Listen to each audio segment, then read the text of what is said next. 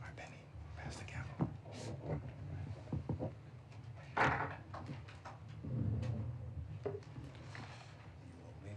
Yeah, you can talk. Yeah, you ready?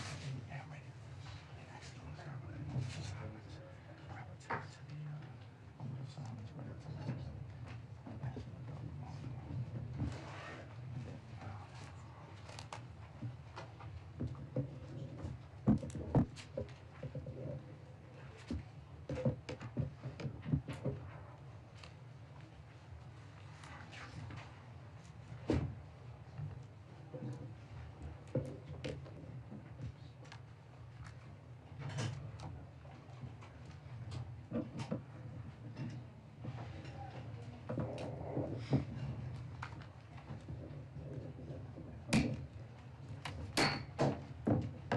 We'd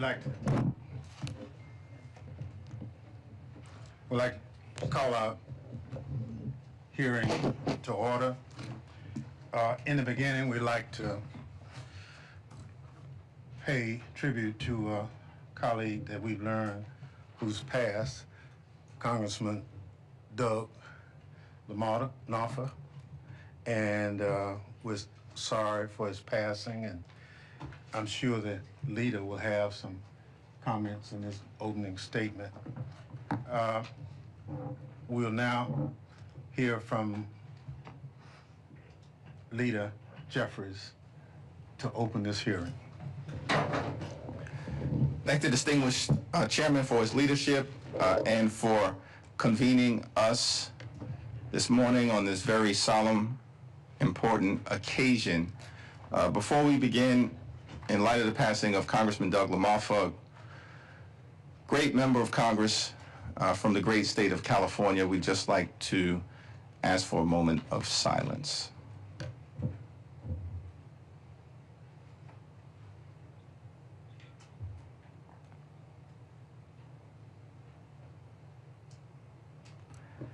Thank you.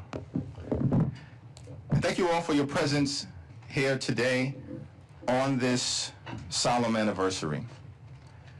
5 years ago today, a violent mob incited by Donald Trump attacked the Capitol as part of a concerted effort to overturn the results of the 2020 presidential election and halt the peaceful transfer of power for the first time in American history. This bloodthirsty, treacherous mob brutally assaulted police officers and seriously injured more than 140 brave men and women of law enforcement. Many have suffered lasting physical and psychological damage. Several tragically lost their lives. Because of the extraordinary bravery of the U.S. Capitol Police, other law enforcement officials, and the resolve of the Congress to return that night, this unprecedented attack on our country and on our democracy failed.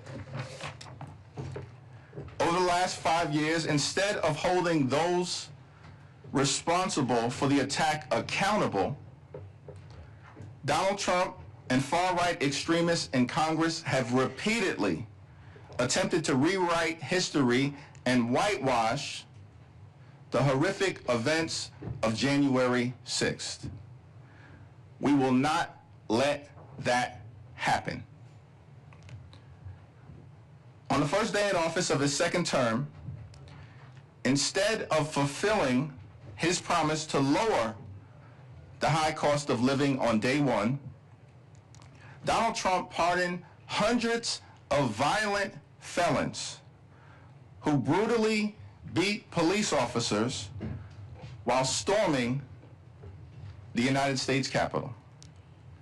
The criminals and thugs that Donald Trump pardoned have flooded communities across the country, unleashing violence and mayhem. The crimes committed by those rioters before and after the violent insurrection include child sexual assault, production of child pornography, possession of child pornography, rape, conspiracy to murder FBI agents, kidnapping, sexual assault, aggravated robbery, reckless homicide, driving under the influence causing death, illegal possession of firearms, domestic violence by strangulation, burglary, vandalism, grand theft, stalking, violation of protection orders, threatening public officials, and drug trafficking. It's been a Trump-inspired crime spree. Why won't Republicans in Congress condemn this dangerous behavior, an ongoing threat to public safety? They refuse to serve as a check and balance on an increasingly out-of-control executive branch, preferring to be nothing more than a reckless rubber stamp for Donald Trump's extreme agenda. The January 6th violent attack on the Capitol that took place 5 years ago today was shameful then, it is shameful now, and it will be shameful always and forever. We must continue to learn from what happened on January 6th in order to make sure that it never happens again. We must protect our free and fair elections. We must protect the peaceful transfer of power. We must protect the preeminence of the rule of law. And we must protect the eternal commitment to a democratic America, which remains the last best hope on earth. It is now my honor to yield to the distinguished gentleman from the great state of Mississippi, the once and future chair of the Homeland Security Committee and the chairman emeritus of the January 6th Select Committee, Congressman Benny Thompson. Thank you so much, Leader Jeffries. And before I start with my opening comments, let me note, as we've already indicated, the passing of our colleague, Congressman Doug LaMarfa. Our thoughts are with his family and staff at this sad time. Good morning, and welcome to all who joined us. I want to extend an especially warm welcome and thanks to the brave members of law enforcement who are joining us today. They protected us, they protected the Capitol, and they protected the democratic process. We can be here today because they were here then. Thank you.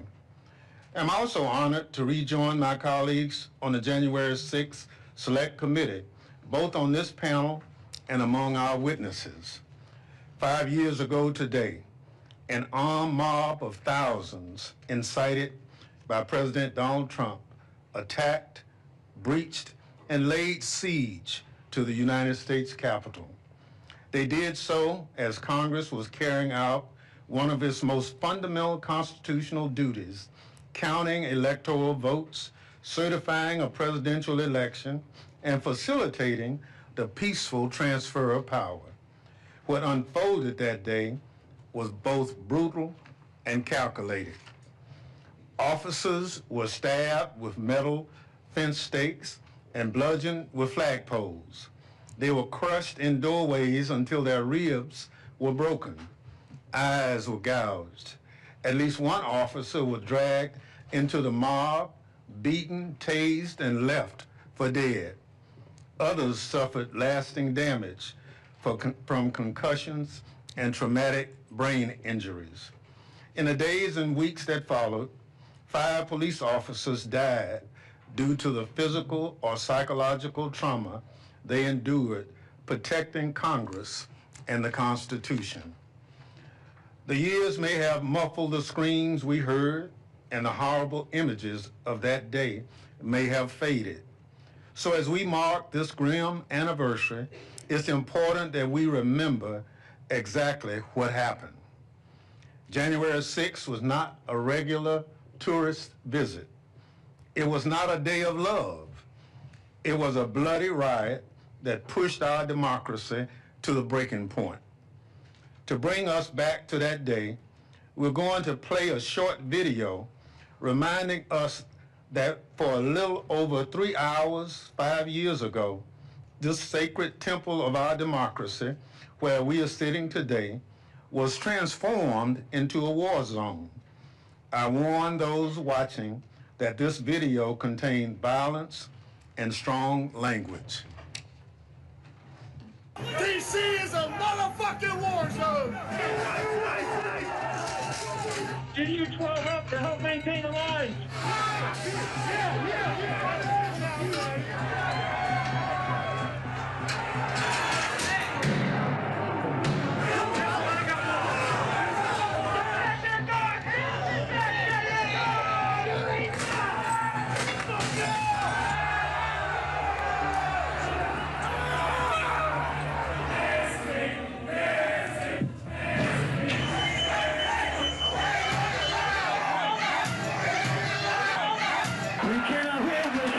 Ammunitions or war manpower. There's a people, we lost the line. We've lost the line. All PD, come back. 1033. I repeat, 1033, west part of the Capitol. We've been taken and we've lost the line.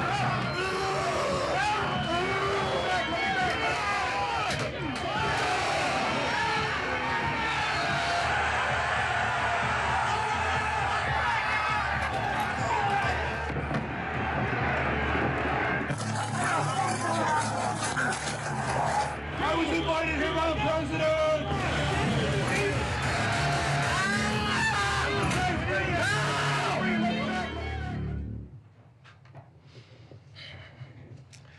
Some people want to rewrite the history of January 6th, to ignore what we saw with our own eyes.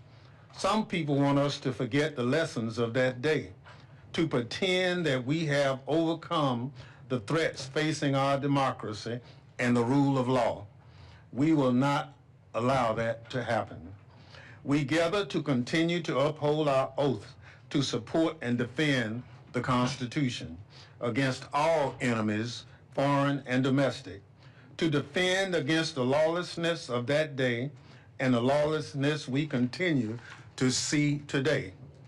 We gather because, in the words of Martin Luther King Jr., human progress is neither automatic or inevitable. Every step toward the goal of justice requires sacrifice, suffering, and struggle. The tireless exertion and passionate concern of dedicated individuals.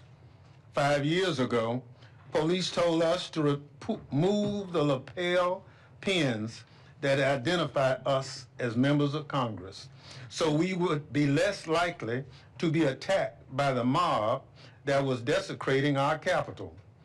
I did not take my pin off then, and I'm still wearing it today, because the work we do mattered then and continues to matter today. The rule of law and our oaths continue to matter, especially as we see Donald Trump pardon those who were charged or convicted in the January 6th attack, engage the military abroad while passing Congress, tears down the White House, shutter whole government agencies, order mass goons to round up and deport U.S. citizens, and unlawfully put his name on a memorial to a better man. The bipartisan January 6th Select Committee, which I was privileged to lead, was charged with uncovering the facts, circumstances, and causes of what happened on that awful day, and to ensure it never happens again.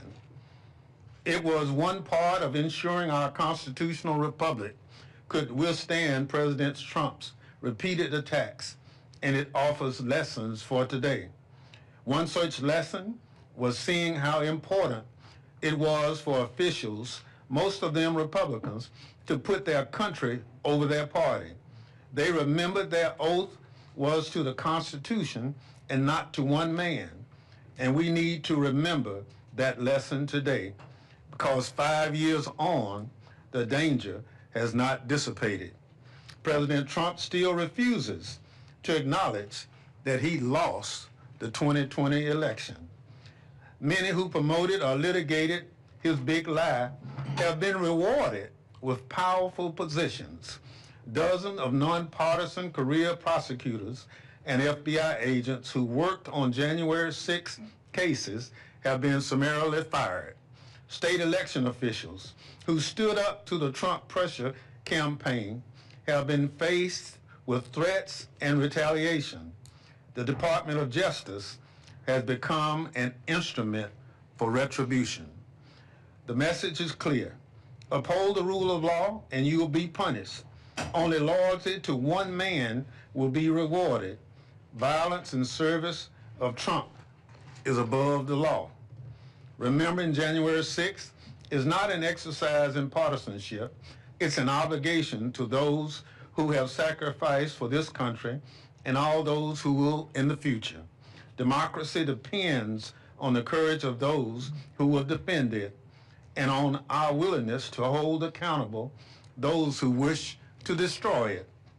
Today's forum is another step toward the goal of justice, another way of honoring our oaths, another way of showing that our constitutional republic is bigger and stronger than its enemies or one man. This morning, we'll hear from some of those courageous defenders of American democracy. I look forward to their testimony and to the hard work of preserving the truth, upholding the rule of law, and giving us a roadmap to ensure what happened 5 years ago never happens again. Now, I'm happy to recognize my former Select Committee colleague and the ranking member of the Judiciary Committee, the gentleman from Maryland, Jamie Raskin. Well, thank you kindly, Chairman Thompson. Welcome to all of our witnesses. Welcome to all of the members who joined us.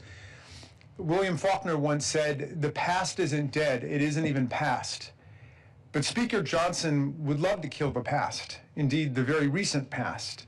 Republicans today are observing this solemn anniversary by doing exactly nothing. They've even refused to hang up the plaque which a bipartisan congressional majority voted to put up to honor the officers who defended the Capitol and the peaceful transfer of power and the vice president on J6. So it's been 5 years since January 6th. It's been 3 years since that plaque was supposed to be put up, but they still haven't put it up. It took them 24 hours to put up a new plaque allegedly changing the name of the Kennedy Center to the Trump Kennedy Center. 24 hours, and that was illegal. That's like graffiti that was put up on the Kennedy Center building. They have a legal requirement to put it up, and I call on Speaker Johnson to put it up today. It's gathering dust in a closet somewhere. Thank you, Leader Jeffries. Thank you, Chairman Thompson, for not surrendering to the Orwellian project of forgetting, but rather insisting that we remember. Long after we are all gone, future generations will speak the names of Hodges and Dunn, Gonell and Fanone, Sicknick and Pingen. They will be remembered as the great patriots that they are, and the people who smashed them in the face with Confederate battle flags and Trump flags, the people who tried to destroy our constitutional order, will be remembered as fascist traitors to their own country. So, we must remember 3 rings of sedition that took place on J6, the realm of the coup, the realm of the insurrection, and the realm of the mob violence. The coup was anchored in months of the big lie. Trump claimed to have won an election. He lost by more than 7 million votes, 306 to 232 in the Electoral College. He needed to get MAGA followers to simply disregard reality and facts and dismiss more than 60 federal and state court decisions that had rejected every claim of electoral fraud and corruption that they advanced in courtrooms across the land. This was critical because the president understood that lies would be the fuel for violence. As Voltaire said, anyone who can make you believe absurdities can make you commit atrocities. Well, the coup depended also on coercive pressure campaigns, trying to force state election officials to just find me 11,780 votes. Coercive pressure campaigns to get DOJ to endorse the false claims. Just say the election was corrupt and leave the rest to me and the Republican congressman. The recruitment of counterfeit electors, the plot to bully Pence into rejecting electoral college votes from swing states and either just declare Trump president or kick the whole thing into a contingent election in the House. So that was the coup part of the operation. The second layer out the realm of the insurrection was the Proud Boys, the Oath Keepers, the Three Percenters, the muscle. And these were the white supremacist, violent groups, white Christian nationalist groups that had trained for weeks or months to get ready, staging confrontations at state capitals as dress rehearsals for what was to happen. The Proud Boys came to D.C. twice in the lead up to J6 and provoked brawls with anyone that they would describe as Antifa. They organized in military fashion, and they were dead set on attacking the police, storming the Capitol, and stopping the steal. So as ferocious and violent as the organized insurrectionists of maybe 600 or 700 were, they could not have succeeded without that third tier of sedition, the mob itself, the mob riot. After Trump convinced the organizers to change the date of their rally from January 20th, Inauguration Day, to January 6th, the electoral count day, he then went on social media to recruit tens of thousands of mob extras to back up the Proud Boys and the Oath Keepers who would get the fight against the police started. And you know, Trump kicked it off with the famous tweet saying, "Be there, we'll be wild," which set the MAGA Twitterverse on fire. Well, it all culminated, of course, with his speech on the Ellipse where he said, you got to go and fight like hell, and if you don't, you won't have a country anymore. So the attempted coup, the insurrection, the mob violence converged and exploded on J6. Today, we analyze the shocking resurgence of political violence in this century, its relationship to propaganda, misinformation, and disinformation, and the threat that it poses to American constitutional government. We honor the heroes who helped us to defeat this attack on our democracy. We also recognize today that the political violence unleashed by Trump did not end on J6. On his first day back in office last year, he pardoned nearly 1,600 of the rioters and insurrectionists, including hundreds who violated police officers, including several in this room. Those pardons were raw spoils shared indiscriminately without regard to their actual offenses, their criminal sentences, their prior records, their contrition, their repentance, or their reform and rehabilitation. They were essentially a payoff to Trump's private militia, which is now ready to stand back and stand by again for future engagements. We could play this video. I believe that by Donald Trump pardoning me, he's going to be pardoning good men. As one of Donald Trump's first acts back in office, Approximately 1,500 for a pardon. Full pardon. he pardoned criminals who attacked the Capitol on January 6th. So this is January 6th, and these are the hostages. Convicts who beat and battered police officers. DC is a motherfucking war zone! Full pardon. We lost the lives. Anthony, get back. These are the criminals he released back into our communities. Home invaders, burglars, sex offenders, people who continued plotting violence against their political opponents, set free by Donald Trump to terrorize their neighbors. We hope they come out tonight, frankly. They pose a serious threat to public safety. As we show in a report released by House Judiciary Dems this week, at least 33 pardoned insurrectionists have since committed additional crimes since January 6th, including child sexual assault, terroristic threats, domestic violence, and conspiracy to murder FBI agents. And yet, pardon. When you reward and normalize criminal behavior, of course, you invite more of it. And the president didn't just free his rioters for doing his dirty work, he punished law enforcement for doing their jobs, purging hundreds of career FBI agents and prosecutors just because they worked on J6. He installed actual participants in the attack in the Department of Justice itself. The new U.S. pardon attorney, Ed Martin, tweeted from the Capitol grounds on this day 5 years ago and described the mayhem as Mardi Gras in D.C. His senior counselor at the Department of Justice, Jared Wise, is another J6 defendant captured on body camera footage yelling, "Kill him," 5 different times as police were being attacked right next to him. These leaders at the Department of Justice today have never once regretted their participation in this nightmare. With election deniers and J6 conspiracists Pam Bondi and Kash Patel at the top of the DOJ, it's like the Joker and the Riddler and the Penguin have taken over Gotham City. So I close with the thought that it is still January 6th in America, and it will be until the forces of strong, nonviolent democracy prevail. We are still in the fight of our lives, my friends. And now I want to introduce our witnesses for the first panel. First, we have Officer Winston Pingeon, who is a former Capitol Police officer who defended the Capitol and all of us on J6 2021. He was stationed on the West Front, the scene of the most brutal violence that day. He was punched in the face, knocked on his back, and had his baton ripped from his hands by rioters. The men who attacked him have been pardoned and celebrated as heroes.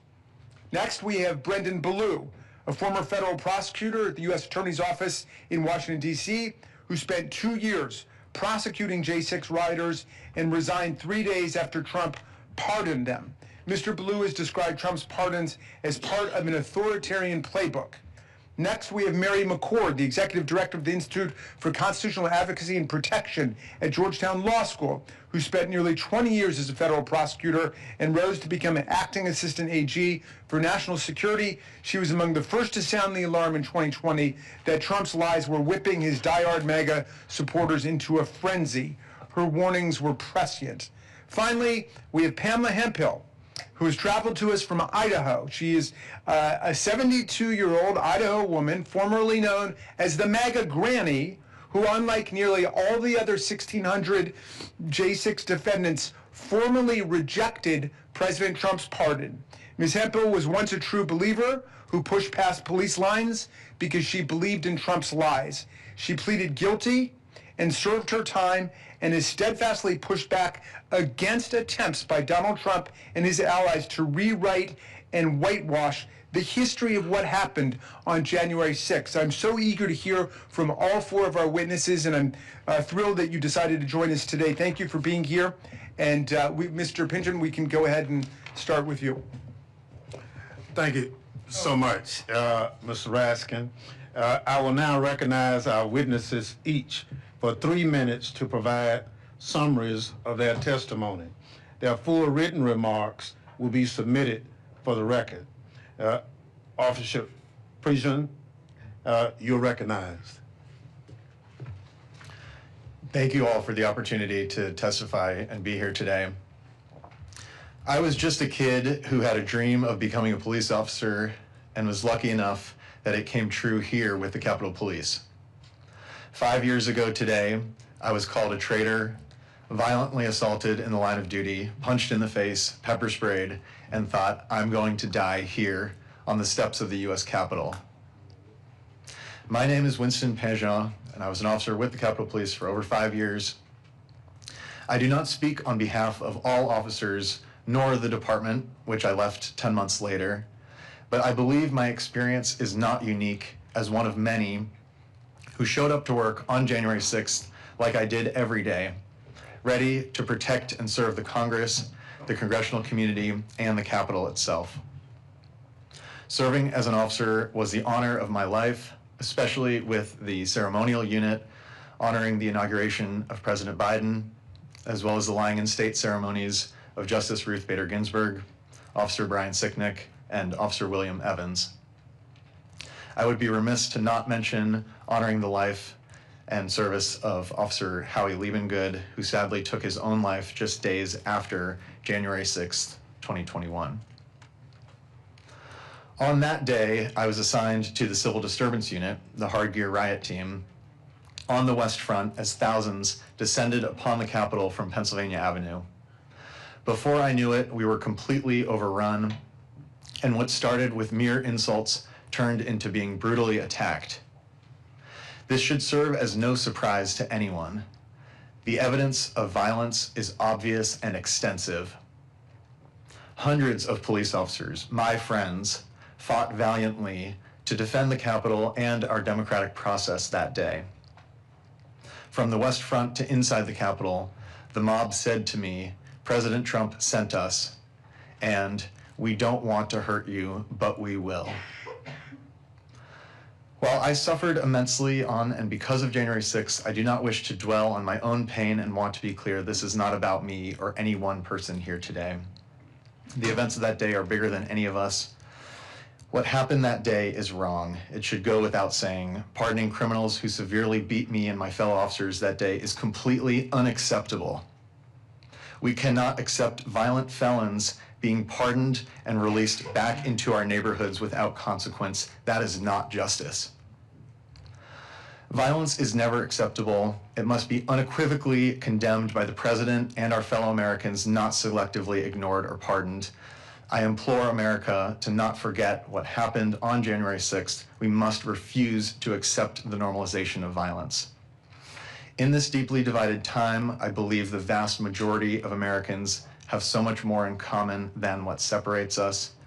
And finally, to all the officers who continue to show up day in and day out in service to Congress and to our nation, thank you. Thank you so much. We'll now recognize Mr. Blau. Thank you. My name is Brennan Ballou, and for 2 years I was on the team that prosecuted rioters who attacked the Capitol on January 6th. I should make clear that I was a very small part of a very large team, but because I'm in a position to speak publicly, I will. Let me start not with January 6th, but with January 20th, 2025, when President Trump pardoned over 1,500 rioters. Now, here I confess my own ignorance. I believed, if nothing else than out of pure political self-interest, President Trump would not pardon those rioters who attacked and tried to kill police officers. I was wrong. In fact, the president pardoned rioters who attacked officers with pipes, flagpoles, bear spray, and whips, who dragged officers into the crowd, tased them, and tried to gouge out their eyes. He even pardoned rioters who had previously been convicted, as you noted, of manslaughter and charged with production of child pornography. And when his first pardon was insufficient, he re-pardoned one defendant on an unrelated gun charge to set him free. After the pardons, like several of my colleagues, I chose to resign from the Justice Department. But since then, President Trump has continued to try to rewrite the history of January 6th. He's fired or demoted career FBI agents and prosecutors, my former colleagues who investigated and prosecuted rioters. He appointed an election denier, Ed Martin, to be interim U.S. Attorney for the District of Columbia, and appointed a literal rioter, Jared Weiss, to a senior Department of Justice job.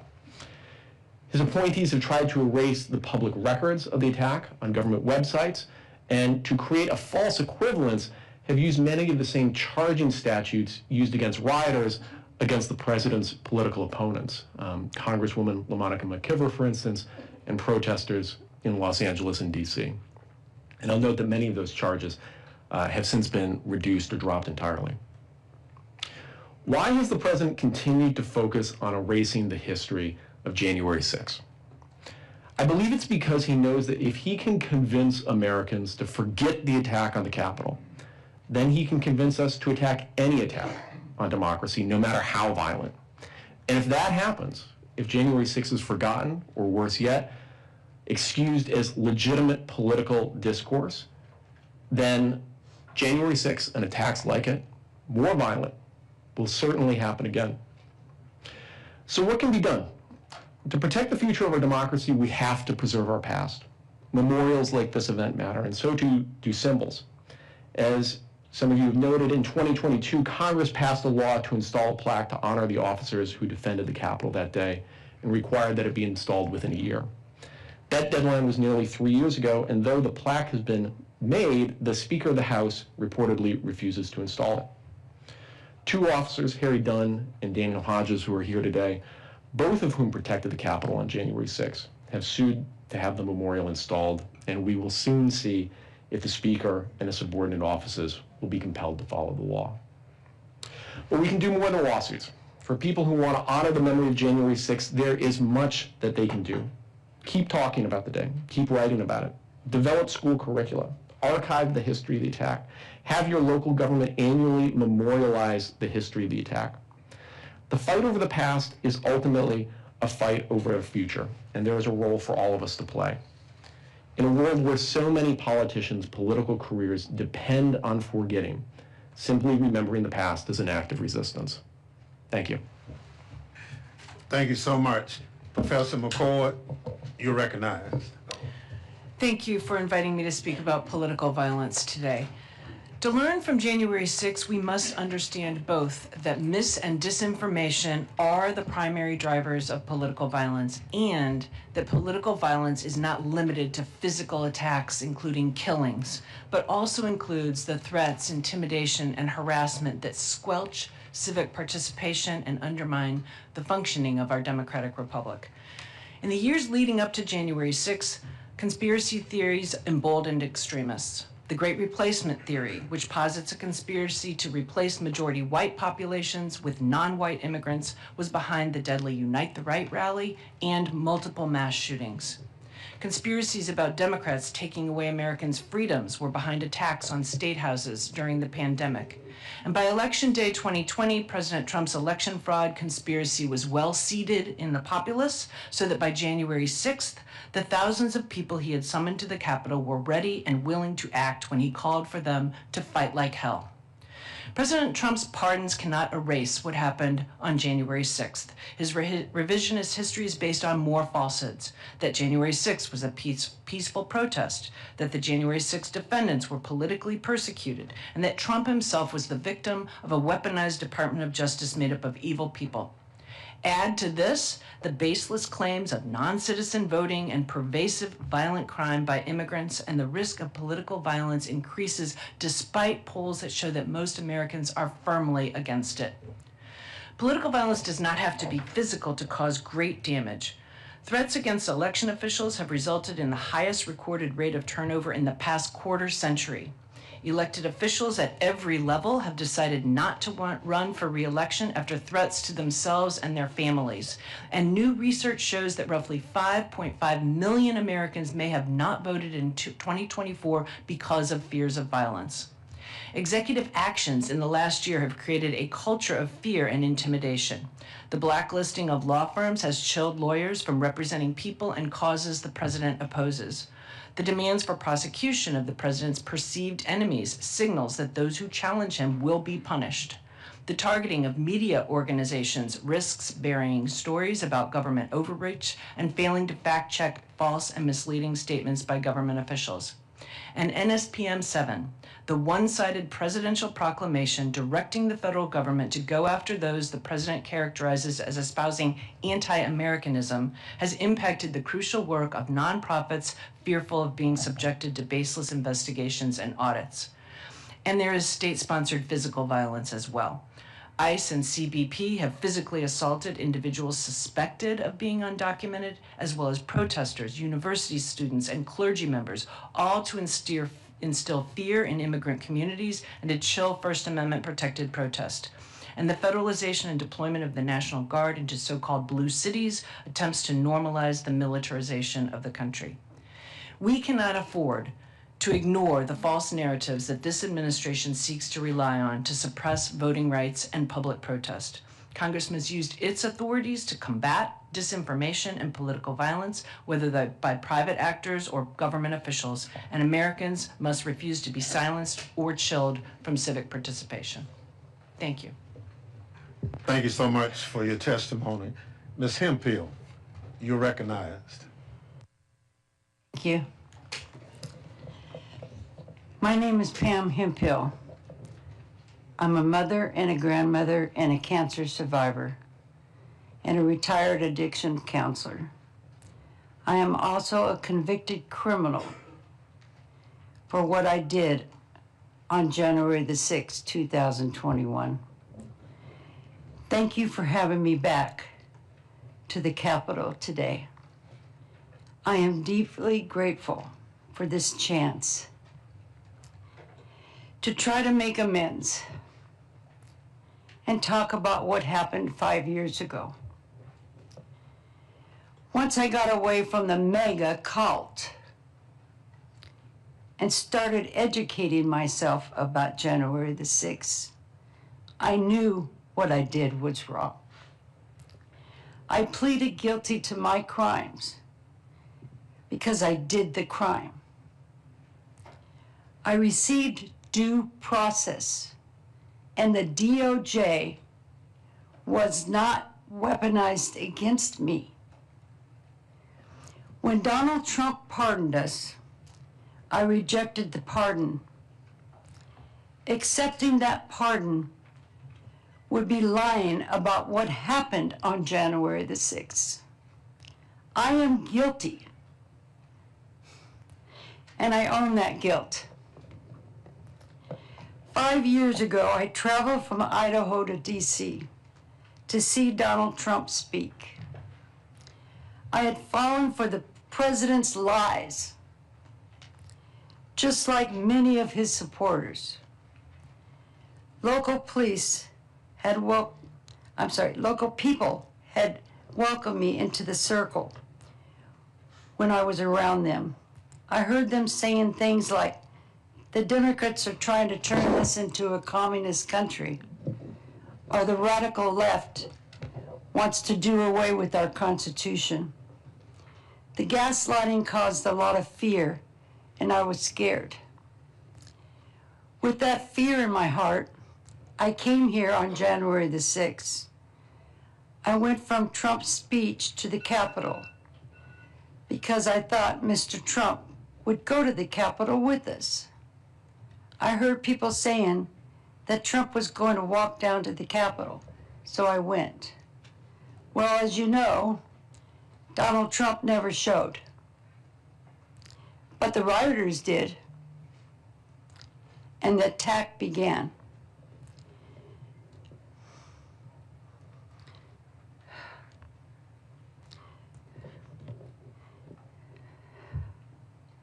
The police officers were the heroes. They protected the Capitol and everyone inside the Capitol, and even people like me. I was trampled on by the rioters. And if it weren't for the Capitol Police helping me that day, I might have died. To the Capitol Police officers sitting here, if I may address you for a minute. I am truly sorry from the bottom of my heart for being part of the mob that put you and so many officers in danger. I want the Capitol Police to know how truly grateful I am to them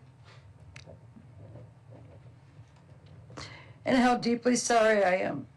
I can't believe people are still disrespecting you and trying to lie about January the 6th. I will do everything I can to stop the lies about our brave officers like you who protected us during the attack. Thank you. Speaking about January the 6th has caused a great risk to my personal safety. I have been doxxed online, harassed, and physically assaulted. But I am here, and I don't care. I won't let it stop me. I can't sit here while Mr. Trump and others are lying. I also want others who feel like me to know that we must stop the lies being pushed by the Republican leaders and Trump himself. Thank you again for having me here. I am glad for the opportunity to speak to you and answer any of your questions. Thank you so much for your testimony. I'd like to thank our witnesses in total for their powerful testimony. Officer Prejean, thank you for your service. One thing we've heard from the MAGA folks is that January 6th was just a normal tourist visit at the Capitol. Nothing but some protesters who got too rowdy. I'd like to begin my asking this panel, based on what you know of January 6th, from being there to prosecuting to studying it, do you agree with that statement? And what would you say to those who would downplay what happened that day 5 years ago? And Officer Prejean, we'll start with you and we'll go down the line. Thank you. I would absolutely not agree. That statement that it was a normal tourist visit is completely false. I spent over 5 years at the Capitol dealing with many actual normal tourist day visits, and this was not one at all. It is offensive to me, and I'm sure to many of my fellow officers, to hear it so diminished when we make sacrifices day in and day out and over the years in service to Congress, and that includes working around the clock, missing holidays and family events, and to have it be so whitewashed and so diminished is incredibly offensive. And to those who say that, I wish they would actually listen to what we are saying here today and actually talk to officers like myself who experienced firsthand brutal violence that day. Thank you so much. Mr. Ballou? For those who question whether January 6th was a day of violence, they should just look at the tape. This was the most documented crime in American history, and it's obvious what happened there. In terms of what the experience was like for those who were there, in the course of being part of the teams that investigated and prosecuted rioters, we had the opportunity to talk to many U.S. Capitol Police and Metropolitan Police Department officers. If you talk to most officers, they're pretty stoic folks. The number of officers that we had that candidly broke down crying in our office, still processing the horror of that day, is something that's very hard to forget. And I think that pain is evidence alone of how violent that day was. Professor? The video shown this morning makes clear this was not a normal day of peaceful protest. I've never seen tourists break through windows and come in the second floor or scale the walls of the Capitol in my nearly 40 years in Washington, D.C. But I would also say this is dangerous because these lies about January 6th cause more conspiracy theories. The theory that it was a Fedsurrection, not an insurrection. In other words, that it was actually put on by federal government and had federal agents who were actually agitating the protests. The idea that the new charges against the person who allegedly planted the pipe bombs is a cover-up for some scheme that a Capitol Police officer planted those pipe bombs. These are dangerous conspiracy theories that will continue to provoke political violence. And the theory that those who were pardoned are victims and who they are owed something, reparations, other types of rewards for their victimization, seeds even more of that. So no, Mr. Chairman, I disagree very much with the rhetoric. Thank you so much. Ms. Hemphill? Thank you for the question. You can't gaslight me. I was there. I saw what you did. I saw the officers being pepper sprayed. When I was on the steps, I watched one of them fall down and hit his head and his back. So don't be telling me it wasn't violent. Don't come to me with that ever again. I watched you. I was on the east side, but I saw what you did. Thank you so much. I now recognize other members for question as we identified. Mr. Swalwell, you recognize. Thank you. Since the Civil War, the three most important days in American history are December 7, 1941, September 11, and January 6. And we don't need the years for the last two because we know what happened. They aren't dates on the calendar, they're scar tissue. And as you just said, Ms. Hemphill, we saw them unfold live and in terrifying detail with our own eyes. But 5 years later, Donald Trump has pardoned the insurrectionists. The steps have been cleaned, the broken glass has been repaired, and because the 22nd Amendment says he can't run again, maybe we exhale. If this country had one word that defined its march higher, it wouldn't be liberty or justice, it would be next. Because we have a tendency to just move on so quickly from the tragedies that define us.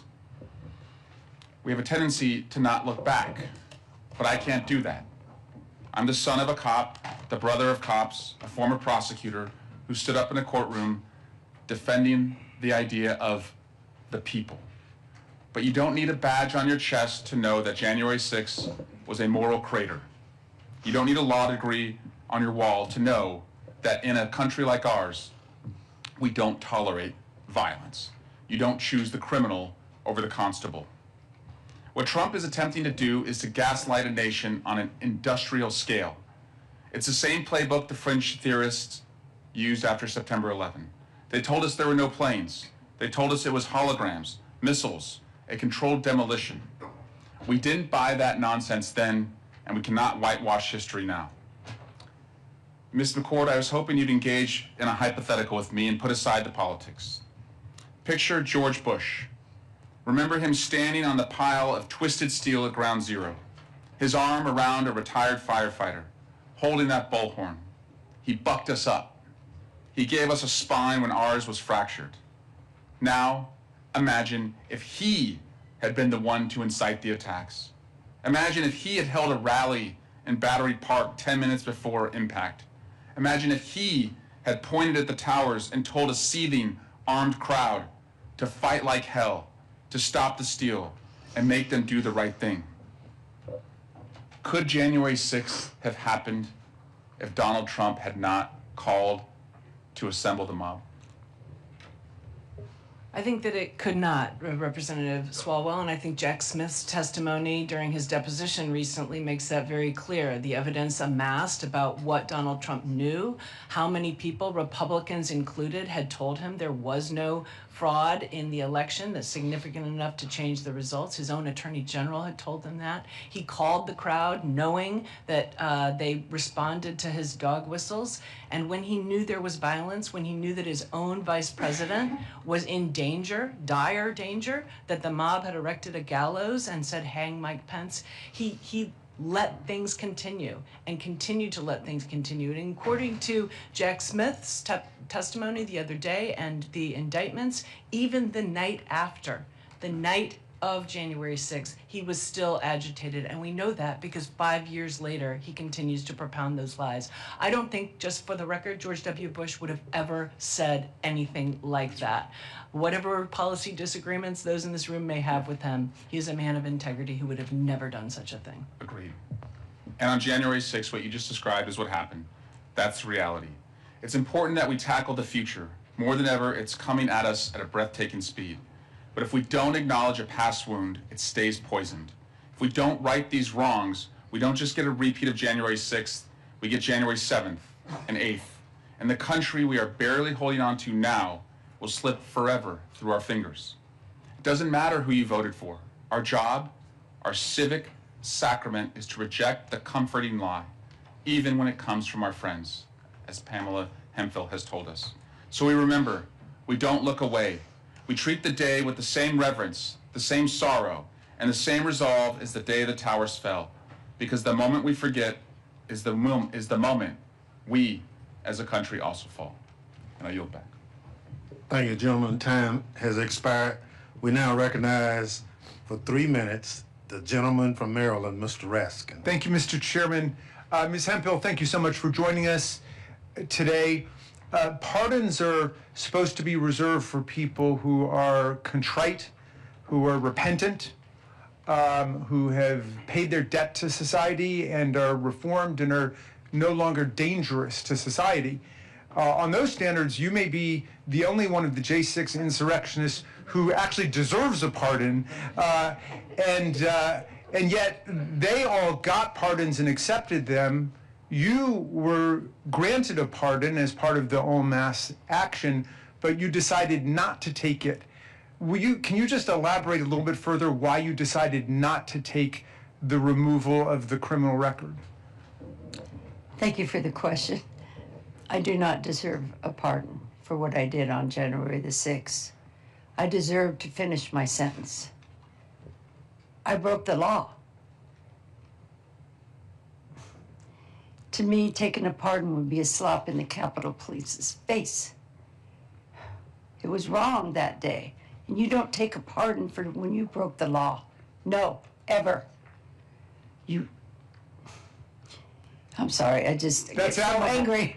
Well, I was not aware, we've spoken before on the phone, but I was not aware that you had suffered harassment and that people were attacking you in the wake of your announcement. I wonder if you would just say a further word about that.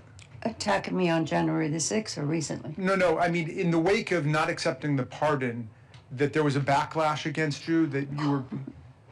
Oh, yeah. They find out you support me, they come after you. It's that bad. I don't care. I'm going to keep speaking out. Yeah. Well, thank you. And Ms. McCord, but would you describe how the methodology and the history of these pardons differs from the history of pardons generally? How much time do we have? So the pardon attorney is an office within the Department of Justice that normally reviews the applications for pardons, and they look at things like the person's criminal record, their individual characteristics, the things you already mentioned, right? What is their contrition? What have they done with their lives since they committed their crimes? And all of these things are taken into consideration, and recommendations are being made to the president. Here, so far as I can tell, the pardon attorney was completely sidelined, and there was no individualized assessment about the criminal records of those that were going to be pardoned. Criminal records before January 6th, their indications of dangerousness, whether they had accepted responsibility, it was just en masse. So it is as far removed from anything that I've ever seen. The closest is the pardons of draft defectors after Vietnam. Very, very, very different situation. Thank you. I yield back, Mr. Chairman. Thank you very much. Gentleman yields back. Chair recognizes the young lady from Washington for 3 minutes, Ms. Jayapal. Thank you, Mr. Chairman, and thank you, Leader Jeffries, for holding this very important hearing. Mr. Pangione, I want to just start by saying thank you so much from all of us who were here. We deeply appreciate your bravery, your sacrifice, and that of all the law enforcement officers who protected us and protected the Capitol that day. Ms. Hemphill, I want to thank you for your very honest and moving testimony, and I hope that it inspires others across the country to do and say what you have said. I think it's incredibly important. And I want to focus my few minutes on the toll on our democracy with Mr. Ballou and Ms. McCord. When I questioned Jack Smith recently, Special Counsel Jack Smith recently, about the toll on our democracy if we do not hold those who try to steal an election accountable, he described it as catastrophic. Mr. Ballou, can you talk about the effects of these pardons, not only on January 6th defendants' actions going forward, but on Trump supporters more generally? Yeah, I think that there are two concerns here with the January 6th pardons specifically. You know, with the mass pardons of January 6th rioters, particularly the violent ones, I think the clear message here, probably the intent and certainly the effect of the pardons, was to empower a group of people who were loyal to the president, willing to enact violence in his name, but quite literally beyond the reach of the law. Immediately after the pardons came out, a number of rioters made statements saying that they were going to get retribution or revenge. Some said that they were going to immediately buy guns. It's clear what the effect of being told that the law doesn't apply to them is having on these rioters. But I also think that the January 6 pardons fit into a broader narrative of what's going on with this administration, that if people are sufficiently loyal and willing to support the president, either in words or financially, they will be put beyond the reach of the law. You look at the extraordinary donations, for instance, to the Trump Inaugural Committee, people giving $1 million to have their SEC or CFPB investigations dropped or their criminal prosecutions dropped. I think it means that, quite literally, for a certain group of people right now in America, the law does not apply to them.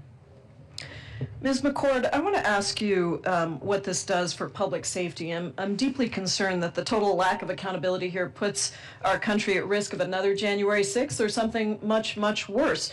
Do you believe that we can deter future insurrections like what happened 5 years ago when the president has pardoned all of these people? I think that there's the damage to sort of the even-handed administration of justice is really very strong. And people can think rationally right now that if what they do is at the behest of someone like Donald Trump, who has the power to absolve them from the wrongs that they commit, that there is an incentive to continue to commit those wrongs. And we are in a dangerous place right now where Mr. Trump still has 3 more years left of his term and is even talking about things like a 3rd term, which of course would violate the Constitution. So these are all seeding these narratives already now that I think could prompt additional acts of violence. I don't think this Capitol could be attacked the way it was before because of what has happened since January 6th. But that does not mean that there can't be other, similar acts of violence elsewhere. Thank you all so much. I yield back, Mr. Thank you. Gentlelady's time has expired. Chair recognizes the gentleman from California for 3 minutes, Mr. Correa. Thank you, Mr. Chairman. I also want to thank our witnesses for your bravery for being here today, testify to make sure we don't forget January 6th. If I can turn to Ms. Hemphill, ma'am, thank you also for being here. If I can ask you some very quick questions. Do you believe in God?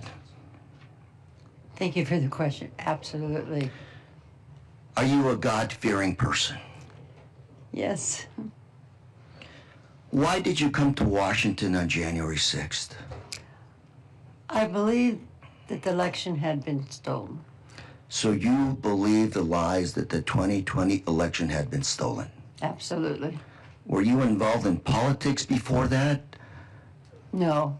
So you're not a person involved in this process? No, sir. You pled guilty to a crime committed on January 6th. Why did you plead guilty? Because I was guilty. You came to fight to stop steal, and you pled guilty. Did you realize that the 2020 election was not stolen? At the time I pleaded guilty. Did you serve time in jail? Yeah, 60 days in prison. And you refused Donald Trump's pardon. Why? Because it was a lie. January 6th was an insurrection. I broke the law. Police officers were being assaulted that day, were getting beat up. I know, I was there, I watched, I felt it. Yet these police officers also came to your rescue?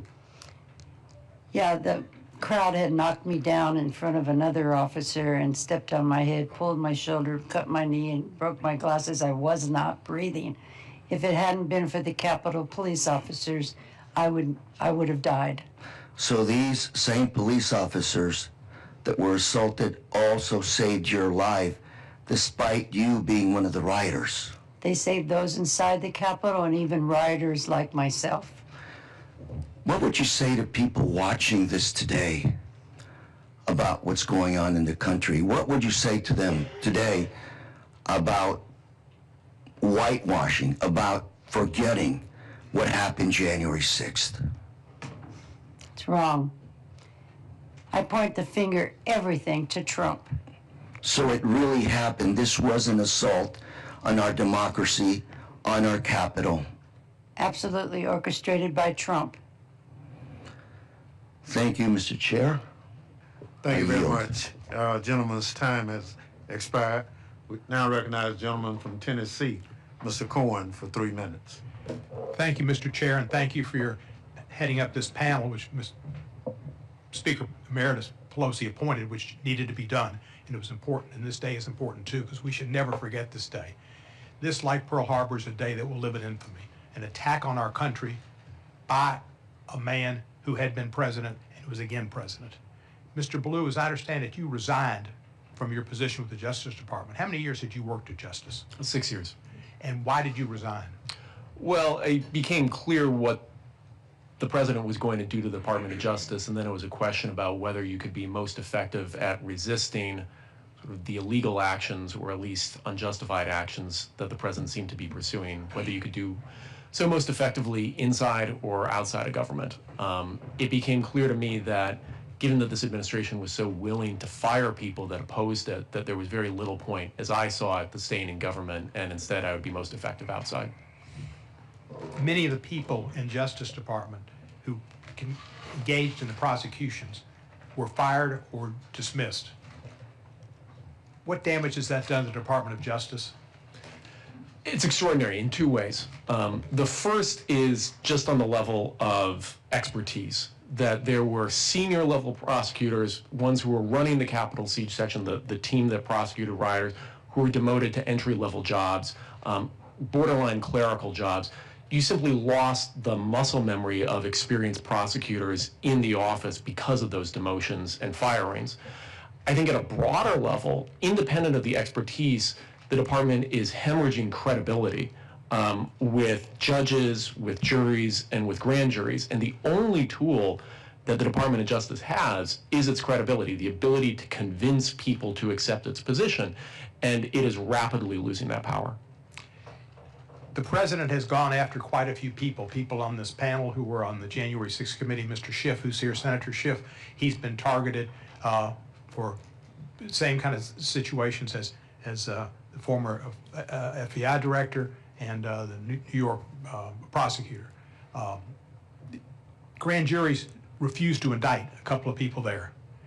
How, I know that this expression, the ham sandwich, how rare is it that a grand jury stands up to the government and says, no, we will not indict? You know, and these are approximate statistics, but I think for the most recent year that data was available, it was something on the order of 6 no bills out of 130,000 attempted indictments. So, you know, at the DC U.S. Attorney's Office, where this has happened, I think at least a half dozen times, you're talking about, you know, 6 to 130th to the 6th power, so extremely rare. Well, it's good that the citizenry that serve on the grand juries have got more understanding and more backbone than some of our most of our Republican colleagues, unfortunately. We must never forget this day, and I won't. I was in the gallery.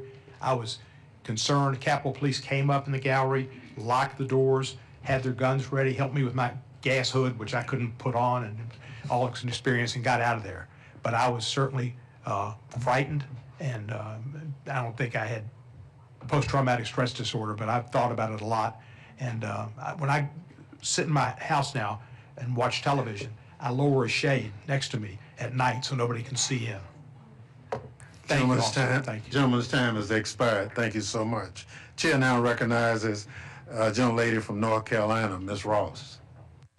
Thank you, Mr. Chairman, and thank you so much to Leader Jeffries and to you, Mr. Chairman, and the folks who served on the January 6th committee for making sure that we never, ever, ever forget.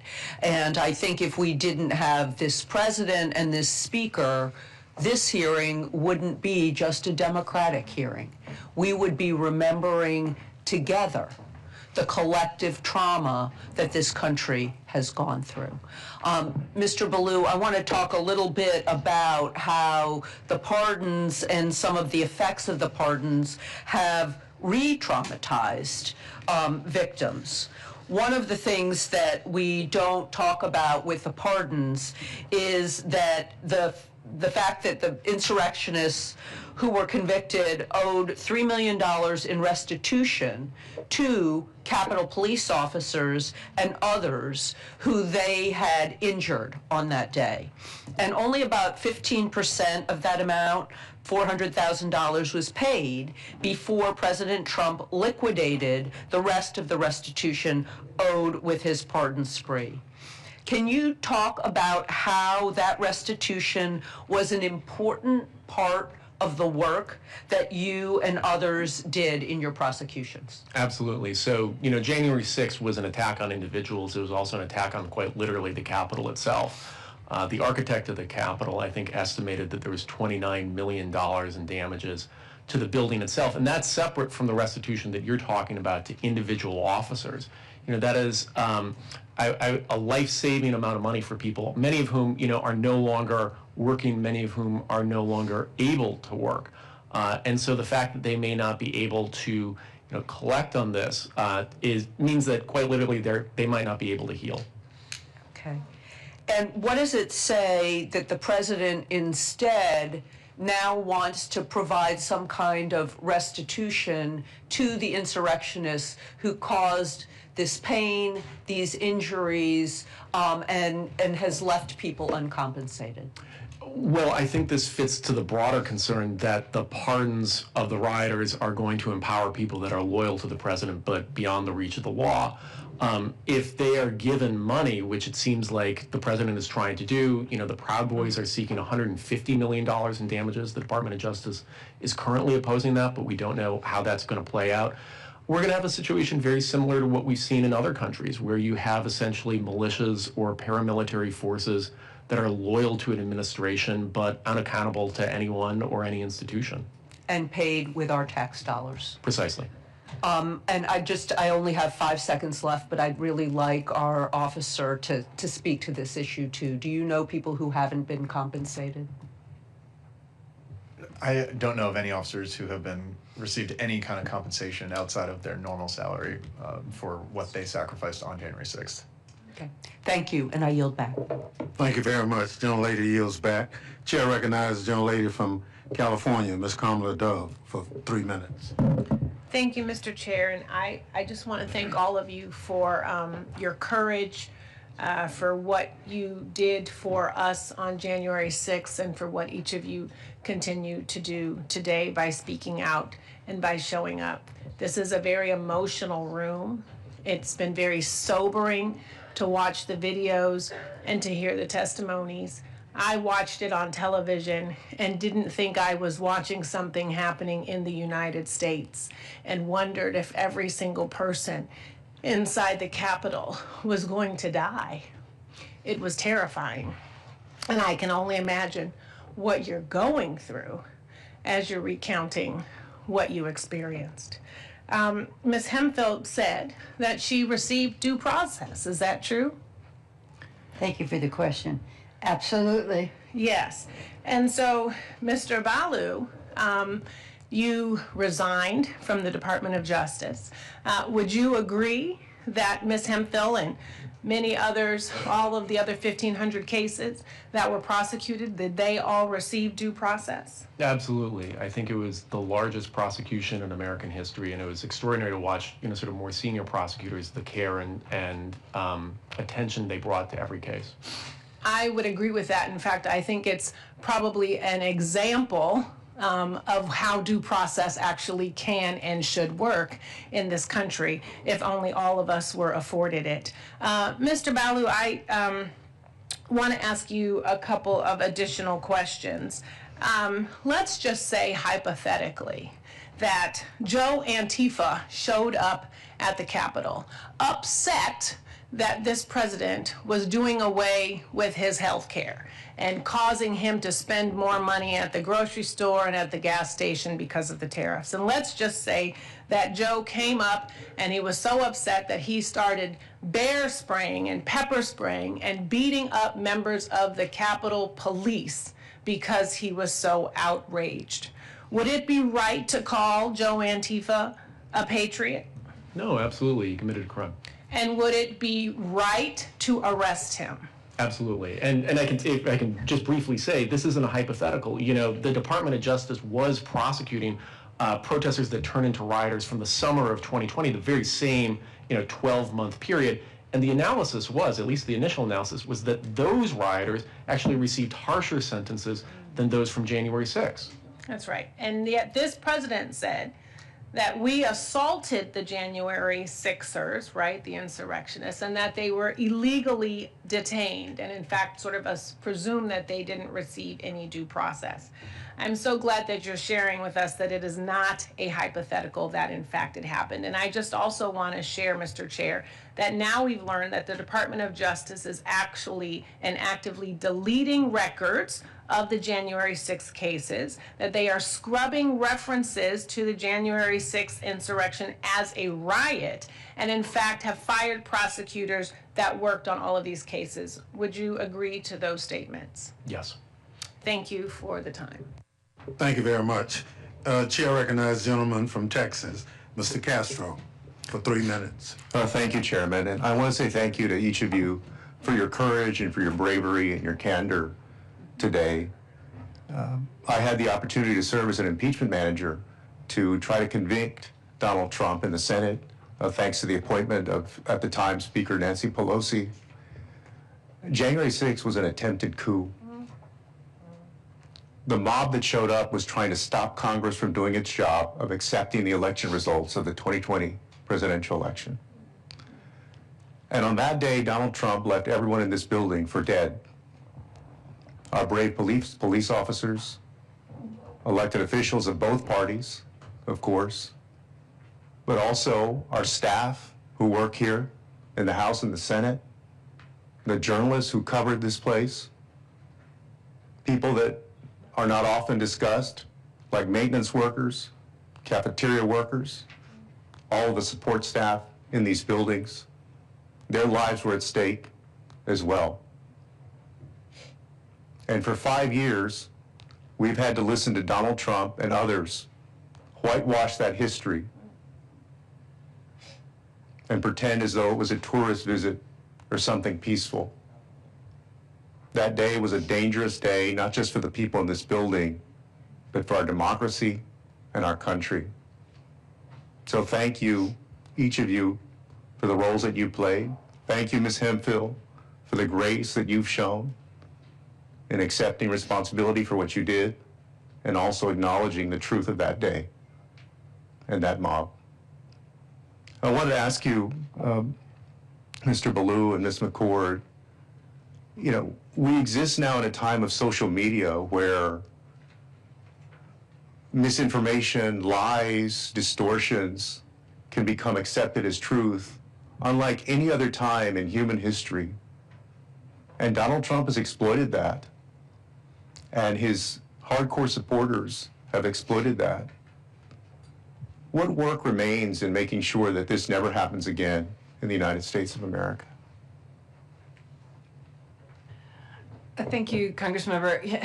You know, one of the problems is that social media and technology companies basically bear no responsibility when it comes to the way their platforms are misused, the way that their algorithms amplify extreme content.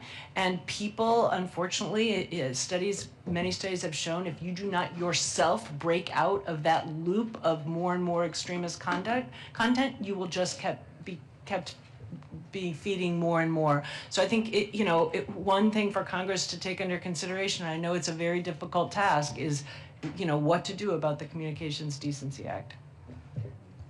Sure. And I'll just add very briefly, I think, one of the best antidotes to that is the people who were at the Capitol that day speaking out, obviously members like yourselves, but the Capitol police officers, including Officers Dunn and Hodges who work here today, I think have shown enormous personal courage.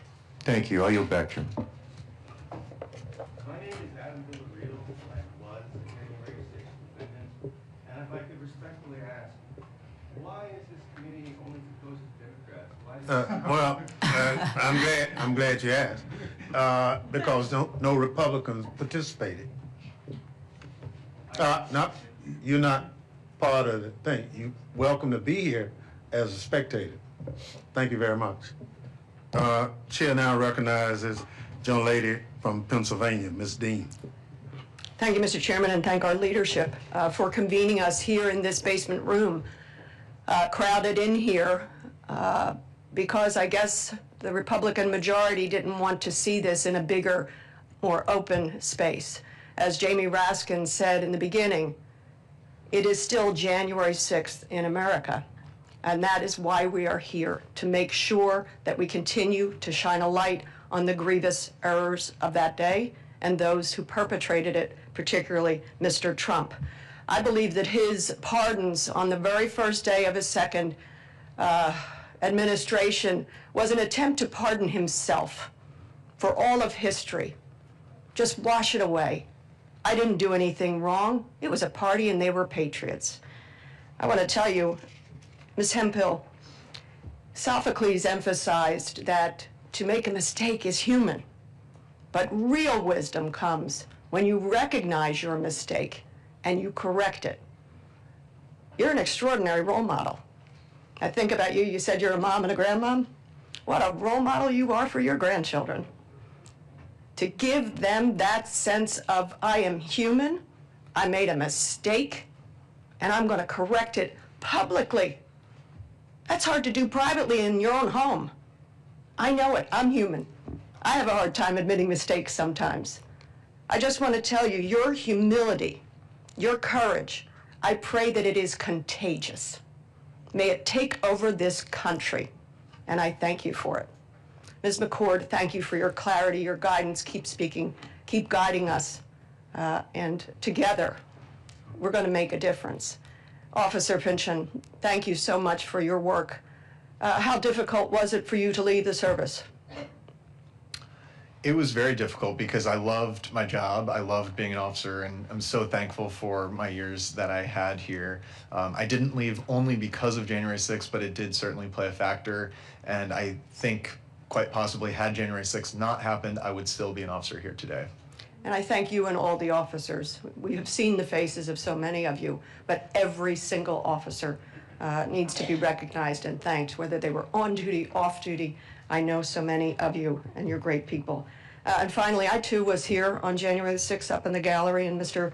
Ballou, I totally share with you the idea that symbols matter.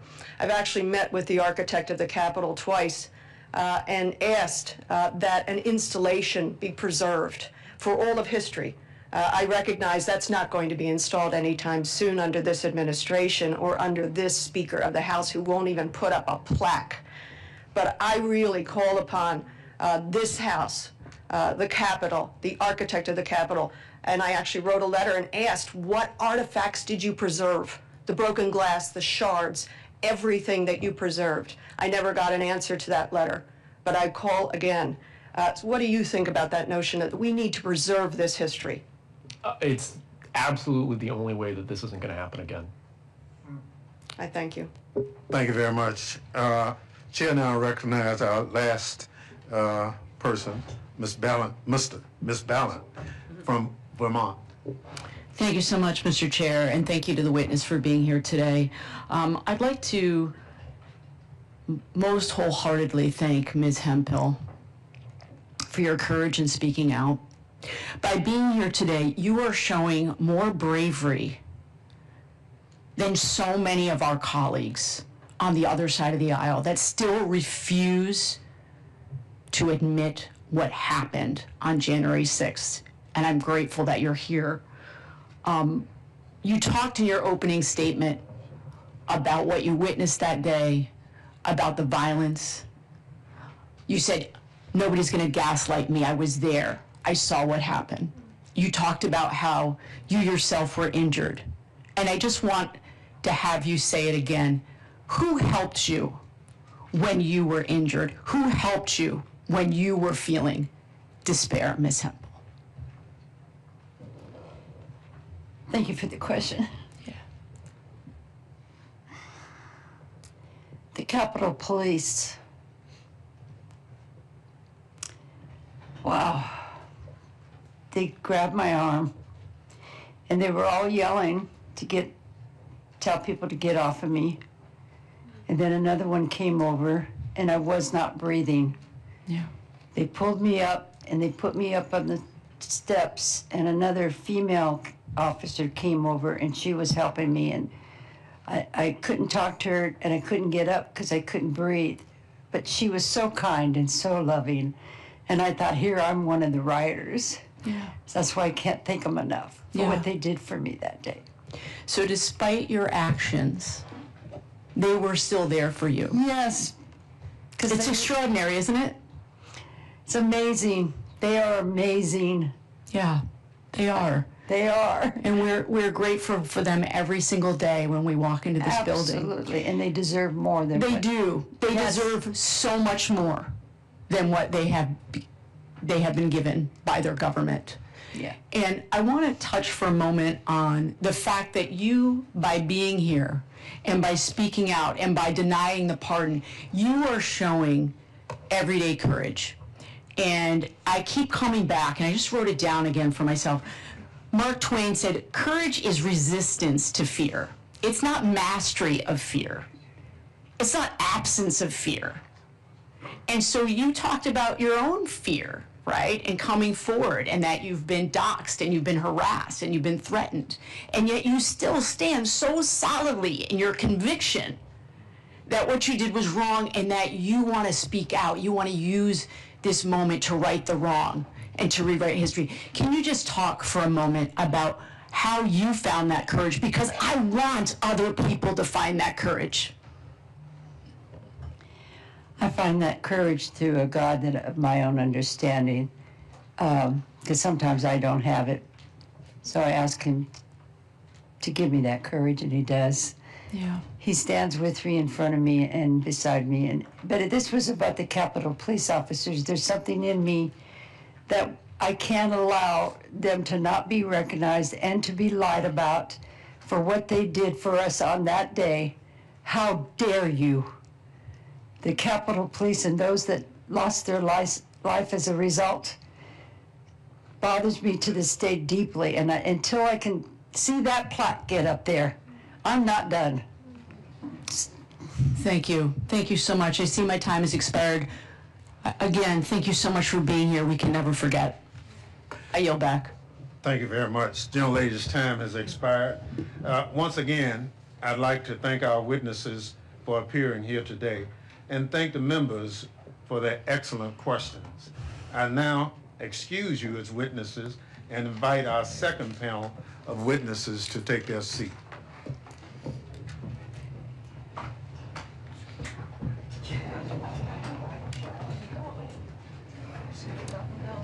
And then so, are we rotating out or other people taking ours? I think other people are gonna come in.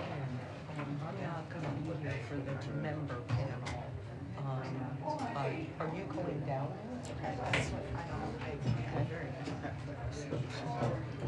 I don't know. I'm gonna leave because I'm doing a whole bunch of press. Yeah. So, Okay. so I'm not gonna be here for the next.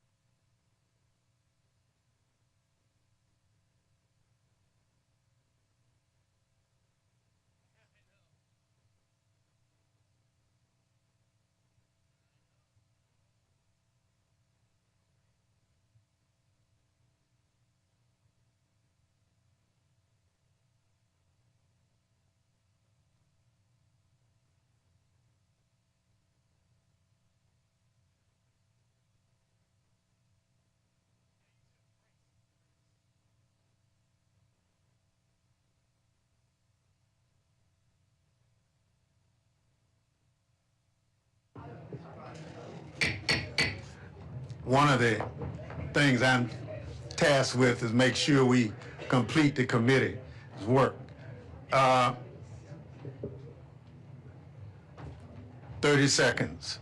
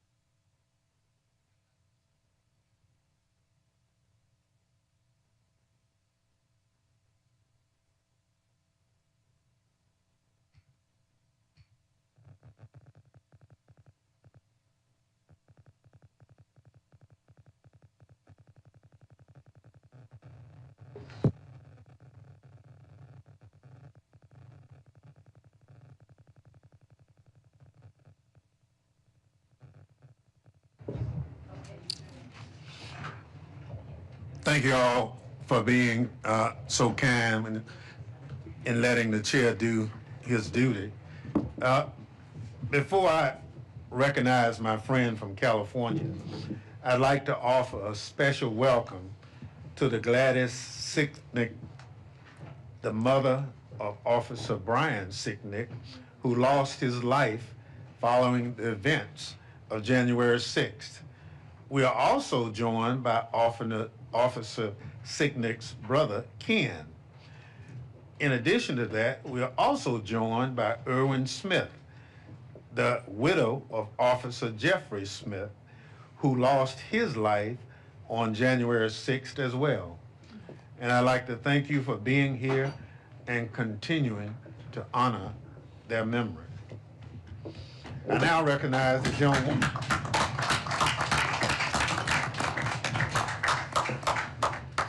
I now recognize the gentlewoman from California, Joe Lofgren, my colleague on the January 6th Select Committee, the former chair of House Administration Committee, and the current ranking member of the Science, Space, and Technology Committee. Good morning. Well, good morning, and thank you, Mr. Chairman. 5 years ago today was one of our country's darkest days. It's one of the few dates in history where most people can remember exactly where they were. On January 6th, I was chair of the House Administration Committee and therefore was one of the tellers during the counting of electoral votes for the 2020 election.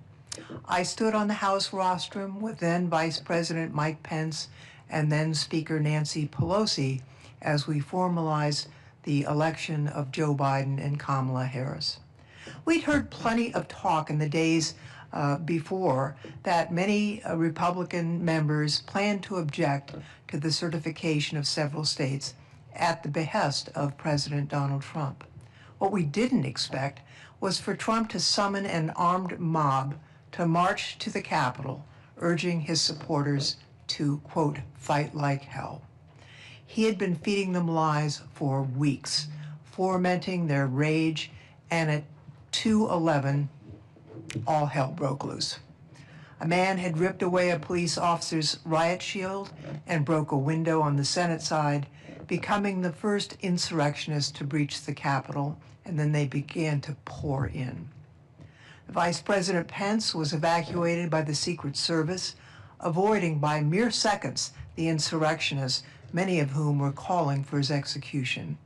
On the House side, Speaker Pelosi was pulled out by her detail as members of the mob roamed the halls of Congress yelling menacingly, "Where's Nancy?" Since it was a goal of the mob and Trump, it's a miracle that the Vice President and no member of Congress were hurt or killed that day. However, the same cannot be said for the brave law enforcement officers that defended our Capitol on January 6th, and my thoughts are with them and their families, as the pain of this day surely has not faded for them in the past 5 years. In the months that followed, the House voted to form an independent 9/11 Commission-style group that would investigate these attacks. And that passed with bipartisan support in the House, only to be blocked by Senate Republicans. Speaker Pelosi decided then that the House would form its own select committee, and that resolution passed 222 to 190. I sit here today with several of my January 6th committee colleagues, including now Senator Adam Schiff, who had to step away, will be back in a minute, former Representative Elaine Luria of Virginia, and former Representative Adam Kinzinger of Illinois. Our work together was an intense, bipartisan, and collaborative effort. We were focused on getting the truth and then revealing the truth, and I think both our hearings and the final report succeeded in doing that. It was important to us that the information we obtained was accessible to every American, not some dense document filled with DC jargon, but a report where people could easily understand the magnitude of the January 6th attacks and what led up to that day. January 6th each year serves as a somber reminder of how fragile American democracy is and how close we came to losing it. This year is especially grim, as it is the first year in which insurrectionists are walking free thanks to President Trump's blanket pardons. The president, who purports to be, quote, pro-police and tough on crime, sent over 1,000 criminals free, many guilty of assaulting law enforcement officers, and it's absolutely shameful that President Trump chose on his very first day in office to turn his back on our men and women in uniform and excuse the violence that he incited and to send these criminals back out into the country to menace and hurt innocent Americans. Let me just have this one last thought. No matter how much President Trump and his allies seek to rewrite the past and cover up this stain on our history, the American people remember. With over 1 million documents and hundreds of hours of footage from our investigation, it is one of the most documented crimes in American history. And there's no doubt about who was the most culpable for that terrible tragedy. January 6th was about Trump illegally attempting to seize power, and as president, he continues to aggressively exercise power to the detriment of the American people. For example, his use of tariffs, which is hurting the pocketbooks of Americans all across the country. I think it's important that we see January 6th for what it is, an illegal effort to overturn the Constitution so Trump could have unlimited power. I'd now like to introduce the panel of my fellow January 6th committee colleagues. The Honorable Elaine Luria represented the southeastern Virginia in the House. Before she was a member of Congress, she served as a surface warfare officer in the Navy. She retired as the rank of commander. She is served with such distinction here in the Armed Services Committee and showed her patriotism not only as an officer in the Navy, but as a member of Congress and a member of our January 6th committee.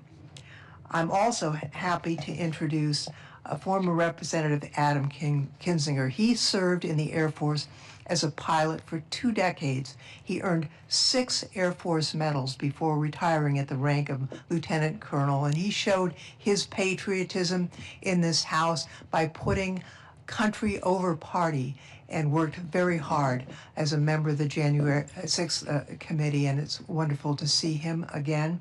And I'll introduce Adam Schiff, who I understand will be back in just a few minutes.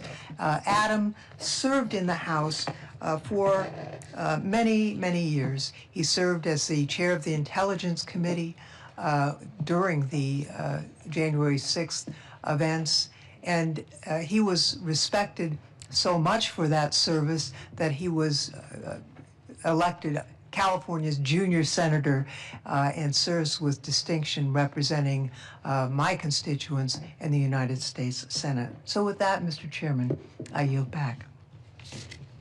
Thank you, Ms. Lofgren.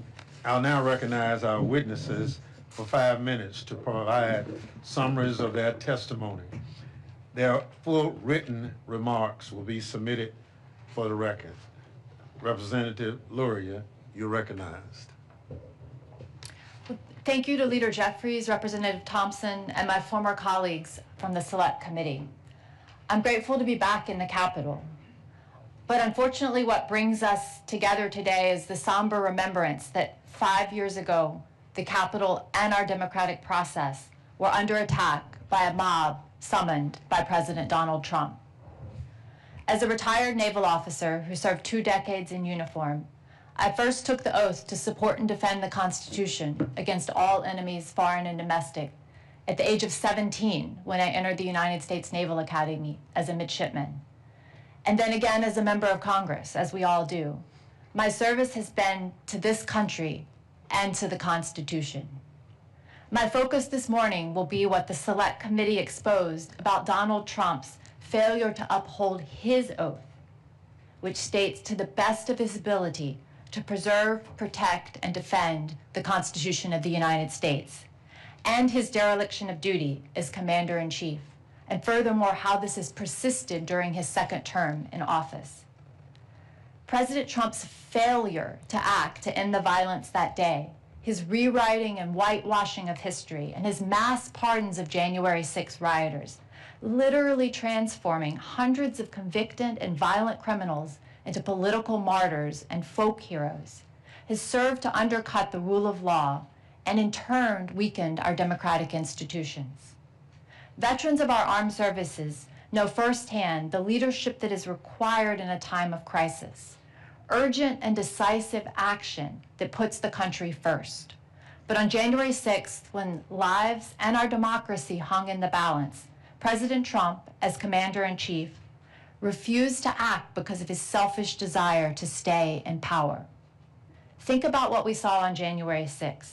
Undeniable violence at the Capitol, the Vice President being evacuated to safety by the Secret Service, senators running through the hallways to escape the mob, law enforcement valiantly defending the Capitol against brutal attack. As Commander-in-Chief, President Trump was oath and duty bound to protect the Capitol. But for over 3 hours, as Adam and I in our hearing described in detail, for 187 minutes, he disregarded the advice and pleas from his closest staff and his own family members to take action, to simply speak the words necessary to stop the violence and send the rioters home. And furthermore, when he spoke, he addressed those who instigated the violence with words of solidarity. He said, "I know your pain. I know you're hurt." He doubled down on the stolen election claims and then finally said, "I know how you feel, but go home and go in peace." President Trump also bears responsibility for the extreme delay in the DC National Guard arriving at the Capitol until after the violence had largely subsided. The DC National Guard is unique.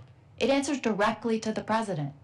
Senior Guard leaders have since testified that President Trump could have expedited the Guard's deployment with a single phone call. Instead, the Guard waited for hours, despite being positioned merely blocks away at the DC Armory. Rather than act, President Trump watched the chaos unfold on television from his private West Wing dining room. He made no call to deploy the Guard. Instead, he watched the attacks on Vice President Pence and justified the mob's "Hang Mike Pence" chants as common sense. The Guard arrived 3 hours and 19 minutes after being requested, well after the worst of the violence had already occurred. We'll never know how many law enforcement officers might have been spared their brutal injuries, or how many lives might have been saved had the Commander-in-Chief done his duty in the moment when it mattered the most. What we do know is that it was an outrageous dereliction of duty and a profound violation of President Trump's oath of office. President Trump has rescripted the norms of government service to require personal loyalty over loyalty to the Constitution. Our military leadership has resisted this and has held firm despite ever-increasing pressure. Yet President Trump continues to blur the lines between the duty of the military to the Constitution and his political aims.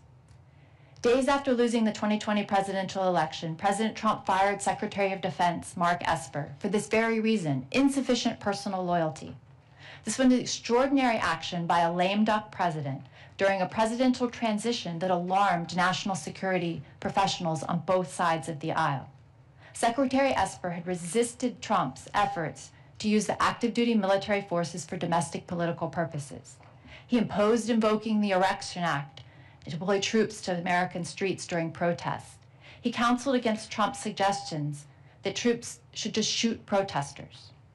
Since resuming office, President Trump has again politicized the armed forces, opening a baseless investigation into the former chairman of the Joint Chiefs of Staff, Mark Milley.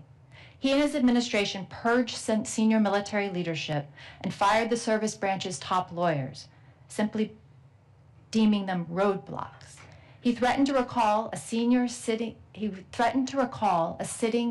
senator to active duty to be tried for claims of sedition under the Uniform Code of Military Justice. This is an extraordinary step to weaponize DOD against a member of the legislative branch. He has described fellow Americans as the enemy within, suggested the military straighten out American cities, and even proposed using American communities as military training grounds.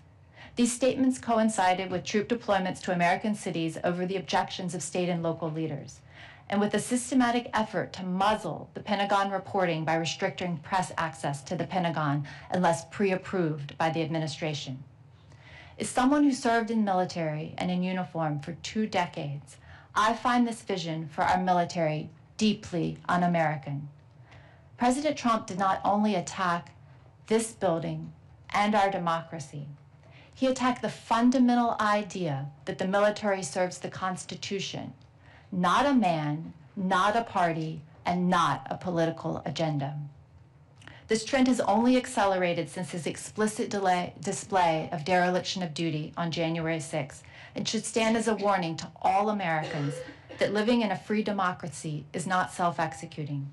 It depends on leaders and citizens choosing to uphold our values. We owe it to the law enforcement officers who defended the Capitol, those serving in uniform today, and the generations to come to lead that fight. And this is one that I will never abandon. Thank you. Thank you so much. Chair now recognizes Representative Kinzinger.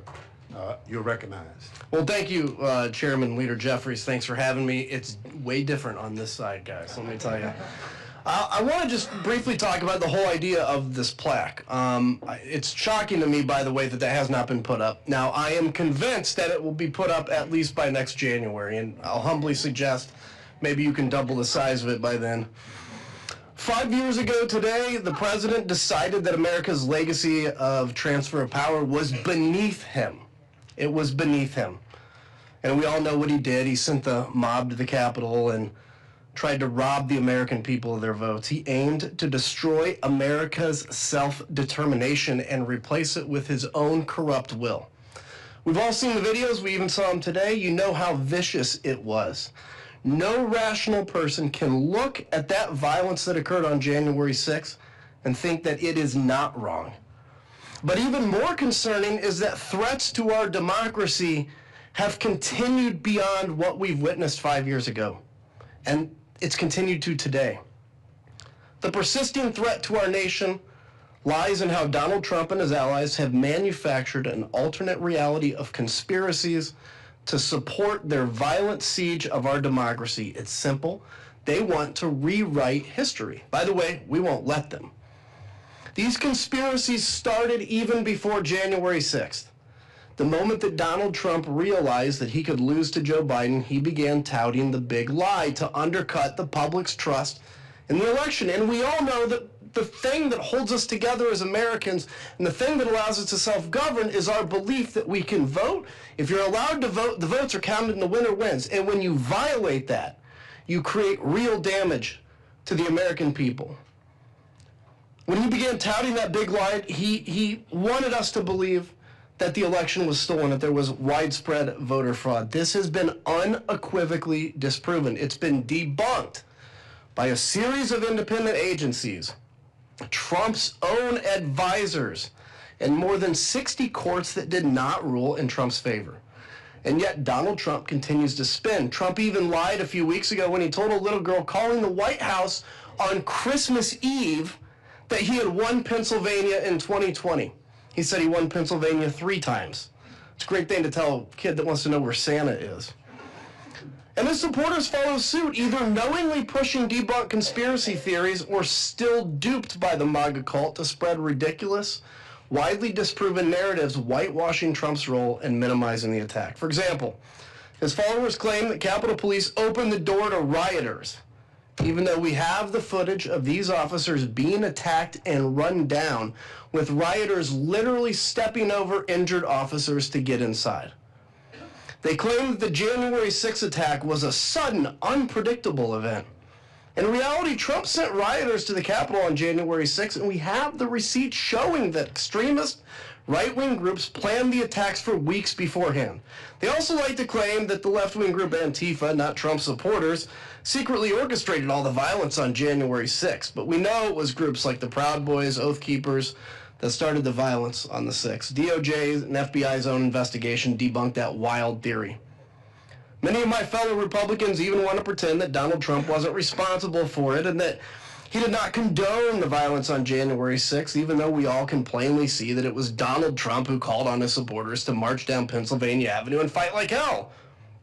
It was Donald Trump who sat in the White House, as we discussed, for 187 minutes, watching the attack unfold, throwing gasoline on the flames with his 2:24 p.m. tweet targeting Vice President Pence in the middle of it. And since then, he's called January 6th defendants political prisoners and hostages. I want to point out here for a second that when these folks were arrested, they were contrite, as Ms. Hemphill was. And then the whole media organization of some of these came around and started calling them political prisoners. And when they did, they made them victims. And then that's when you saw the narrative change from they broke the law to they're victims.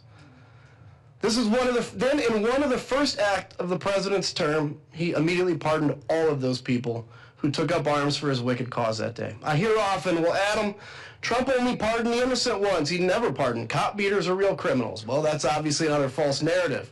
He didn't just pardon the nonviolent or non-dangerous people. He pardoned every single criminal who beat, kicked, punched, and pepper sprayed over 140 of our law enforcement officers.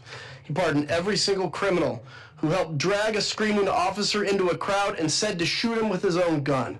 I get asked frequently, why are you still going on about January 6th? Can't you just let it go? If our country had achieved real accountability and deterrence, we could move on. But we have not. A fact made clear by Donald Trump still spinning his conspiracies and his base still continuing to promote them. Donald Trump knows that these lies and stories only strengthen his power over the American people. How can I allow this without sharing what I know to be true, that on January 6th he tried to overthrow his government and call myself a patriot? How can I let that happen and call myself a patriot? How can we ever ensure that our votes matter if we bow to the narrative of a president who incites an insurrection, denies doing it, and then pardons the insurrectionists? The rewriting of January 6th is un-American. That's why we're here on this important day, to safeguard our democracy and call out corruption without fear of Donald Trump's persecution, so that a day like this may never stay in our country again. I also get asked a lot, what did the January 6th committee accomplish? And I'll tell you, we may have another few years, we have to continue to battle this misinformation, but I guarantee you that my kid and my grandkid and his grandkid will know the truth of what happened on that day, because while the DOJ was not allowed to finish their investigation because the president knew exactly what they had and he made them drop it, because of that, the only living record was the January 6th committee, and I am proud of our work, and I yield back. Thank you so much for your testimony today. Very powerful. You both have served this country in various ways before, during and after your service. Representative Luria, you've had a distinguished career in the U.S. Navy. Representative Kinzinger, you've served in the U.S. Air Force and National Guard. Given that record of service, what would you tell those who are in nonpartisan professional roles in the U.S. government right now?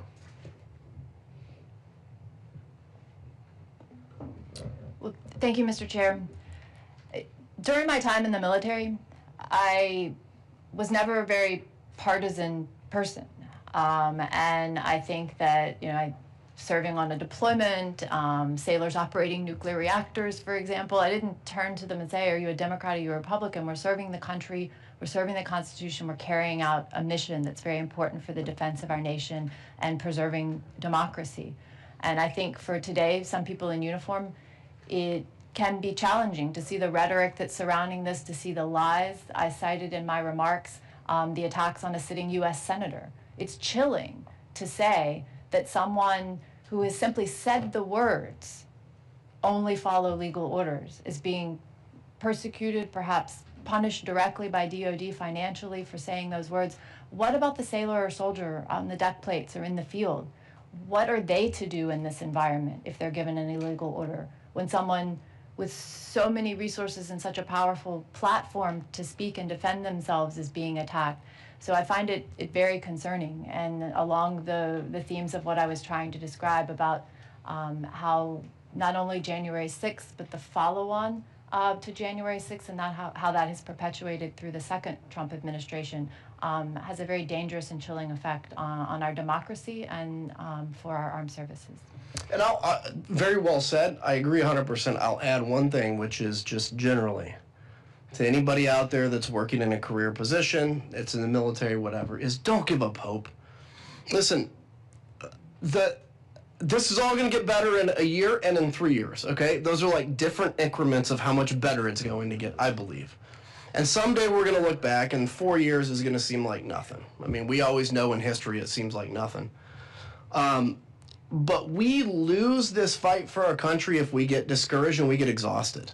In chaos, like the people that we're up against, they love chaos. This actually energizes them. It's like a shot of 5-hour energy drink. For us, it exhausts us. And so our battle is to stay engaged through the exhaustion. And so that's what I would encourage. Thank you so much. Chair now recognizes for 3 minutes the gentlelady from California, Ms. Kamlaga Dove. Thank you, Mr. Chair, and I want to thank our witnesses for being here today. I have to say, Representative Kinzinger, I've been rereading some of your interviews and your article on Substack, and I have to tell you that I'm not reading Republican, I am not reading Democrat, I am reading American. And so I thank you for that and for fighting against the brain rot. So you were on the Select Committee and you shared your experiences post January 6th. Can you sort of share with us what made you make the decision to put democracy over power or personal power or party? Well, thank you. What made me do it is just simply my oath. I mean, what shocks me is that there were more people that didn't. I said this and I mean it, like nothing that I did was heroic, but I was just surrounded by a bunch of cowards that were too scared to do it. I mean, this is like, to me it's the most basic thing. How do you defend your country? You have been, as a member of the House, God has basically, they have picked you to represent 700,000 people. What an honor that is. And you're going to sit there and say, my career is more important than this moment with 700,000 people? I wear the name of Andreas O'Keefe, who's a friend of mine that was killed in Iraq, on my wrist. And I said since the day I ran for Congress, I said, how can I, as a member of Congress, worry about my career if I'm going to vote for and eventually ask young people to go and die for their country? How can we ask a young person to die for their country if we are unwilling to give up our career for the same cause? That's how. And so, thank you for that. And when you talk about cowardice and when you talk about leadership, what message is the speaker sending when he refuses to put up this plaque? If I can say this just humbly, now that I'm out too, it makes it easier. Look, I'm a Christian. I have no reason to doubt that the speaker's a Christian. What I have a hard time seeing is how we can openly lie to 300 million people and say that's in line with our faith. Look, I'm not walking in his shoes. But the plaque is very simple. You don't have to say that Donald Trump won or lost 2020. All you have to say is DC Metro and Capitol Police did a hell of a job defending this Capitol that day. And had they not been there, and I can tell you, hand on the Bible, had they not been there, it would have been a very different and very bad day. So why the speaker can't do it? Because he's scared of people saying, oh my gosh, you put up a plaque. That's why I say double the size of it when you guys put it up. I am running out of time, but I just want to say thank you. I want to say thank you for your voice and for your courage and for your commitment to this country. We must work and be as steadfast as possible in fighting against the rationalization, the socialization, and the legitimization of political violence and terror. And you are a warrior in that space. Thank you. I yield back. Thank you. Young lady yields back. Chair recognizes the gentleman from Maryland, Mr. Raskin, for 3 minutes. Mr. Chairman, thank you. Adam Kinzinger, you're a great American patriot. It was such an honor serving with you on the January 6th Select Committee under Chairman Thompson. You were the only member of the committee who flew himself to work. There's always an air hangar for you in the Free State where you need a place to land. I wonder, you were, among other things, an officer in the Air National Guard. I wonder if you've had an opportunity to reflect on January 6th and the National Guard and what happened there. What was the standard set by Donald Trump on the threshold for activating the National Guard, because he was unilaterally on top of the DC National Guard, so he could have sent it at any point and decided not to, even when you had thousands of people in a violent mob storming the Capitol, driving the members out of the House and the Senate. Is that a standard that you think he has maintained in his new administration in terms of deployments to places like Los Angeles and Chicago? Well, it's interesting because I was an active guardsman during January 6th, and I remember the whole time, like, just where's the National Guard, right? My people. And I remember actually when I left after we reconvened and voted, I saw my first Guard soldiers, and that was very emotional for me. And in a good and bad way, it was good because it's like I'm proud of them. It was bad because, like, why, they're here. If you guys remember, after that day, my fellow Republicans tried this conspiracy theory that it was either Speaker Pelosi or the mayor of D.C. who was in charge of the D.C. National Guard. And I would get hit all the time saying, well, why didn't Speaker Pelosi or why didn't the mayor activate the National Guard? Well, easy, because they have no control over the National Guard. The commander-in-chief of the D.C. National Guard is not, there's no governor of D.C., it's the President of the United States, and by definition, the Secretary of the Army. And so it was clear. And ironically, 4 years later, the president is very proud to announce how in charge of the D.C. National Guard he in fact is. So all those conspiracies that we conveniently forget, yeah, he has a very different viewpoint now. Yeah. Ms. Luria, it's wonderful to see you again, and thank you for joining us from Virginia.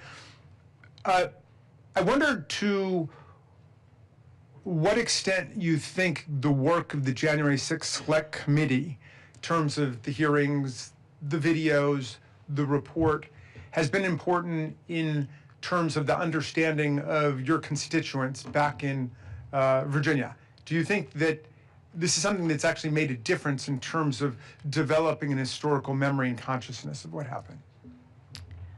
Thank you, and it's great to be back with you and other members from our committee. I think it's been stated in several ways, and Adam mentioned it just a few minutes ago.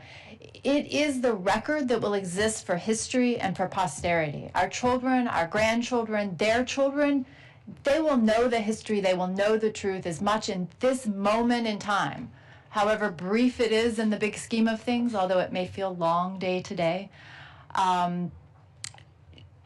That will be recorded for history, that President Trump summoned a mob to the Capitol, which violently attacked police officers, caused deaths, threatened the functioning of our democracy, but it didn't succeed.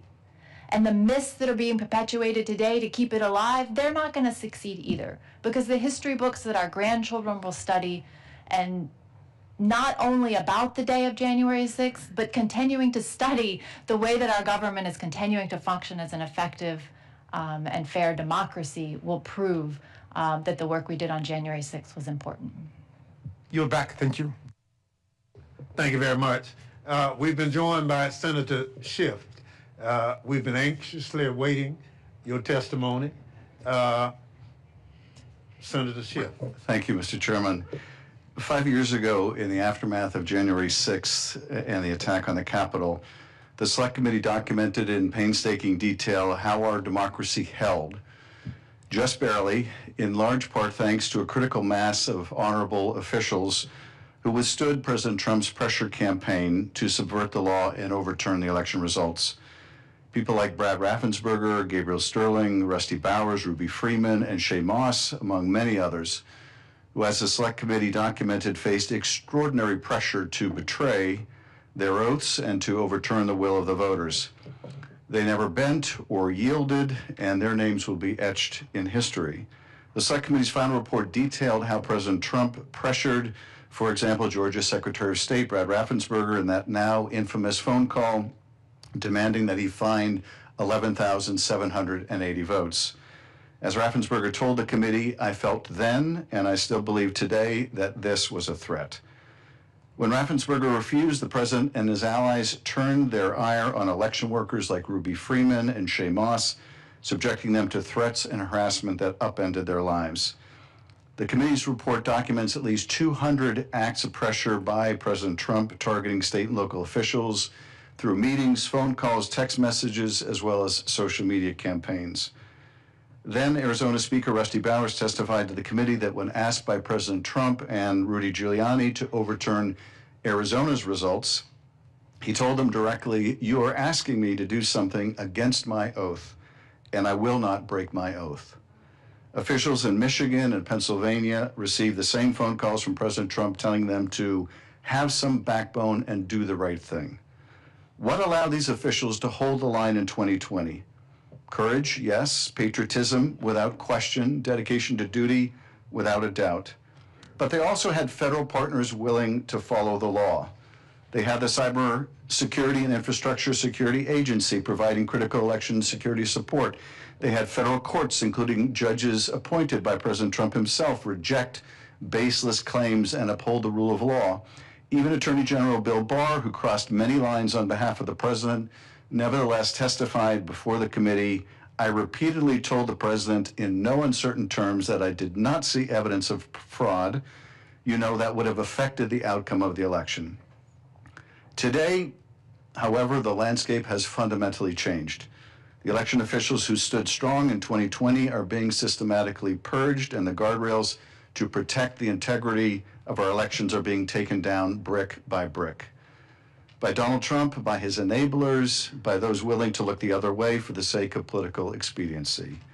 This administration is working methodically to ensure that when the next test comes, there will be few, if any, left to resist. First, they've eliminated the federal support system. They've ended all election security work at the Cybersecurity and Infrastructure Security Agency. They fired employees who worked on election-related programs. They've ceased funding the Election Infrastructure Information Sharing and Analysis Center, the very organization that helped state and local officials respond to cyber attacks on election systems. Second, they've replaced trusted public servants with loyalists. Attorney General Pam Bondi and the president's former personal lawyers are now in leadership positions at the Justice Department, and they have proved themselves more than willing to adopt and disseminate conspiracy theories about the 2020 election. An attorney who worked alongside the architects of the fake elector scheme now represents DOJ in its Fulton County litigation. Another who tried to throw out 200,000 ballots in Wisconsin now works at the DOJ Civil Rights Division. Trump's Justice Department has even fired or demoted career prosecutors and investigators who are doing their jobs by holding violent attackers accountable. Third, they're creating legal pretexts for future subversion. In March 2025, the president issued an executive order that purports to establish documentary proof of citizenship requirements for voter registration, to decertify voting machines used throughout the country, and to restrict election funding to states that allow post-election day receipt of ballots. While federal courts have stopped parts of this order, it serves to sow confusion and provide cause to refuse to certify future election results. How, the president may ask in November, can we trust the results from an election run on voting machines that he previously sought to decertify? And fourth, they're weaponizing DOJ to intimidate voters and local officials. The department has filed lawsuits against 18 states, largely those with Democratic majorities, seeking complete unredacted voter rolls with Americans' personal identifying information. It's easy to see the script they could deploy to call into question future election outcomes without any basis in fact. They could claim, for example, the Department of Justice cannot confirm that X state's elections were free of voter fraud because they refused to share voter information with the federal government. And perhaps most ominously, we've seen the president's efforts to coerce Colorado into releasing Tina Peters, a county clerk convicted of serious state-level election-related crimes, including going so far as to veto a bill unanimously passed by both chambers of Congress that delivers clean drinking water to rural Coloradans. In doing so, President Trump continues to signal to election administrators nationwide that if they commit crimes on his behalf, they will have the full support of the office of the president and, if needed, a pardon. As a result, we're seeing massive turnover among election workers since 2020. Many who stood firm have been pushed out, harassed, and driven out by threats. They're now being replaced by individuals who may be more than willing to bend or break the law when pressure comes. As the Select Committee warned in its findings, the greatest threat to democracy comes from those in positions of power who are willing to subvert the rule of law. That is exactly what this administration is trying to engineer. Despite the challenges facing our democracy, we can and must ensure a free and fair election this fall and far into the future. As the Select Committee concluded in its report, had enough state officials gone along with President Trump's plot, his attempt to stay in power might have worked. It is fortunate that a critical mass of honorable officials withstood President Trump's pressure to participate in this scheme. These brave individuals proved that standing firm in defense of democracy is possible even under extraordinary pressure. We must prepare to do so again. I thank you. I thank the gentleman for his testimony. We will now hear from our last questioner, the gentlelady from Pennsylvania, Ms. Dean. Thank you, Chairman. And I thank Representative Luria, Representative Kinzinger, and Senator Schiff, colleagues and friends, for your testimony, for your work on the Select Committee. That work will last for all of history, and I thank you for it. I went to every single one of the meetings that I possibly could. And Adam, to your point, to hear from the brave Americans who put themselves at risk, not just representatives, but the brave Americans who had the courage to tell the truth about what had happened and the pressures that they had been under, whether they were in the administration or outside the administration. Elaine, you started with the notion of oath and duty. Actually, I think all of you spoke to that issue. It is so clear that, as Jack Smith's testimony reveals, the president, after a series of lies, the lies that continue to this day, he invited the mob, he incited the mob, and then he exploited the mob as he continued the series of lies to millions of Americans. And I remember I had the solemn honor, probably the highest honor I will ever serve here as a member of Congress. I was asked by Speaker Pelosi to be an impeachment manager for the second impeachment of Donald Trump, serving alongside so many of the folks here. And I remember people saying, well, wait a second, you know, he couldn't have foreseen that that could have happened. Well, of course, he could foresee, and the folks around him could foresee. But the 187-minute delay sitting in the dining room, are you kidding me? Representative Swalwell asked about a comparison to another president acting in such a way. Could you imagine another president waiting 5 minutes when his vice president, members of the House and Senate were under such a critical attack? And I guess I want to just ask you each quickly. I agree with you. We're going to face the same problem again. and maybe Mr. Kinzinger, you could help us the most. Most people say to me, why is it only Adam Kinzinger and few others? When will they part company with this man of lies and corruption? Can you give us any understanding of that?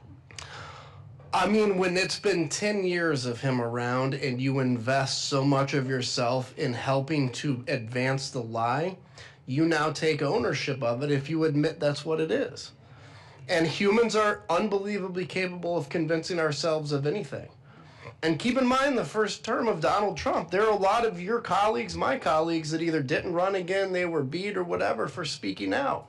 And so after 10 years, the only folks left are those that are very willing to bow down and to offer everything to the great Donald Trump. And I tell you, when it ends is in 3 years when he's out of office. And all of a sudden, and potentially what happens here, power is the one thing that can wake them up. And so they're going to lose it. And it's going to be a pretty bad day for them when they do. Thank you all for your extraordinary service to our country. I yield back. Thank you so much. Senator, you'd like to comment on that? I would. One of the issues that we looked at as part of the January 6th committee, but it was also larger than the scope of what we could effectively wrap our heads around, is the challenge of where Americans now get their information and how we get it from such very different places. And I think in answer to your question, not just about this president, but about so much of what divides the country, we're going to have to figure out a way of becoming better consumers of information, of breaking down some of the stovepipes again, because we each live in such different information worlds. I'm old enough to have rushed back to my college dormitory to watch Walter Cronkite's last broadcast, and that was a time when there was a large body of agreed upon fact, and we might differ with what to do with those facts, but at least we agreed there were facts. Now people tune into the news they want to hear to reinforce the views they already have, or they have it curated for them on social media that shows them only what they want to see because it rewards time on their platform.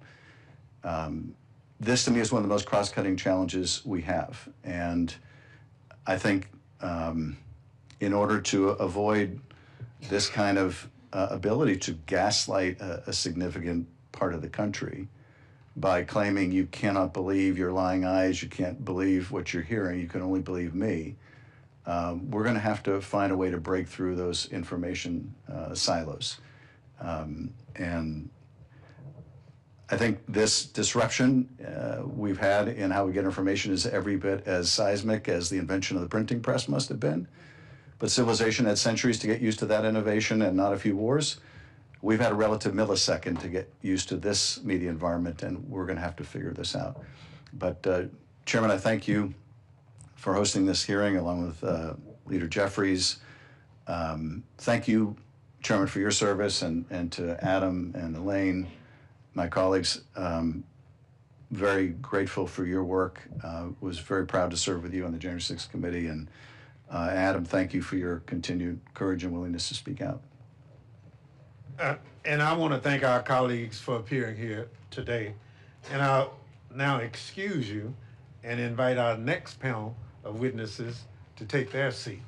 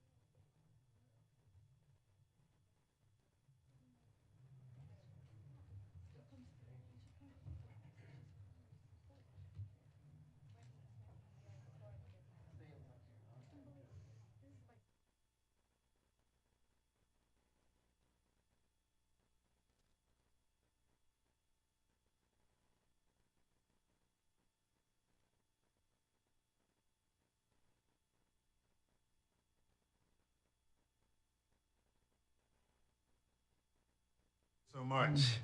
I'll now recognize our distinguished current members for 3 minutes to provide summaries of their testimony.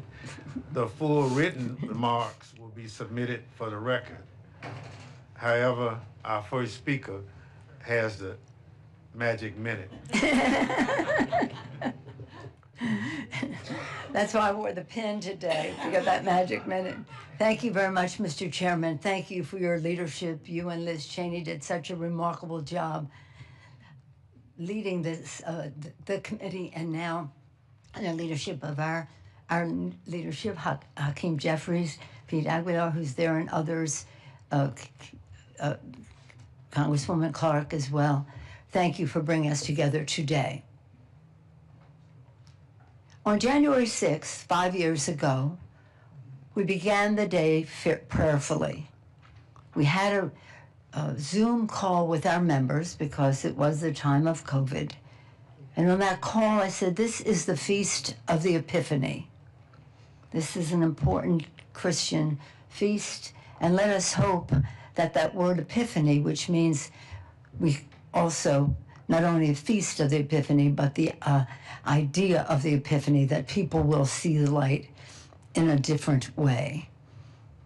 We were prepared that day under the leadership of Jamie Raskin. He had prepared us in advance to go to the floor very, very legally. It was about the facts and it was about the law. And it was very nonpartisan. In fact, all of our testimony was based on Republican testimony throughout the states that would be in question. We prayed for the president. We said we weren't going to mention his name in our testimonies of facts and the law, the numbers and the races. And I continue to pray for the president because I could never have had the idea that a president of the United States would incite an insurrection on the Capitol of the United States, the symbol of democracy throughout the world, on the Constitution of the United States, which he took, and we all took, an oath to uphold, on the Congress of the United States, who that day had the congressional responsibility to accept the results, to certify the results of the election. The list goes on and on. And today, that president who incited that insurrection continues to lie about what happened that day. On my way over here, I saw on TV that he was claiming that we did not ask for the National Guard. I thank Representative Hinsiger and as well as Elaine Luria for setting the record straight and other testimony that you've heard here. For over 3 hours, we begged him to send the National Guard. He never did it. He took joy in not doing it. It was savoring that. And right now, he was saying on TV today, I wanted to send it, they just wouldn't do it. His own Secretary of Defense, acting Secretary of Defense, testified under oath against what the president is saying today. Maybe not in public, but under oath. God forbid that they ever put this president under oath. His people know never to do that because who knows what will happen. But what he's saying today, still lying about it, is an insult to the American people. Good-thinking people in our country, and I believe in the goodness of the American people. Believing in their goodness is what gives us hope that we can move on from this even stronger. His lies that he continues to tell are an insult. The courage of our founders, the beautiful vision they had of this country. And they wrote the Constitution. Thank God they made it amendable so that we could expand freedom over time. But in that Constitution, they knew that we could have a rogue president. Hence, they put impeachment there. But they never suspected that at the same time we'd have a rogue United States Senate, wouldn't have the courage to testify to the truth. However, Senator Mitch McConnell, the leader of the Senate at that time, joined us in calling for the National Guard. Get it over here right away. He used a little slight profanity in what he said. and yet he refused to vote for the impeachment. But nonetheless, getting back to this actual date, because of Sergeant Aguilo Canal, Harry Dunn, Eugene Goodman, Michael Fanone, Daniel Hodgins, Caroline Edwards, because of the actions of these members of Congress and their courage, and I name just a few, but because of the National Guard, our members of Congress were protected. And some of them are here, and I see so many more who will testify. We all know the leadership that was provided by one of our colleagues who will testify, and he told them to take off their pins because these people were coming to get us. How many times did I hear they were going to put a bullet in my F-word head? That's what I heard on TV while we were seeing this on TV. But one thing I knew when we saw that on TV was, despite what anybody would say, that we would go to the floor that night and show the world that the Congress of the United States, that our democracy had survived the insurrection that the United States president had incited. And I want to especially thank the mother Gladys and son Kenny, in attendance of Officer Brian Sicknick, Officer Jeffy Smith, his widow Erin is in attendance, and also Officer Howard Livingood's family, Officer Kyle DeFreytag, and Officer Gunnar Hashida. These families made the supreme sacrifice for our democracy. And that day, what particularly offended me was, we know that our founders, the Times have found us, right, Mr.? The Times found our founders to establish this country. The Times found Lincoln to save the Union. The Times found us to save our democracy as well. But when we were watching this on TV, we could see the Confederate flag being flown under Lincoln's dome, the dome that Lincoln built during the Civil War to show the world that America was resilient. Lincoln's dome, there's the Confederate flag, while they were defecating on the floor of the Capitol, insulting the people who managed the Capitol, the staff and all the rest. But it was the courage of our national police and also the Metropolitan Police that saved our lives. But it was the courage of our members to go back to the floor that night. I was so proud of them, because you never know in terms of whatever is happening in the White House. Still, it took courage to go back to that floor. Still, when we went back to the floor to continue the work of the Constitution, the Republican members decided to still challenge the results of the election. That it wasn't honest. I mean, the lies were so pervasive. They were so sad. They were so sick. It's almost if you drum up something from the past. Have you no decency? Do you not care about your oath of office? Is your loyalty to that man who incited an insurrection more than your oath of office? Is your political career more important than America to you? Why are you here? Why are you here? So again, I want to just say that with all of this, one of the proudest moments of my 8 years of speaker and 12 other years as leader, but the speaker part, was that we went to the floor and we honored our members, had the courage to go there after being under threat, being chased by these people, being under threat, to go to the floor to honor their oaths of office. Again, there's one thing, I mean, we're not going to forget, and this committee, the January 6th committee, thank you all for your service in that regard, because there is the record. Think what it would have been if we didn't even have that. The public would not even know the destruction of it. The president's always saying to me, well, you weren't ready. I wasn't ready for a president of the United States. Yeah, I wasn't ready for a president of the United States to incite an insurrection against the Congress of the United States, against the Constitution, against the Capitol of the United States. No, who would be ready for that? But we are ready to save our democracy. The times have found us to do that.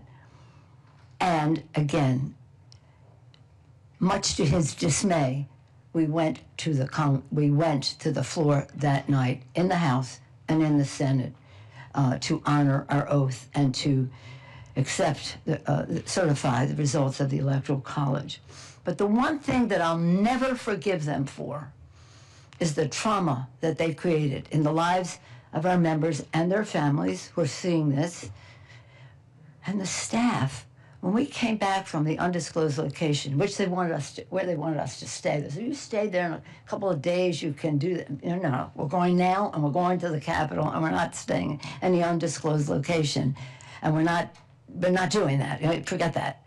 So when we went in and saw the staff are these young people who are idealistic, who come to Washington, Democrats and Republicans, come here to be part of what's happening and what will happen for the future. And to see the trauma in their eyes because of this inciter of an insurrection and these people who followed him. Again, one of them having a shirt, Auschwitz, 6 million were not enough, for example, of some of the people who were there. So, again, I thank you for the magic minute. Again, I had so much, there was so much going on there. But what was going on there is in a bipartisan way, we were asking the President of the United States again and again and again. When we had the Department of Defense on the phone, we said, pretend this was the Pentagon, and they were doing this at the Pentagon. What would you do? What would you do? But this president continues to lie about that fact. And that fact is important because it costs lives. It caused trauma. It sent the wrong message to the world about what democracy is. It was something that made Putin proud. See, democracy doesn't really work because of this president of the United States. An insult to the institution in which he serves, an insult to the founders of our country, an insult to the intelligence of the American people. I yield back. Thank you very much. The gentlelady yields back her time. For the record, I'd like to say that there are between 2,300 and 2,600 National Guardsmen stationed in the District of Columbia right now, brought here by the President of the United States. Chair recognizes the gentlelady from Illinois for 3 minutes, Ms. Kelly. First, I'd like to thank Leader Jeffries and the leadership team, Congressman Benny Thompson and Congressman Jamie Raskin for hosting this hearing as we remember January 6th insurrection 5 years ago. We remember this day as Republicans try to erase this insurrection from history.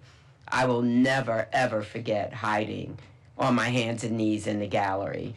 I'm not as brave as Congressman Benny Thompson, so I took my pin off, it was COVID, I took my mask off, anything that was identifying.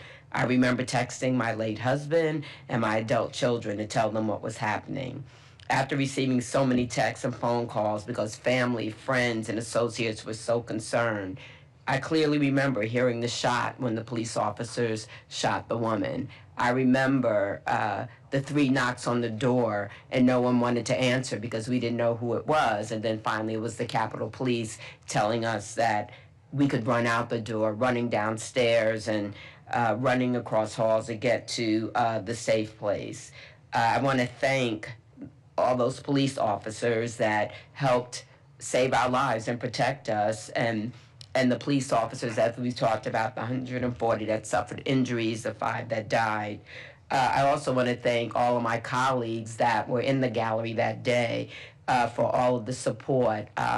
We have an unbreakable bond now, and we have our little gallery group that we lean on and talk to each other. I truly believe that day has led to even more political violence. You know, that was a big impetus. You know, after being sworn into a second term, President Trump pardoned, as we know, the January 6th insurrectionists, an outrageous decision. And many have been arrested for child molestation, sexual assault, and kidnapping. He let criminals loose in our country. because he does not care for law and order unless it serves him. And his violent rhetoric has only gotten worse, and political violence across this country has increased drastically. And just the lies he's spreading about Minnesota State Representative Melissa Hortman, who was shot and killed in her own home.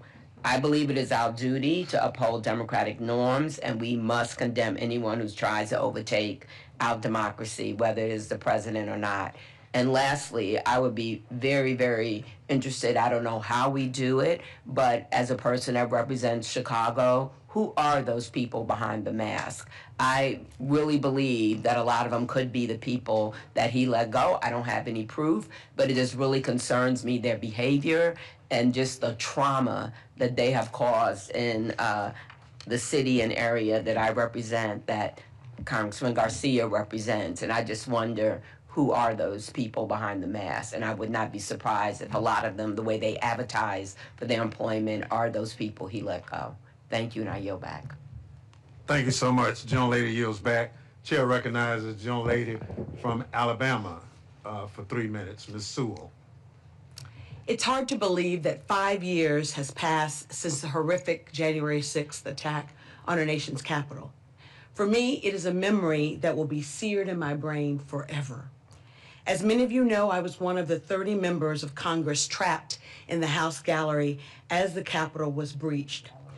If I close my eyes, I can still hear the thundering sound of the mob and the pounding of the door of the House chamber. I can still feel the sense of sheer terror as we struggle to fit on our gas masks and crawl on our knees towards the only open door at the opposite end of the gallery. As I sat huddled with my colleagues, I remember trembling and softly weeping, not just for our safety, but for the devastating threat to our democracy.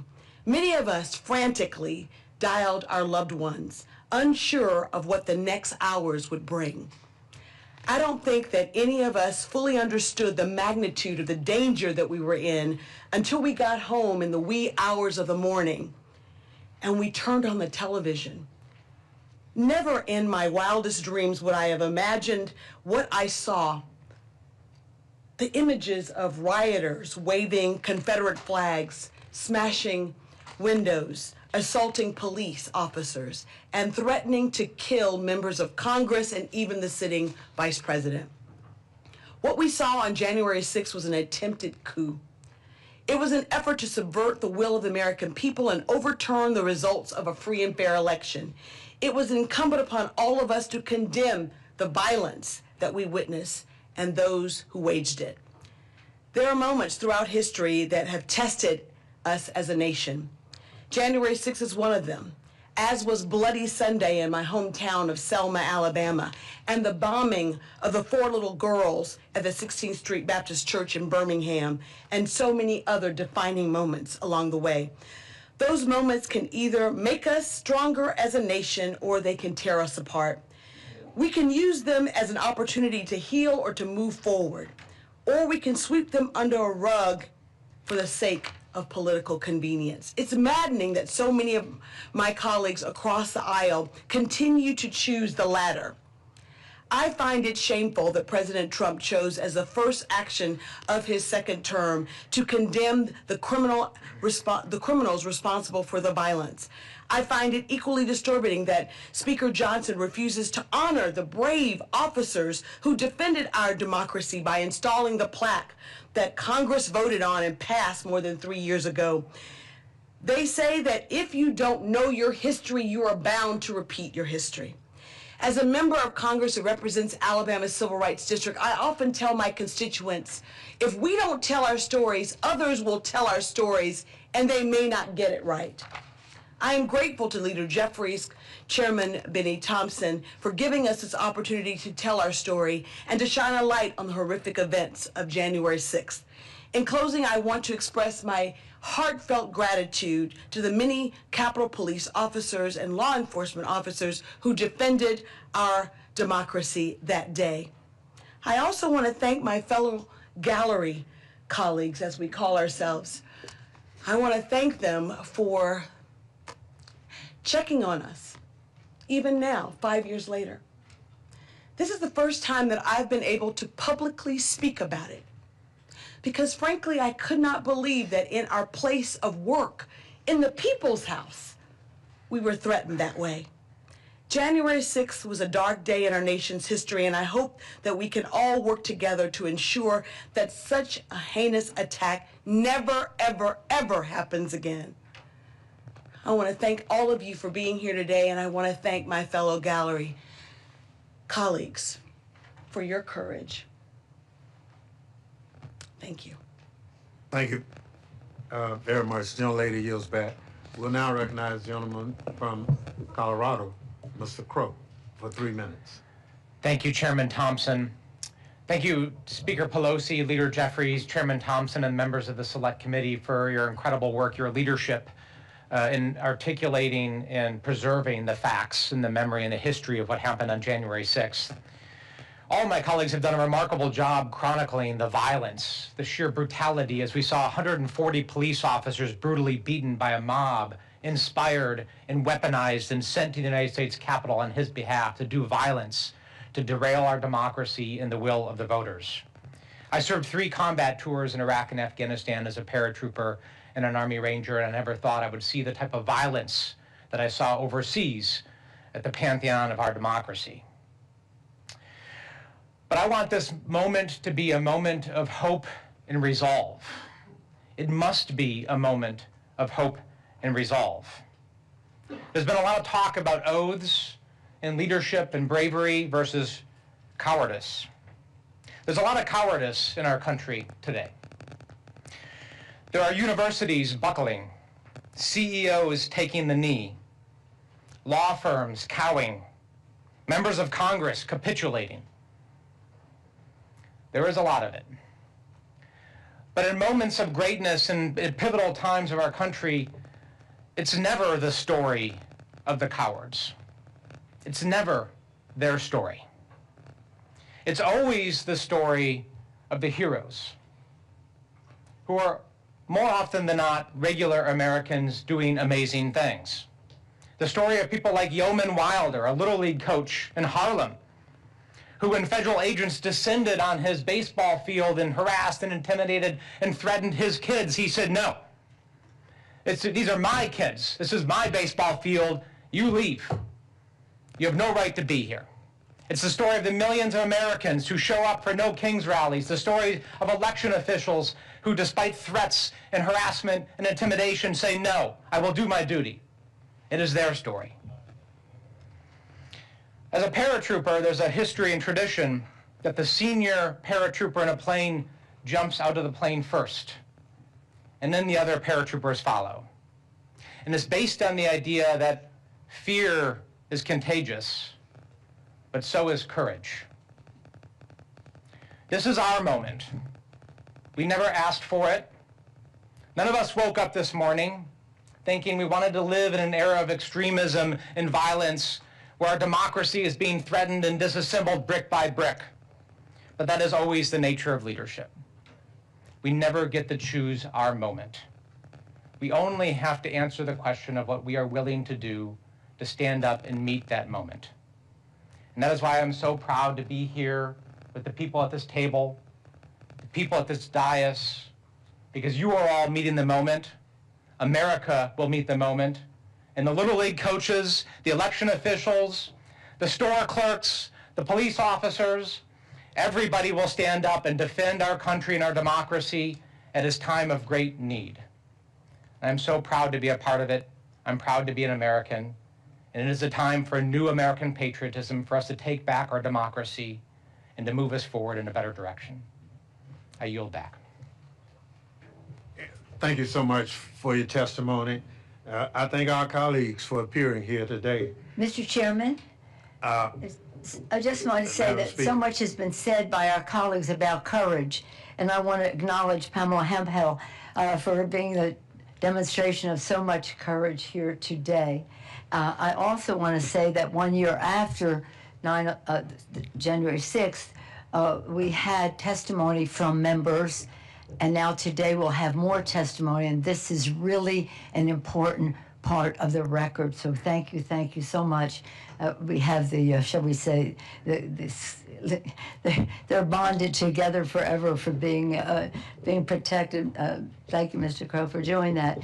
And I will just say this, 2 years after that, I'll mention what Zoe Lofgren mentioned. She said that they were going through the Capitol saying, where is Nancy, where is Nancy, where is Nancy? 2 years after that, a person was going through my house saying, where is Nancy, where's Nancy, where's Nancy, and acted violently against my husband. So this was a horrible thing, but it bore other horrible things with it. And again, our resilience is our hope, and our hope is our resilience to save our democracy. Thank you for giving us this opportunity. Thank you so much. And I know most of us have had similar challenges of that day. The committee members have constantly getting threats and all that thing. It's not who we are as a country, but when the person at the top promotes that kind of action, this is what you get. And it's so unfortunate. We can differ, but we don't have to do it violently. And so that's where we are faced. So again, let me thank all of you for appearing here today and offering your testimony. And I'll now excuse you and invite our next panel of witnesses to take their seat. Thank you, Mr. Chairman.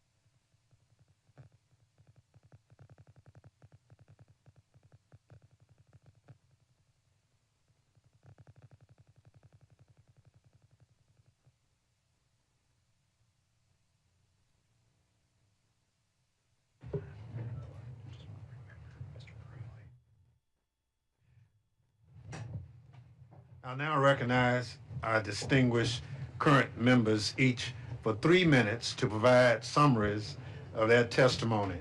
Their written testimony in full will be submitted for the record.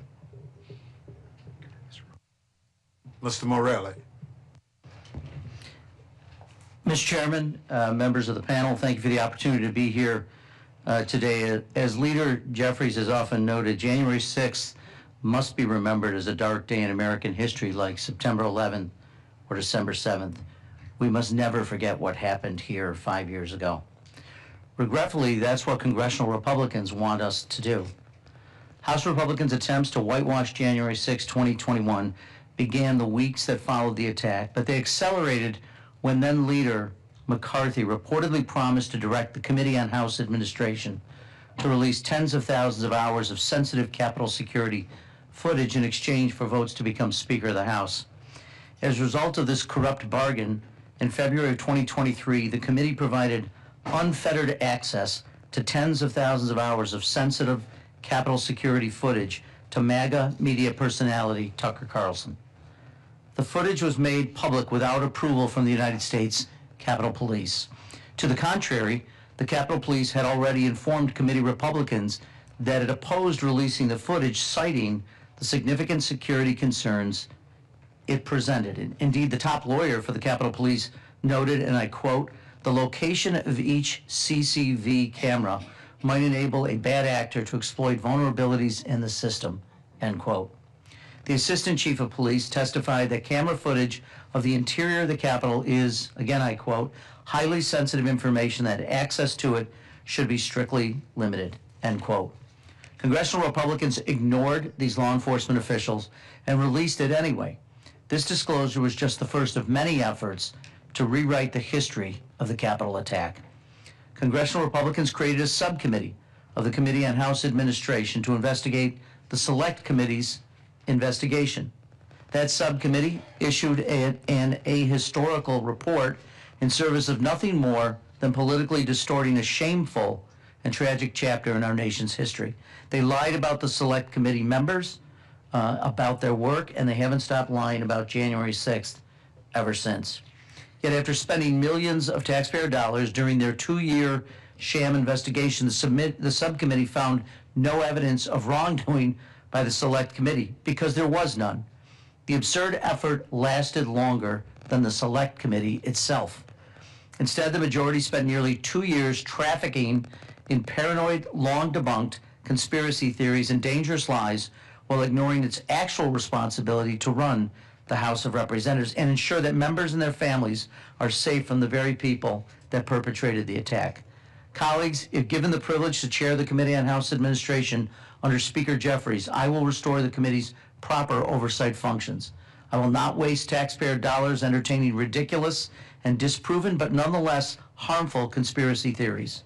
We will respect the women and men of the United States Capitol Police by giving them not just empty words and gestures of appreciation, but the training they need and the pay they deserve. During the Select Committee's June 9, 2022 public hearing, Vice Chair Cheney rightly observed that President Trump summoned the mob, assembled the mob, and lit the flame of this attack. But an arsonist isn't the only one responsible for a fire. Those who stand by and watch it burn, or worse, fan the flames, carry that moral stain as well. Congressional Republicans experienced firsthand a deadly attack on this sacred place, on them, on their staffs, and on their country. But they chose and continue to choose cowardice, demonizing the innocent, protecting the guilty, and disparaging the patriotism of police officers who saved their lives even before the bloodstains were washed from the Capitol steps, all while claiming to back the blue no matter what. We cannot allow that to stand. We will not allow that to stand. And with that, I yield back, sir. Gentleman yields back. Chair recognizes the young lady from California for 3 minutes. Ms. Jacobs. Thank you, Mr. Chairman. I wish I didn't, but I still remember January 6, 2021 very clearly. It was my 4th day here in the Capitol as a member of Congress, and I literally didn't know my way around yet. My team walked me to the House gallery so I could watch the election certification proceedings. I was so proud to be one of the members chosen to be there. And I remember sitting there thinking about this incredible feat, peacefully passing the torch in our democracy. But then the insurrectionists breached the Capitol. Even 5 years later, there are things that I can't shake. The buzzing of the escape hoods, the fear when I couldn't open the packaging, the sound of the doors closing and being locked, introducing myself to my new colleagues as we were cowering under our chairs, thinking through what I could use as a weapon if I needed to, pens, my high heels, being sure that the elevator doors were going to open and someone with a machine gun was going to be right there, climbing over the chairs and under the railings to finally get out of the gallery. And I remember Annie Custer's hand, pulling me where I needed to go. I learned a few years ago that the insurrectionists were only 30 seconds behind us. 30 seconds. 30 seconds could have meant losing our democracy that day. That's how close we came. Before Congress, I spent my career working on conflict and political violence at the United Nations and the State Department. I worked on post-coup transitions and responses to electoral violence and violent extremism. I never thought that my experience would be quite so relevant here at home. I never thought that the U.S. Capitol would be the place my parents most feared that I was still alive. I've worked in countries even more torn apart than ours is. And because of that, I know that there is a way to heal and to repair and to move forward. To do that, we need accountability. Accountability for all the damage done that day, not just for the foot soldiers, but those at the top doing the planning, the justifying, the ordering, the enabling. And we need to make sure history doesn't get erased. But even beyond that, we need long-term solutions. We need to heal the deep divisions and feelings of mistrust and resentment in our country. Now, addressing these fault lines in our society, especially around race and class and inequality, They won't be easy, and it won't happen overnight, but it is necessary to bring us back together again as Americans. Since January 6, 2021, we've seen more attacks on our democratic institutions. And while they've bent, they haven't broken. And even with all of the chaos caused by our colleagues and by those trying to divide us, I'm still optimistic. I think we have brighter days ahead of us. I know that we do, because I've seen it happen in other places. All it takes is all of us coming together to decide that our future and our democracy is worth fighting for. Thank you, Mr. Chairman. I yield back. Thank you so much. Chair now recognizes the young lady from Connecticut, Ms. DeLaura. Thank you, Mr. Chairman. Thank you for your work on this committee. I want to thank Leader Jeffries and the entire committee for the great work that you have done and continue to do. January 6, 2021 was one of the darkest days in our nation's history. I was here that day. And the insinuation that the rioters who assaulted that Capitol that day were anything less than violent offenders is an insult to the brave police officers and the Capitol staff who put their lives, and some who lost their lives, to defend our democracy. And I witnessed firsthand the violence, the fear, the chaos that Trump's lies and conspiracy theories brought to our sacred halls. It was not simply an attack on the Capitol building, it was an attack on our democracy, our Constitution, our shared values, and those values that we share with Americans. My story, very simply, I went to the Capitol. Connecticut was not one of the states being challenged. I asked, staff person drove me there. I said to him, Harper, you go stay in my Capitol office. I'm going to the gallery where I joined other members, and we were just sitting listening, and I wanted to see it. It was a historic experience of what was happening. And as I was sitting there not long after, I see the Speaker of the House removed. I see the Majority Leader removed. I see the whip moved. And so we all know that that means that something is afoot, and we're looking around and trying to figure out what happened. And the Capitol Police go to the microphone and they say, sit down, we're going to continue the proceedings. And then a few minutes later, they got back up and said, you know, get your gas masks out. And to be very honest, I never even knew that there were gas masks under the seats in the House of Representatives. Pulled it out, couldn't get it open, didn't know what the hell to do with it, and so forth. Asked Jim Hines, help me, and which he did. But I have that gas mask, and I have it in my office as a reminder of what that day was about. And they told us then to evacuate. We had to evacuate you. And as Sarah has described, it's not a continuous area around that gallery. You're up over railings, under railings, etc. And we saw the barricaded door, the broken glass window with insurrectionists putting their hands through and guns being pointed at them. And then there were the gunshots. And we heard them say, hit the floor, which we all did. We hit the floor. And Jason Crow told us to take off our pins, take off any form of identification. We held hands going around that Capitol gallery. And I had my phone, and I was afraid to call my husband because it recalled 9/11. 9/11, when people made that last phone call to their loved ones. But I did call, and I said, Stan, just tell the kids, I'm all right. They're going to get us out of here. And the Capitol Police got us out of there. They told us to hold when we got to that door to go out because we weren't sure who was behind the door. And then they said, okay. They opened the doors, and the insurrectionists were lying on the ground with the Capitol Police with guns over them. They hurried us down the steps to get out. I wanted to get my staff member. They said, no, ma'am, we can't do that. He is forever traumatized. It took him months before he would ever go back into the Capitol. Let me just end here because we had a president who incited a riot, and we witnessed that he refused to call the National Guard out, which was his jurisdiction. Nancy Pelosi did not have that authority to do that.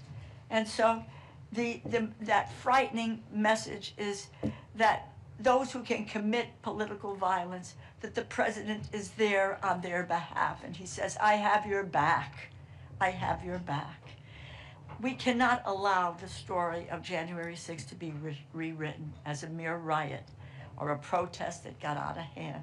To do so would dishonor the sacrifices that the Capitol Police officers made to preserve our republic, embolden those who would undermine it. I join my colleagues today. I thank the Capitol Police every day when they come to work to protect us and our democracy. We faced hell on January 6th, and despite overwhelming violence, they protected our democracy. They secured our Capitol, regardless of who is in the White House.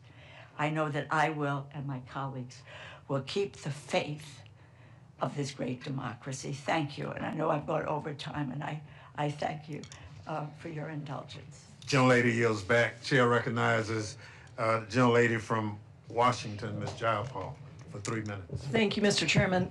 It has been 5 years since Donald Trump incited an insurrection at the United States Capitol to stop Congress from certifying the 2020 election, and 5 years that Trump and Republicans have tried to erase and rewrite that day. Across the country, Americans want to know what are the consequences for a president who tried to steal an election in furtherance of his own singular power. If we cannot tell the truth of that day, then we fail our founders and our future. We embolden dictators and authoritarians around the world, and we betray Benjamin Franklin's challenge to us when he said, we have a republic if we can keep it.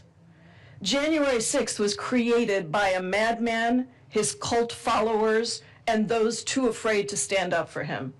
I too was one of the few dozen members of Congress trapped in the House gallery, one of the very last to be evacuated. I had just had knee surgery. I was unable to easily move. I had a cane ready to whack insurrectionists that came in.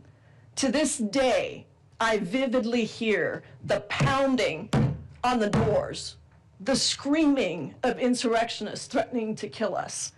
And when we finally escaped, I still see those insurrectionists lying spread-eagled on the floor, surrounded by those brave Capitol Police officers with guns pointed at them. I didn't know if I would make it out alive that night. And in the early hours of the next morning, I am so proud that Democrats and a few brave Republicans came back and fulfilled our enormous responsibility to certify the election and ensure a peaceful transfer of power. And I am forever indebted to our incredible gallery group that formed that very next day and that was there throughout this time for each other. However, the personal and collective trauma of that day remain. You hear it here today, and the after effects have continued to ripple out. Trump's pardoning of over 1,500 insurrectionists, the largest pardon of violent criminal offenders in our history, made a mockery of our justice system and allowed for several to recommit violence. Our brave Capitol Police officers and law enforcement officers who defended and even died for our country have still not seen a congressionally mandated plaque installed that honors their service. The refusal of most Senate Republicans to convict Trump after the House impeached him allowed for his return as president, this time unleashed to steal Americans' health care, enrich himself, and engage in authoritarian behavior that violates our Constitution and our separation of powers. Without accountability, our democracy is not safe, and this can happen again with worse consequences. For 244 years, we have had peaceful transfers of power. The founders planned for a potential dictator as president, but they did not plan for an entire party to follow that dictator. They had faith that members of Congress of both parties would put country first. That faith is being severely tested. In the courts, there is one last chance to hold Trump accountable with a case that several of us members filed to ensure that we have guardrails against tyranny. And here in Congress, we have a responsibility every single day to never rest until we have that real accountability for that day. That is the only way we can keep our republic. And I am grateful to you, Mr. Chairman, and our colleagues for having this testimony today. I yield back. Thank you so much. I thank our colleagues for appearing here today, and I'll now excuse you and invite our next panel of witnesses to take their seat.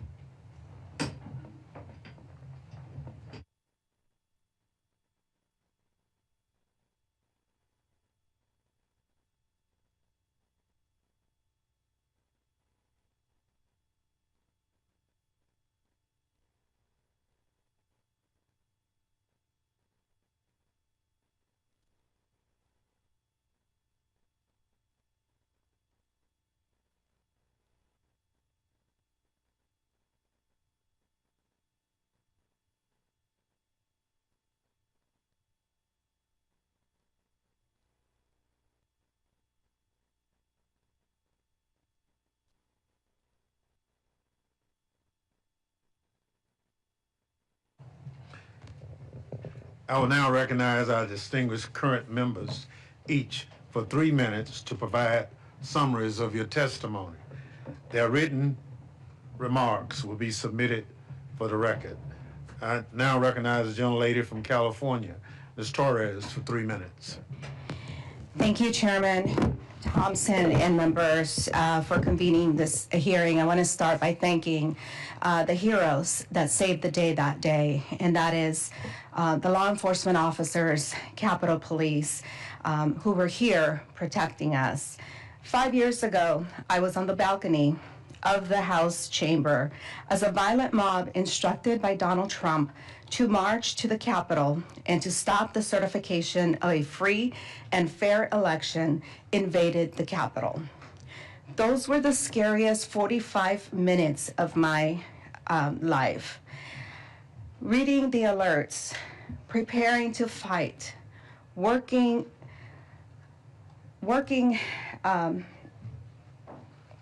watching my colleagues being evacuated below us and not seeing a clear exit for myself.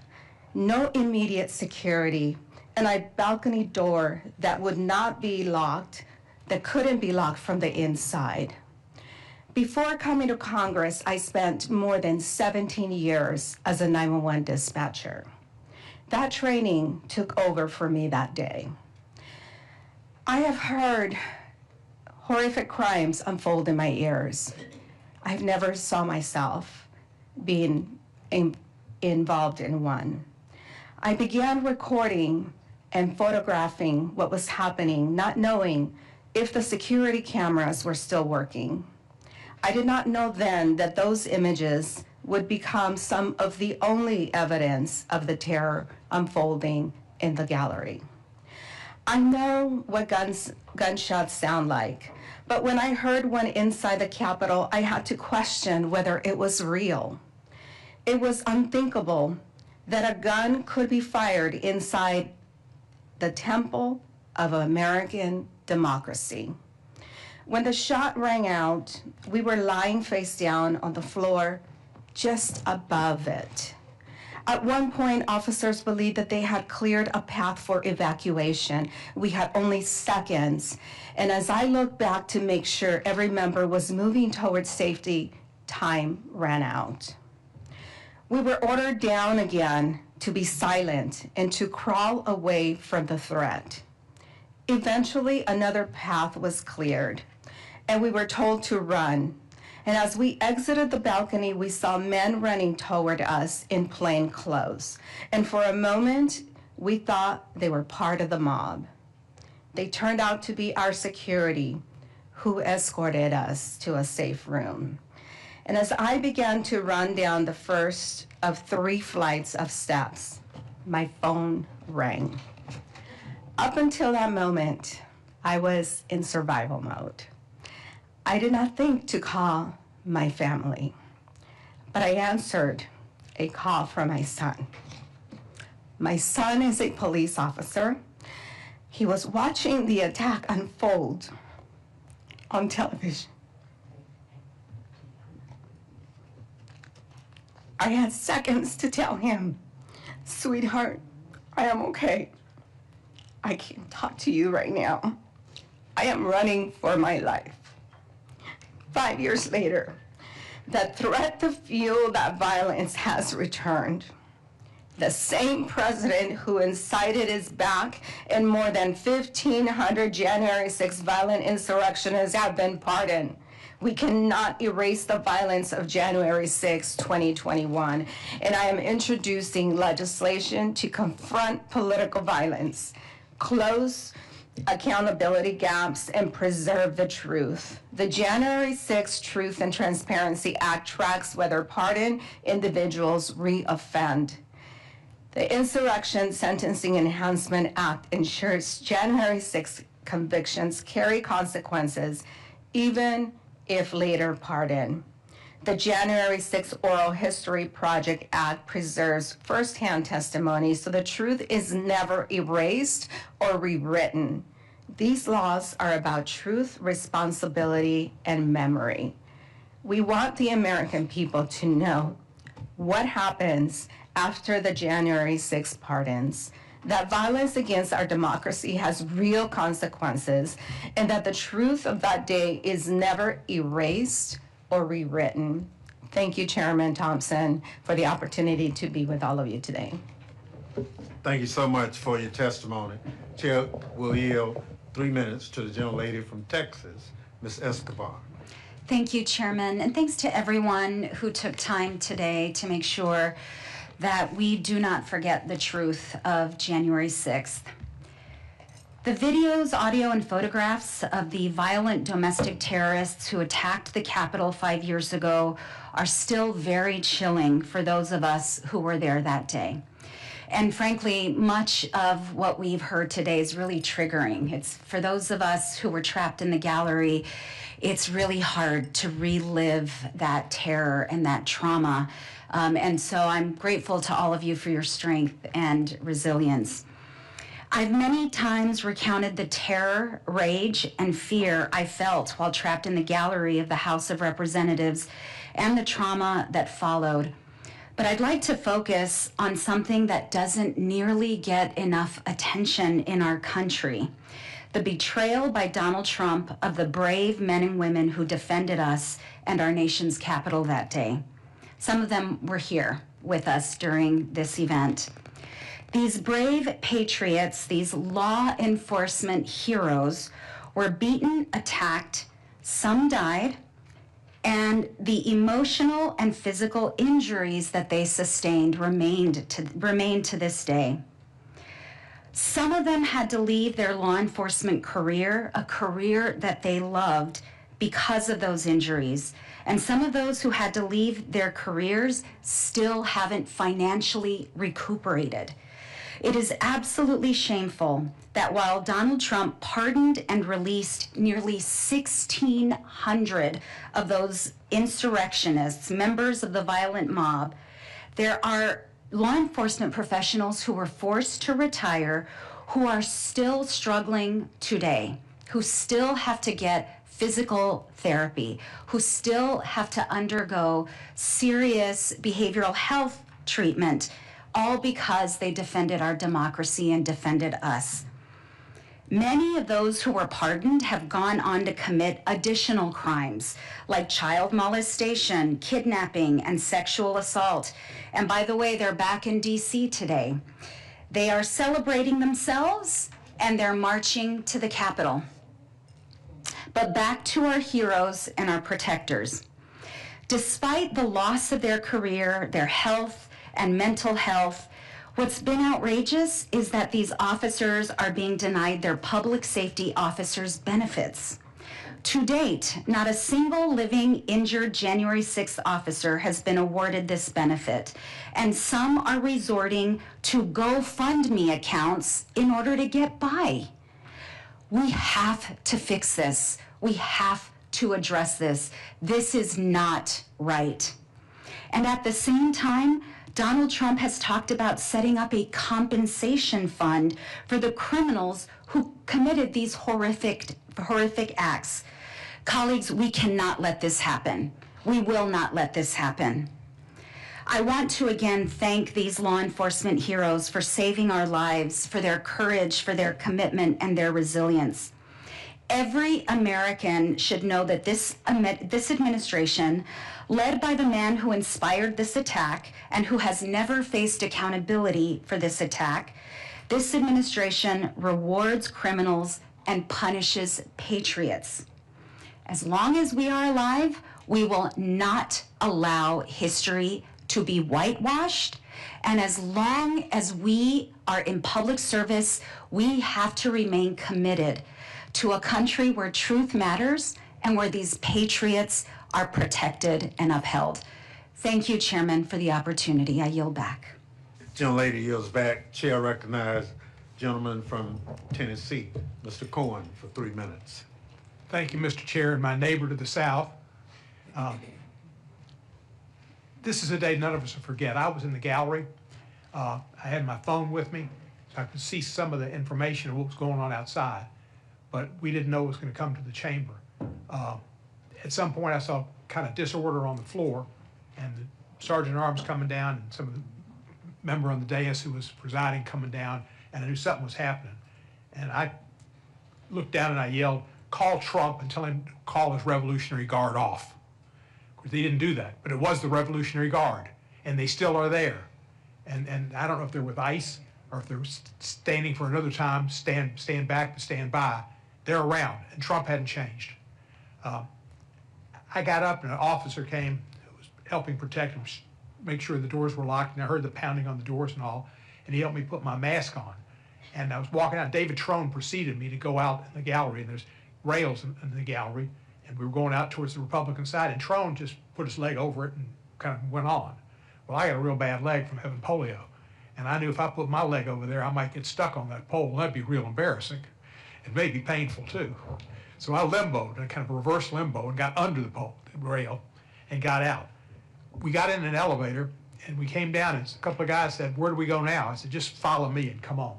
And we went as fast as we could towards Rayburn, while we saw policemen come in the opposite direction with their guns out. It was a scary time. I got to my office in Rayburn, I locked the doors to the outside, and I locked myself in my office. And while I was there, I probably got at least 500 texts and phone calls from everybody I'd ever met in my life, I think. Well, my hero as a child was a ball player named Minnie Minoso. We maintained a friendship through his life and up until the fact we, in essence, got him in the Hall of Fame, helped with that, and we were friends and we'll be friends forever. So I'm sitting there with got a Minnie Minoso bat in my hand, sitting in my office, waiting for him to come in. And one of my text messages is from Charlie Minoso, Charlie Rice Minoso, who's Minnie's son. He said, "I hope you're okay, and I hope everybody in the office is okay. I'm concerned about you. I want you to know, my dad will be thinking about you." I said, "I got your dad's bat in my hand." And he said, "If he was there, he'd be swinging it." I said, "You're damn right he would." Well, we stayed there, and I watched the tube, and then we got up and went and voted, and that was a great day that we voted. Speaker Pelosi was heroic in getting us called back, and Mike Pence was heroic in not succumbing to President Trump's dictations that he changed the law and the rules and count the votes differently. All of the public officers were great. Capitol Police, the Metropolitan Police here, National Guardsmen and others, great heroes. And I value all of them, and they protect us every day, and they don't get the respect that they should and the regard. But I think the greatest hero of all is Jack Smith. Jack Smith is like Mr. Stewart Goes to Washington. He is a lawyer who is a lawyer's lawyer. And he found in his work that there was an indictable offense, and he indicted the president for what he did. That needed to happen. He was only stopped because of the Justice Department's rule that you can't prosecute a sitting president. It was not dropped. It was because Trump won the election. But Jack Smith pursued it all the way through. And he is, in my opinion, he testified before a Republican committee that was set up to try to get him in a trap so they could prosecute him for something they could create.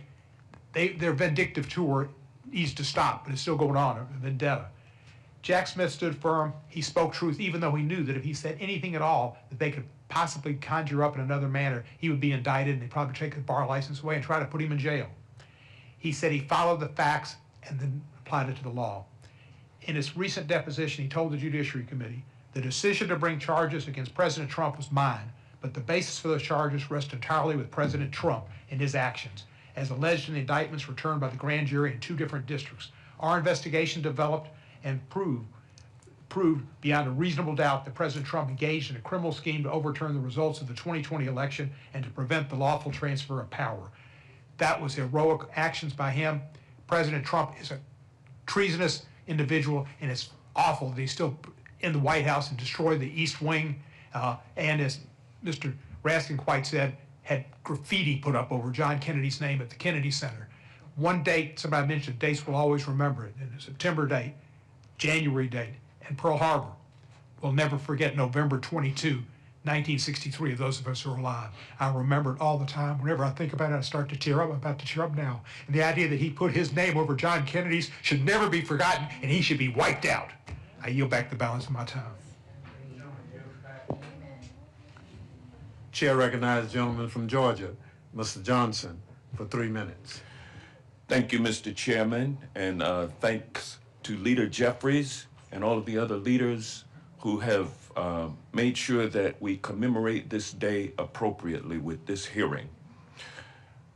I was born and raised in Washington, D.C., and the United States Capitol has been a building permanently etched in my mind from an early age. It regularly came into my view as daily life took my family and I around the District of Columbia. To me, the Capitol was always a citadel, a beacon of freedom, democracy, and justice.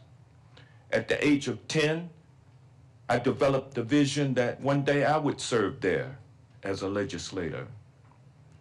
I was always so proud. Even today, I'm still in awe of the United States Capitol, what it stands for, and the fact that it has been my workplace for the last 19 years. On January 6, 2021, amidst social distancing in response to the COVID pandemic, then still ongoing, I was so proud to be one of a limited number of members of the House to be in the chamber to witness the certification of the 2020 elections. Though somewhat envious of those who were seated on the floor, I nonetheless savored the honor of having a seat in the House gallery from which I could observe this solemn proceeding. As the peaceful transfer of power was taking place in the chamber, the proceedings were rudely, then violently interrupted. The disorder became louder and louder as the insurrectionists got nearer and nearer. The cacophony shut down the speaker and caused the business of the House to stop. From the gallery, I watched as the speaker was extracted from the chair and my colleagues evacuated from the floor. What would happen to us in the gallery, I thought. The situation became scary, dire, and dangerous. I felt like a sitting duck. In those moments, while in self-preservation mode, I thought of jumping from the gallery onto the House floor so that I could be evacuated. My thoughts then turned to my colleagues also in the gallery, and my thoughts turned to my moral responsibility to them. I would never leave them to save myself. As we were being spirited out of the chamber into the hallway, I saw dozens of violent insurrectionists lying spread-eagled on the marble floor under the gunpoint of Capitol Hill police. I later learned that all of those insurrectionists had been released without charges because there were not enough law enforcement manpower to take them into custody. They all walked. They came into the U.S. Capitol, disrupted our work, and desecrated this citadel of democracy, and they all walked. Needless to say, I was gratified later when more than 1,500 perpetrators were prosecuted, some of the worst offenders receiving 20-year sentences. There was a sense that people had been held accountable for their crimes. Then on January 20th, 2025, Donald J. Trump shot Lady Justice on Fifth Avenue in broad daylight by pardoning each and every January 6th insurrectionist. It was a blow to justice and the rule of law in America. And my sense of anger at injustice has intensified as Donald Trump and his lapdog Republicans in Congress do everything in their power in an unholy and futile attempt to whitewash and rewrite the history of what happened on January 6th. While Donald Trump and MAGA Republicans continue their systematic assault on truth and justice, I will proudly stand in the breach with House Democrats and all people of goodwill to defend the concepts of truth, freedom, liberty, and justice for all, which is American democracy. And I'd like to thank the Capitol Hill police officers and the Metropolitan Police Department officers who defended us on that fateful day, and thank you, Speaker Emerita Pelosi, for your leadership during those troubled times. With that, I yield back. Thank you very much. We've been joined by another member of the panel, a young lady from Pennsylvania, Ms. Scanlon, who is not necessarily one person in this situation, but we're trying to move forward, and we thank Ms. Torres for giving up her seat so you can join us. Ms. Scanlon, for 3 minutes. Thank you, and thank you for arranging this hearing. I started January 6th along with Congresswoman Dean in a meeting with Democratic members of Congress from Pennsylvania. Pennsylvania was key to President Trump's effort to overturn the 2020 election. He and his allies had spread lies and conspiracy theories about the votes in Pennsylvania and elsewhere, but those claims were universally debunked and disproven and rejected in over 60 different cases, although a third of them were in Pennsylvania. That didn't stop his big lie. It just grew bigger, culminating in the violent attack on this building on January 6th. My colleagues and I that morning knew we'd have to defend Pennsylvania's votes, including from our Republican colleagues who'd just been sworn in on the very same ballots they were now challenging. But we had no idea that a violent mob would interrupt Congress's vote count, turning this building into a war zone. I never expected to have to barricade the doors to my office or to see the Vice President, members of Congress, and staff fleeing for their lives, to see hundreds of injured police officers, some losing their lives and their livelihoods in the aftermath. Those officers are our guardians, but also our friends. There's one young officer who I still can't see without tearing up because I didn't see him for weeks after January 6th, and I was afraid he'd been grievously injured. So I do still embarrass him by crying on his shoulder. But most of all, I never expected that 5 years later, the lies that led to that tragic day would continue. While members of the president's own party begged for his help that day and condemned his actions for a few days afterwards, they quickly knuckled under and joined his effort to erase or rewrite history. The handful of Republicans who put loyalty to country over party at that time have been driven from that party, and those remaining have encouraged his pernicious lies to fester. In his second term, Trump has elevated his allies and pardoned those who attacked the police in this building on his behalf, and he's attacked the truth tellers. Just last month, the House Judiciary Committee refused to allow Special Counsel Jack Smith to testify publicly about the mountain of evidence he's compiled that proved beyond a reasonable doubt that Trump had tried to overturn the 2020 election, once again trying to slam the door on the truth. Everyone should read or watch Jack Smith's testimony. Look, our country was built on shared truths. The Declaration of Independence opens with truths that we hold to be self-evident. And our Constitution strives to form a more perfect union grounded in the common good. But this president and his allies have rejected that sturdy foundation of shared facts and values. Instead, they've built a house of cards on lies and greed and the pursuit of power.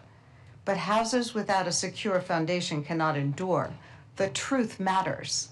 Those who deny the horrific violence and lawlessness that inspired the January 6th attack on the Capitol want the American people to forget. They don't want you to question their house of cards or hold them accountable. But we must remember, Ever since January 6th, our Republican colleagues have said it's time to move on so the country can unite. We need the country to unite, but to unite in respect for the truth and love of country, to unite in holding accountable those who would lie and undermine our Constitution, because we've seen the consequences of the failure to do so. There can be no unity or accountability without a shared truth based on facts. So today, we remember and thank you for this opportunity. I yield back. Gentlelady yields back. Let me thank the witnesses for that testimony. I'd like to now excuse that witness and bring on our next panel of witnesses. We'll pause for the changeover.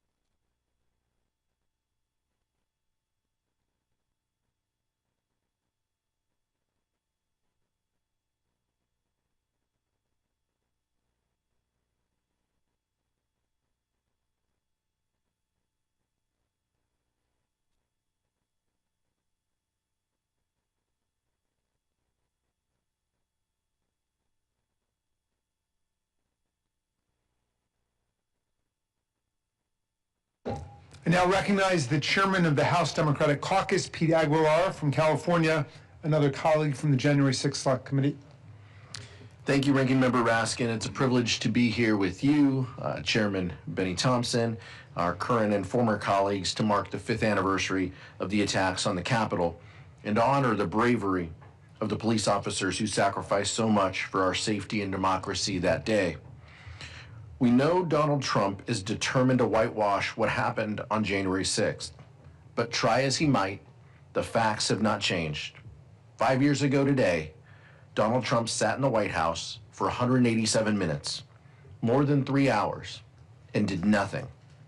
As the Capitol was invaded, police officers were beaten, and his own vice president was hunted. The most powerful person in the world watched his supporters attack the Capitol from just blocks away and did nothing to stop it.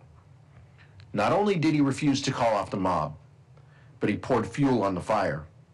As rioters were chanting, "Hang Mike Pence," streamed into the Capitol through smashed doors and windows, Trump tweeted, "Mike Pence didn't have the courage to do what should have been done to protect our country and our Constitution." In the minutes following that tweet, the violence intensified. Vice President Pence was rushed to safety, coming within 40 feet of the very people searching for him.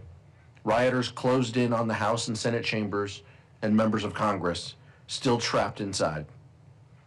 And all around the Capitol, police were beaten, bear sprayed, tasered by the mob acting in Trump's name. But still, Trump sat back and did nothing. As shocking as the January 6th insurrection was to us, it shouldn't have been a surprise to Donald Trump. It was what he wanted.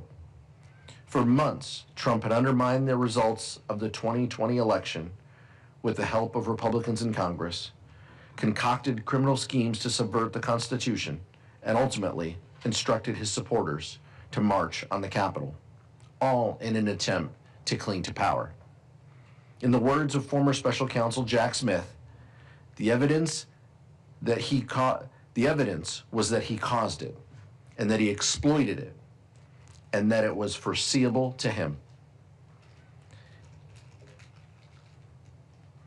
And the dangers of that day did not cease when the Capitol was eventually cleared.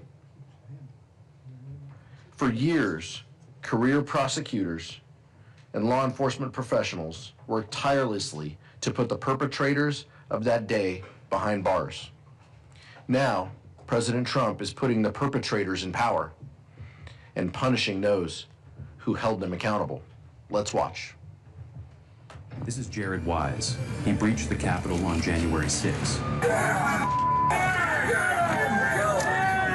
Now he's a member of Donald Trump's Department of Justice, where he is a senior advisor to the head of the Weaponization Working Group, targeting law enforcement officials who pushed for accountability after January 6.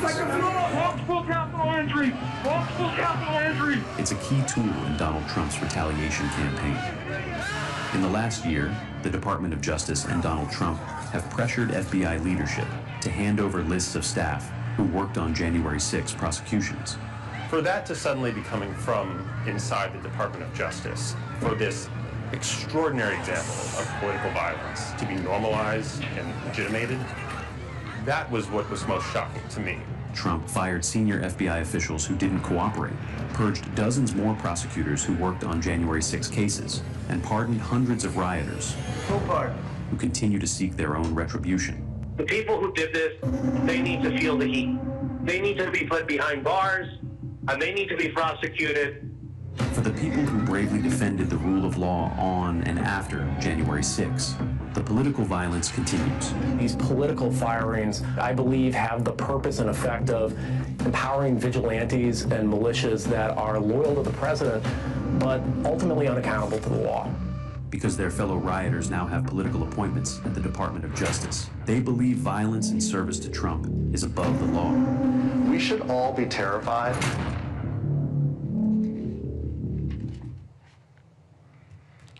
Since January 6th, Donald Trump has only intensified his attacks on America's fundamental democratic institutions. He has weaponized our justice system to reward his allies and punish his enemies. He's pursued policies that prioritize the interests of his wealthy friends over the needs of working people. And he's flouted the system of checks and balances that has been the bedrock of our nation for nearly 250 years. But at a time when it feels our democracy is in peril, Americans of all stripes are coming together to preserve our great experiment. There is an ever-growing coalition of people who are willing to put patriotism above allegiance to any person or party, who share a fundamental commitment to an America by and for the people, where no one is above the law. That's why I'm honored today to introduce three witnesses who have been center to those efforts. Jeff Duncan served in the Georgia House of Representatives from 2013 to 2017, and then as the state's lieutenant governor from 2019 to 2023.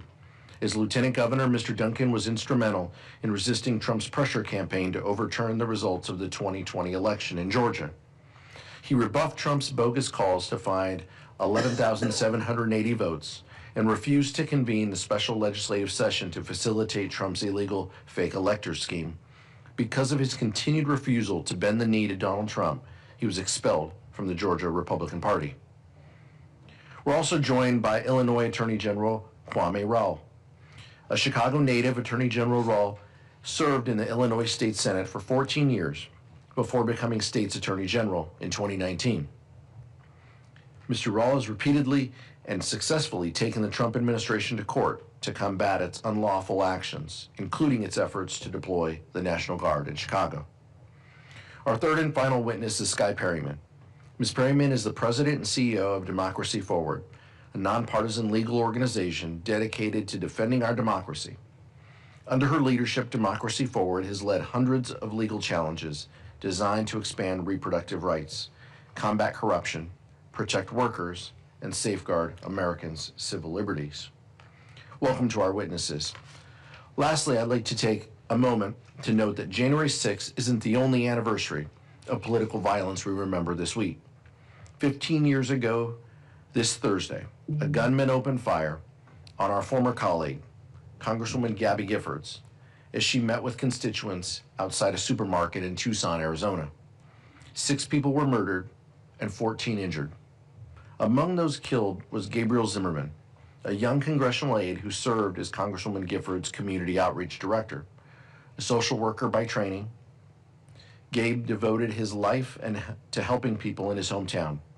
His decision to enter public service should have been one step in a long and rewarding career. Instead, it made him a target.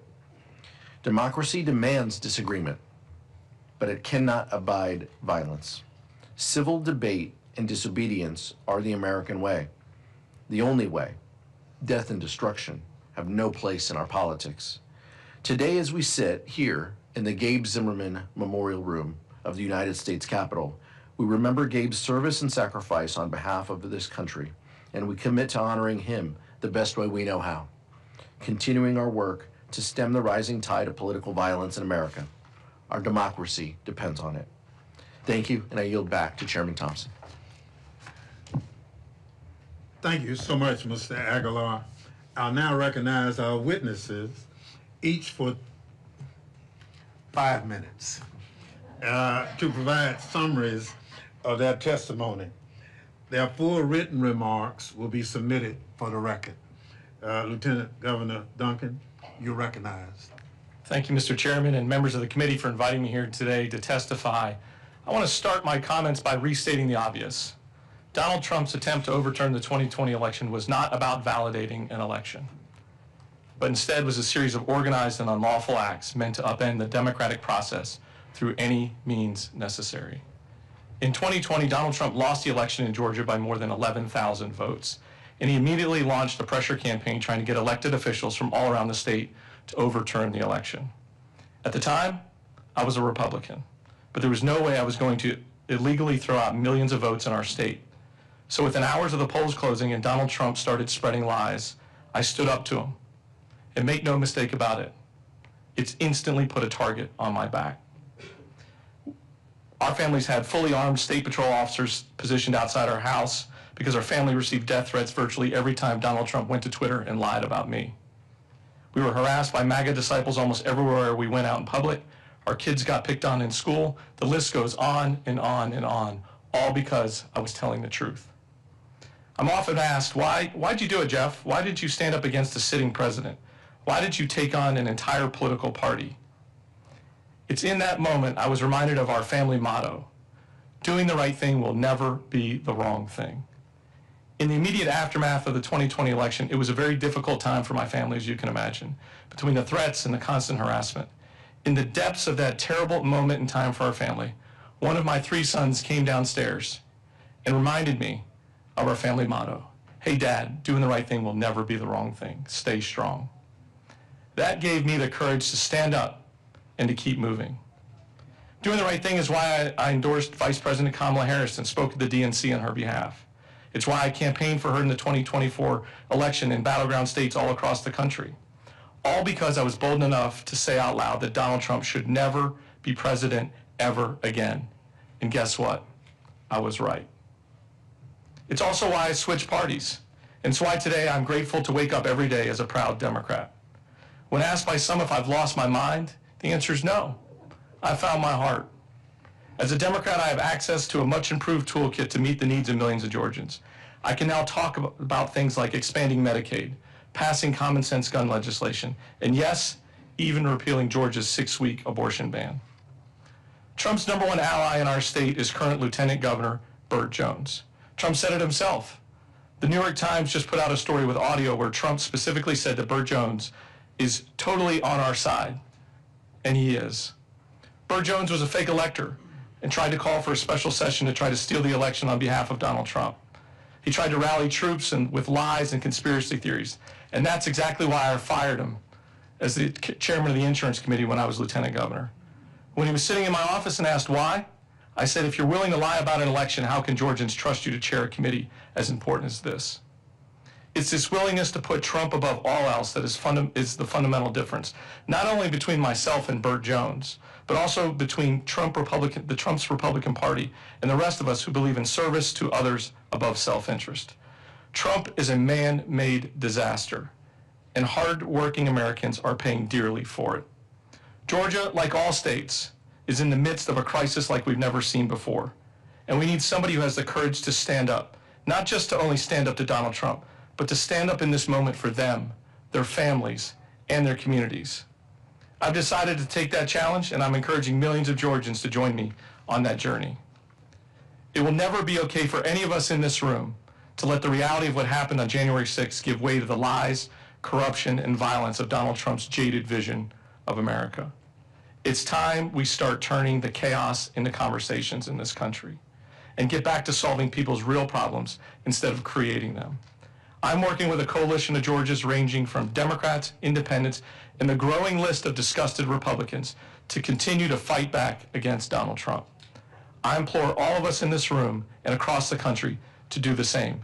It's time for all of us to stand up. Thank you. Thank you very much. The gentleman yield back. I will yield to Congressman Garcia to introduce the next witness if he chooses. Thank you, Mr. Chairman, and to all the witnesses that have testified and are about to testify.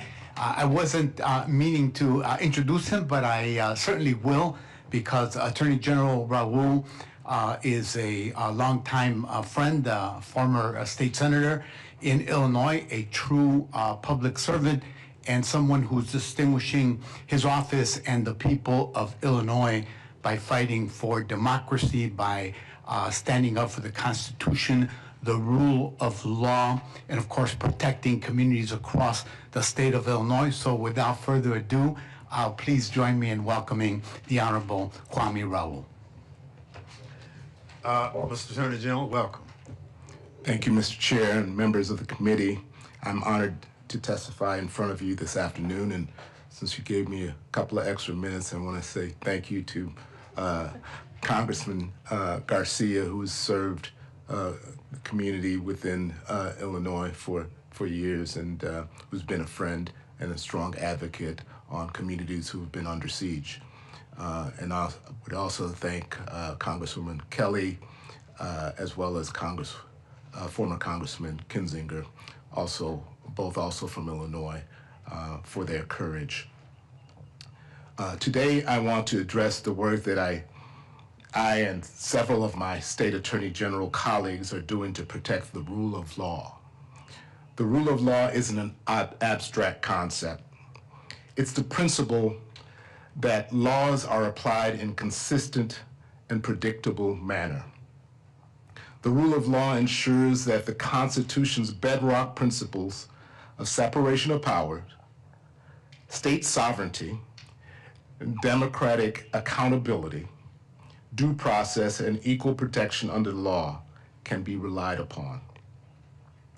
To protect the rule of law in 2025, I collaborated with other state attorneys general to file 48 lawsuits and more than 100 amicus briefs. Those lawsuits have successfully addressed dozens of issues, including education and the environment, privacy and public health, birthright citizenship and tariffs, and state sovereignty and public safety. One particularly critical example of executive overreach and the need to protect the rule of law has been the president's efforts to federalize and deploy the Illinois and Texas National Guards into Illinois over our state's strong objection. Let me be clear, the American people, regardless of where they reside, should not live under the threat of occupation by the United States military, particularly for the reason that their city or state leadership has fallen out of the president's favor. With regard to deploying the National Guard, a president cannot go beyond the authority granted by Congress, consistent with the Militia Clause of the United States Constitution. In addition, the Posse Comitatus Act prohibits members of the military from engaging in civilian law enforcement activities. There has been no emergency requiring a militarized response in Chicago or anywhere else in the state of Illinois.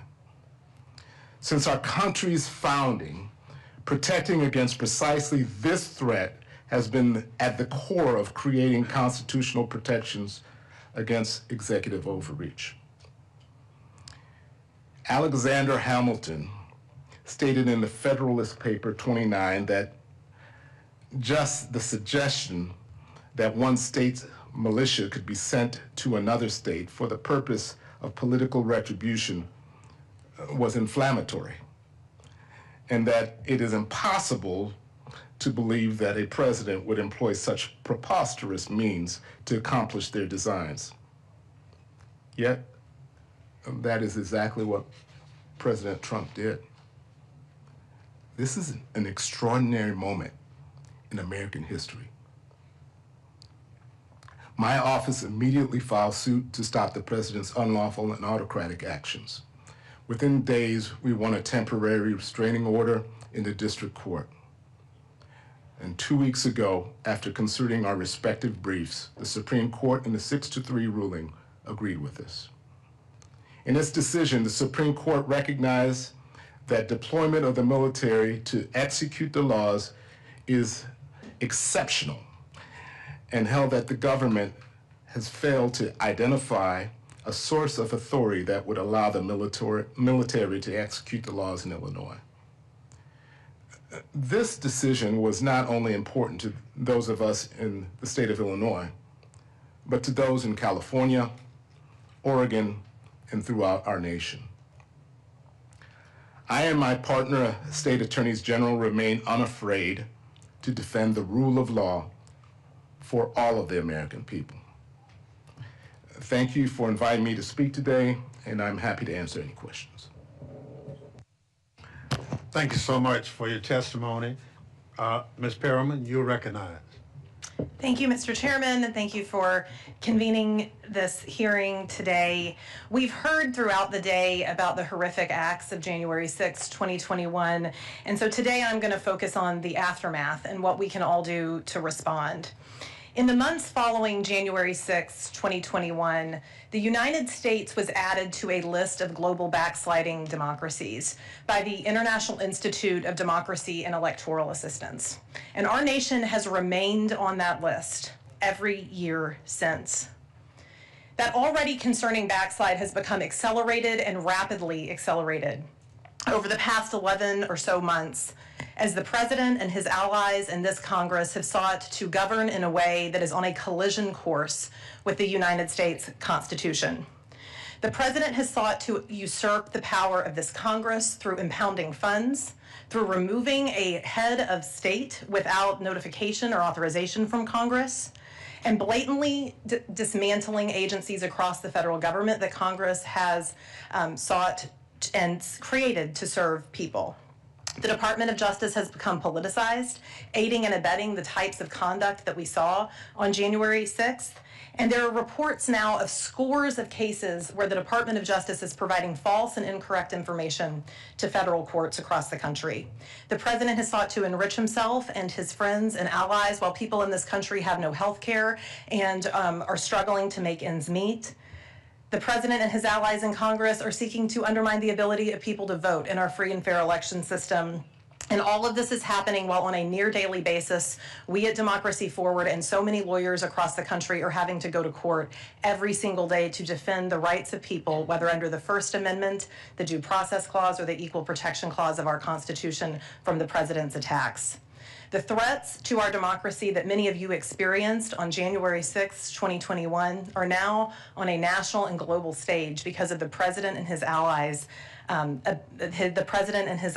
approach to governing. And it is all the more ironic that this is happening on the 250th year where we will celebrate the anniversary of this country declaring its independence from a king. But yet there is another part of this story that we have been honored at Democracy Forward to see every single day in communities across the country. And that is as powerful institutions have pulled back or decided they're going to sit on the sidelines and succumb to the president's intimidation tactics, we have seen the American people all across the country step forward. As the president and his allies tried to intimidate Americans for peacefully using their voices in protest of this administration's excesses, as he tried to intimidate people for peacefully declaring the most American slogan I can think of, "No Kings," millions of people took to the streets in the largest peaceful mobilization of United States citizens in this country's history last year, unintimidated by the president. It's a stroke of dark irony that as this president would pardon violent rioters and insurrections, he would have the audacity to call the American people across this country un-American for saying something like "No Kings." Over the past 11 months, there have been more than 500 federal court cases filed by people in communities, attorneys general, and members of civil society across this country seeking to defend people's rights. And the people are winning. They're winning in courts with judges that were appointed by President Trump himself, judges appointed by Republican presidents, and judges appointed by Democratic presidents. And they are winning notwithstanding that the president continues to intimidate and seek to threaten lower court judges, as well as lawyers bringing these cases. Civil servants, the individuals who serve our government regardless of who is in power, those civil servants that the president has sought to fire or undermine in their jobs, they're still working for the American people.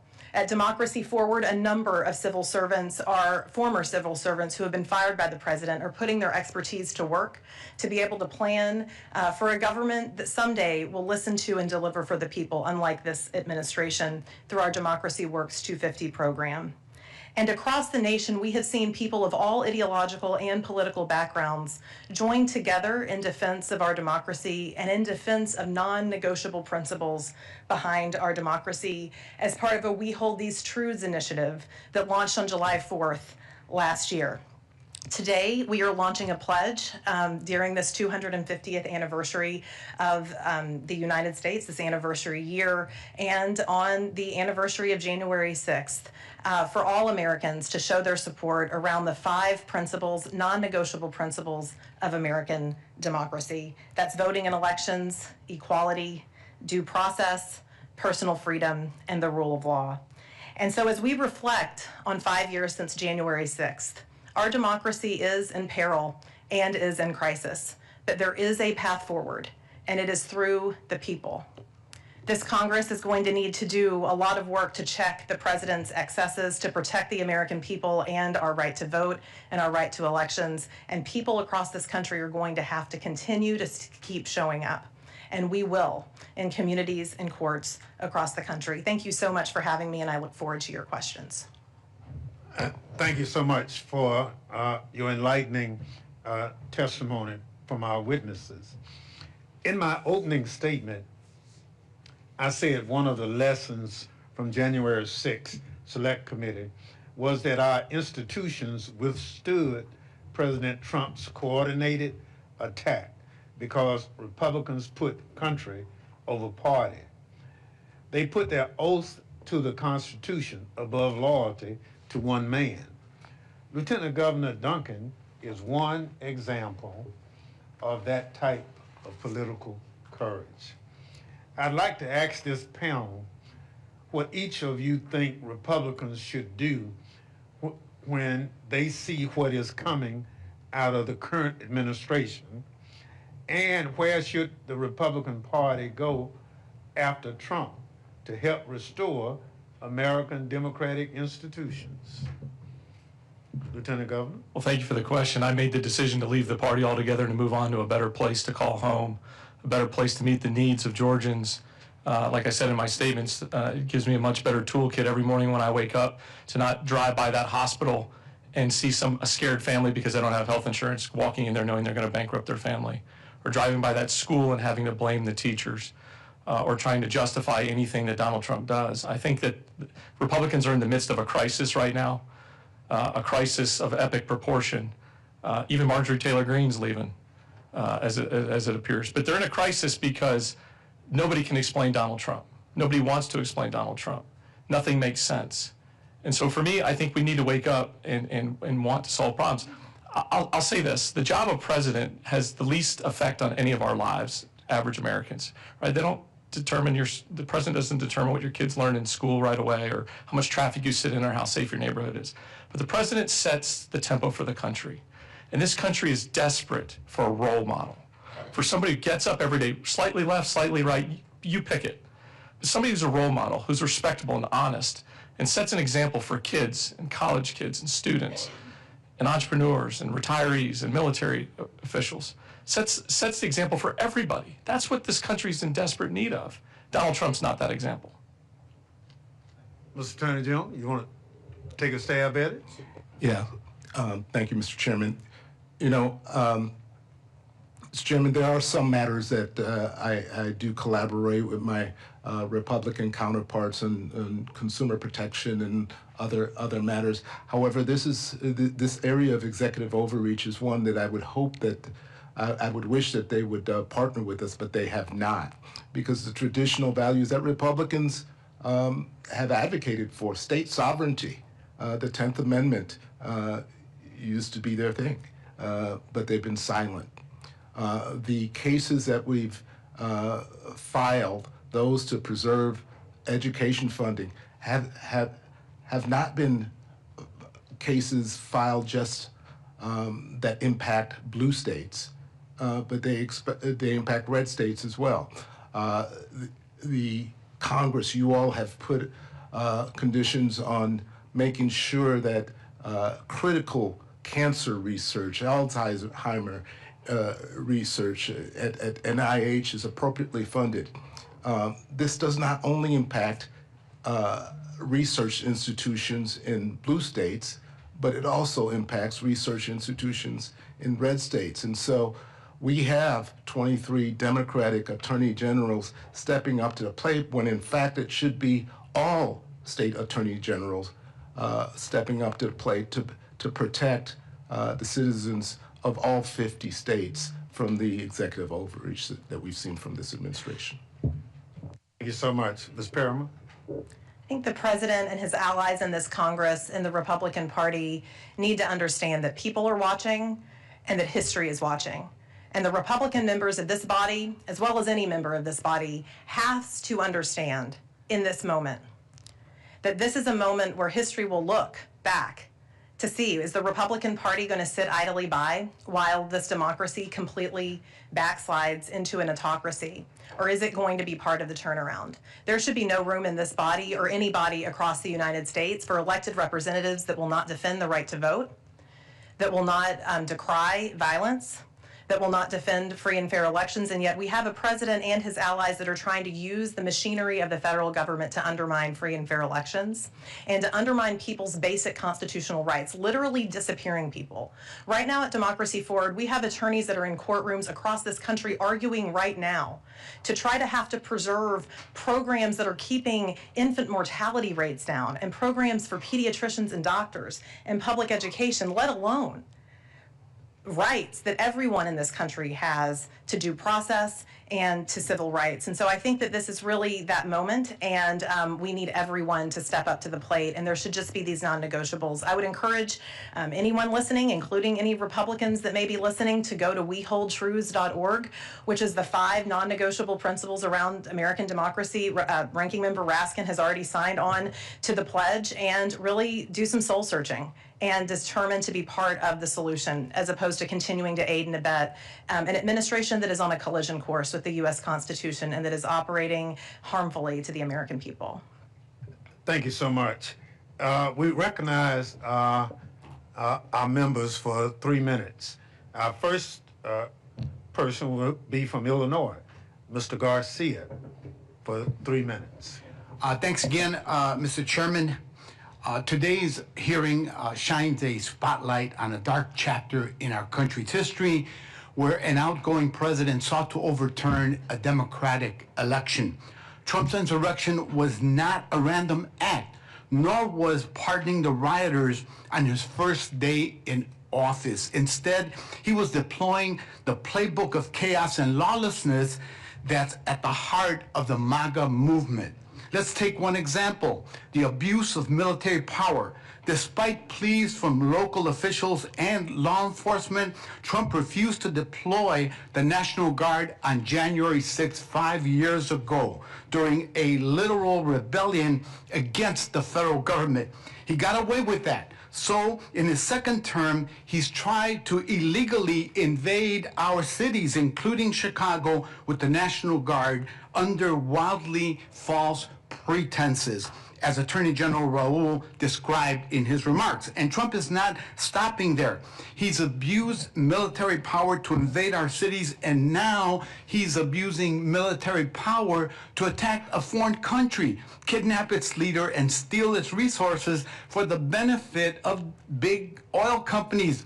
It's a shakedown. This is not a coincidence. This is the defining feature of Donald Trump and his political movement. They want a gangster state where violence, corruption, and abuse of power are the norm, not the exception. And the only way we'll stop them, the only antidote to impunity is accountability. Attorney General Raul, can you speak to your office's work on stopping the illegal National Guard deployment in Illinois? You made reference to it already, and the lessons that we can learn about the role of states in holding the federal government accountable for its lawless actions?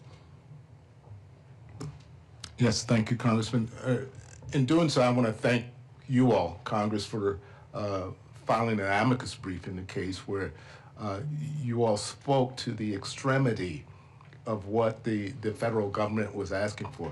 What the federal government was asking for, and essentially in that case, was to ignore Congress and Congress's power given through the militia clauses, to ignore the courts. They basically argued that the president has discretion. It's not reviewable by even the courts to deploy the military onto the streets of American cities. I can't overstate how extreme that position, how frightening that position and that argument is. And that's why we took to action, and unfortunately, the Supreme Court denied their motion to stay. And what should Congress take away from that? That you should continue to assert your power as Congress. One consistent theme throughout the 48 cases that I mentioned is the administration ignoring what we learned in Schoolhouse Rock, that we have separations of powers and that Congress has been given the authority to appropriate, and Congress has been given the authority to set guidelines for the executive branch to carry out. Thank you. Appreciate your indulgence, Mr. Chairman. Yield back. Thank you very much. Chair recognizes the gentleman from Maryland, Mr. Raskin. Thank you kindly, Mr. Chairman. Thank you to all the witnesses. Lieutenant Governor Duncan, you were one of the people being told by Donald Trump, just find me 11,780 votes. That's all I need, right? And he thought it was just a matter of party loyalty. It would be obvious because at that point you were Republican, right? But you didn't think it was a question of party loyalty. You thought it was just a question of where were the votes? Counting the actual votes of the people, right? You were one of numerous election officials around the country who refused to buckle under when Trump did that. That wasn't Donald Trump trying to stop election fraud. That was Donald Trump trying to commit election fraud. I wonder if you would give us a little more insight into what your thought process was, and also, what do you think would have happened had you given in and other election officials given in at that point? Thank you for the question. I think that's the important part to hang on is how, I don't think most Americans recognize or realize how close we were to breaking the back of democracy. I mean, if just a handful of us that had early on were very out front with this, saying, look, there's no election fraud, and then all of a sudden we would have checked the brakes at some point and walked up to a microphone and said, you know what, I now do have concerns. The momentum would have shifted and we would have seen chaos. The moves made by Donald Trump and those around him, kind of his MAGA disciples and his administration, were very granular, researched moves, right? They understood the mechanics of what a special session could do, but also they didn't understand the legalities or the constitutionality of why we would have a special session. We would do that to take care of the needs of Georgians, not to investigate some sort of conspiracy theory. I think it's most often when, even to this day, more than 5 years removed, a lot of Republicans walk up to me and they put their arm around me and they look both ways to make sure there's no microphones or cameras, and they'll say, hey, I appreciate you standing up for the right thing. I wish one day I could do it too. And I have two choices. I can either get mad and scream and holler at them and lose my mind in the moment, or I can play the long game and hope they wake up. And I think Republicans as a mass are starting to wake up one by one by one and creating this new way forward. So when all that failed, then Trump went to Mike Pence, to his own vice president, and he tried to get him to exercise imaginary powers to nullify electoral college votes on the floor of the House, including Georgia's. At that point, he basically just said, discredit these results and we've got you a slate of counterfeit electors. Use those instead. Do people in Georgia understand that this was not only violence, but this was a massive assault on voting rights? It was an attempt to steal the voice of the people of Georgia in the election. I think some do, but not all. It's unfortunate. That's part of the frustrating process that all of these pardons have come out. The gentleman I spoke about, Burt Jones, who is his chief cheerleader and is now the current lieutenant governor, was just recently pardoned. He was the ringleader of the fake electors group and this effort to create a special session. It was a very granular effort, as I mentioned earlier. And it's unfortunate. And in America, Americans are paying the price. As I said in my testimony, Americans day by day, if you're waking up and can't afford your groceries, that's a problem. Yeah. Final question for the other two witnesses. But both of you are on the front lines of defending our freedom, defending our democracy in court. And we're winning overwhelmingly in the federal district courts and in the federal appeals courts. And people have to understand the rule of law is holding there. The big problem is we get up to the Roberts Court's emergency docket, the shadow docket, and it's like the twilight zone for justice there. Tell us how you are maintaining hope and faith through this process and what you're telling people about still the persisting fundamental importance of defending rights in court and treating our federal judiciary with the respect that it's traditionally deserved.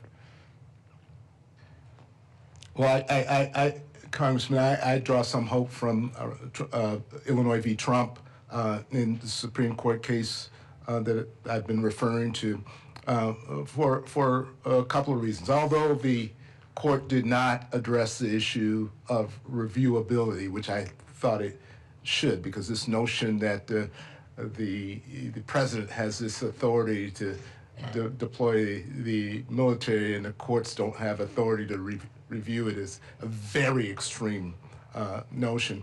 But one of the things that I think that many missed is footnote 4 in the case, which is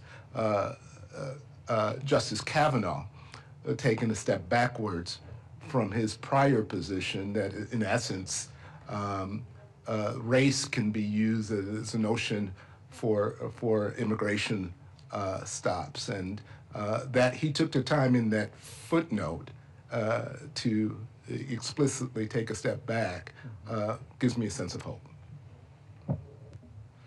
The ability of the American people to initiate litigation against their government, as you know, Ranking Member Raskin, is an incredible right and power that people have. And what we see in court after court is it's not just the court decisions, and we are winning in the vast majority of these cases because the president's policies are so extreme. But it's not just the court decisions. It's individual Americans stepping up to the plate and saying, I'm going to require a public accounting of what my government is doing to me because I have rights. And what we have seen is that this administration, in many instances, has backed off of a number of the cases that we are bringing in court once we win, or even sometimes before we win, because the people are using their voices. It helps when you all use your voices too here in Congress. We are seeing that the vast majority of these cases are not going to the Supreme Court.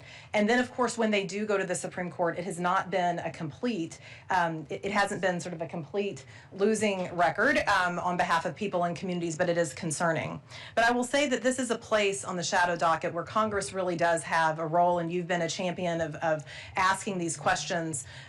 Congress has a role and can have a role in the future in asking questions and in checking the way the Supreme Court is managing its dockets. It is not American, it is not consistent with the way the judicial process is supposed to work to have a Supreme Court that is issuing orders unexplained to the American people, overriding explained decisions from judges. And by the way, judges that all presidents have appointed, Democratic presidents, Republican presidents, and President Trump himself.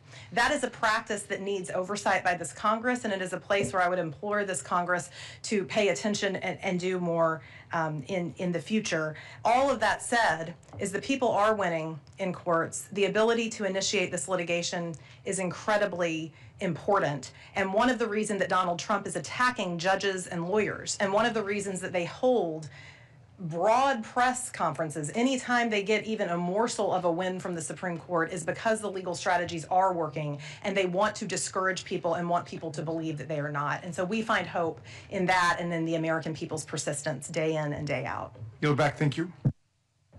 Gentleman yields back. Chair recognizes the gentlelady from Washington, Ms. Jayapal, for 3 minutes. Thank you, Mr. Chairman, and thank you all so much for your testimony. Very, very important. Attorney General Rowell, I want to thank you for your leadership in amidst Trump's assault on Chicago. As the top Democrat on the Immigration Subcommittee, I had the privilege of leading a field hearing with many of the members on this dais where we came to Chicago, and while the stories we heard were horrifying, the resilience, the strength, the courage, the unity of the leaders in Chicago and in Illinois was truly inspiring. As you've heard, 5 years ago today, as armed insurrectionists stormed the Capitol and overwhelmed our Capitol Police, then President Donald Trump took no action to deploy the National Guard for 3 hours and 19 minutes as police officers came under brutal assault defending democracy. Now, as president again, Donald Trump has attempted to deploy the National Guard troops to cities across the country over the objections of duly elected governors as well as the American people. And your victory, major Supreme Court victory that you've mentioned today, blocking the Trump administration's attempt to deploy 300 National Guard troops into Chicago over the governor's objections, is an important victory. Why did the president have clear legal authority to deploy the D.C. National Guard during the January 6th insurrection, but not the legal authority to deploy the Illinois National Guard into Chicago in 2025?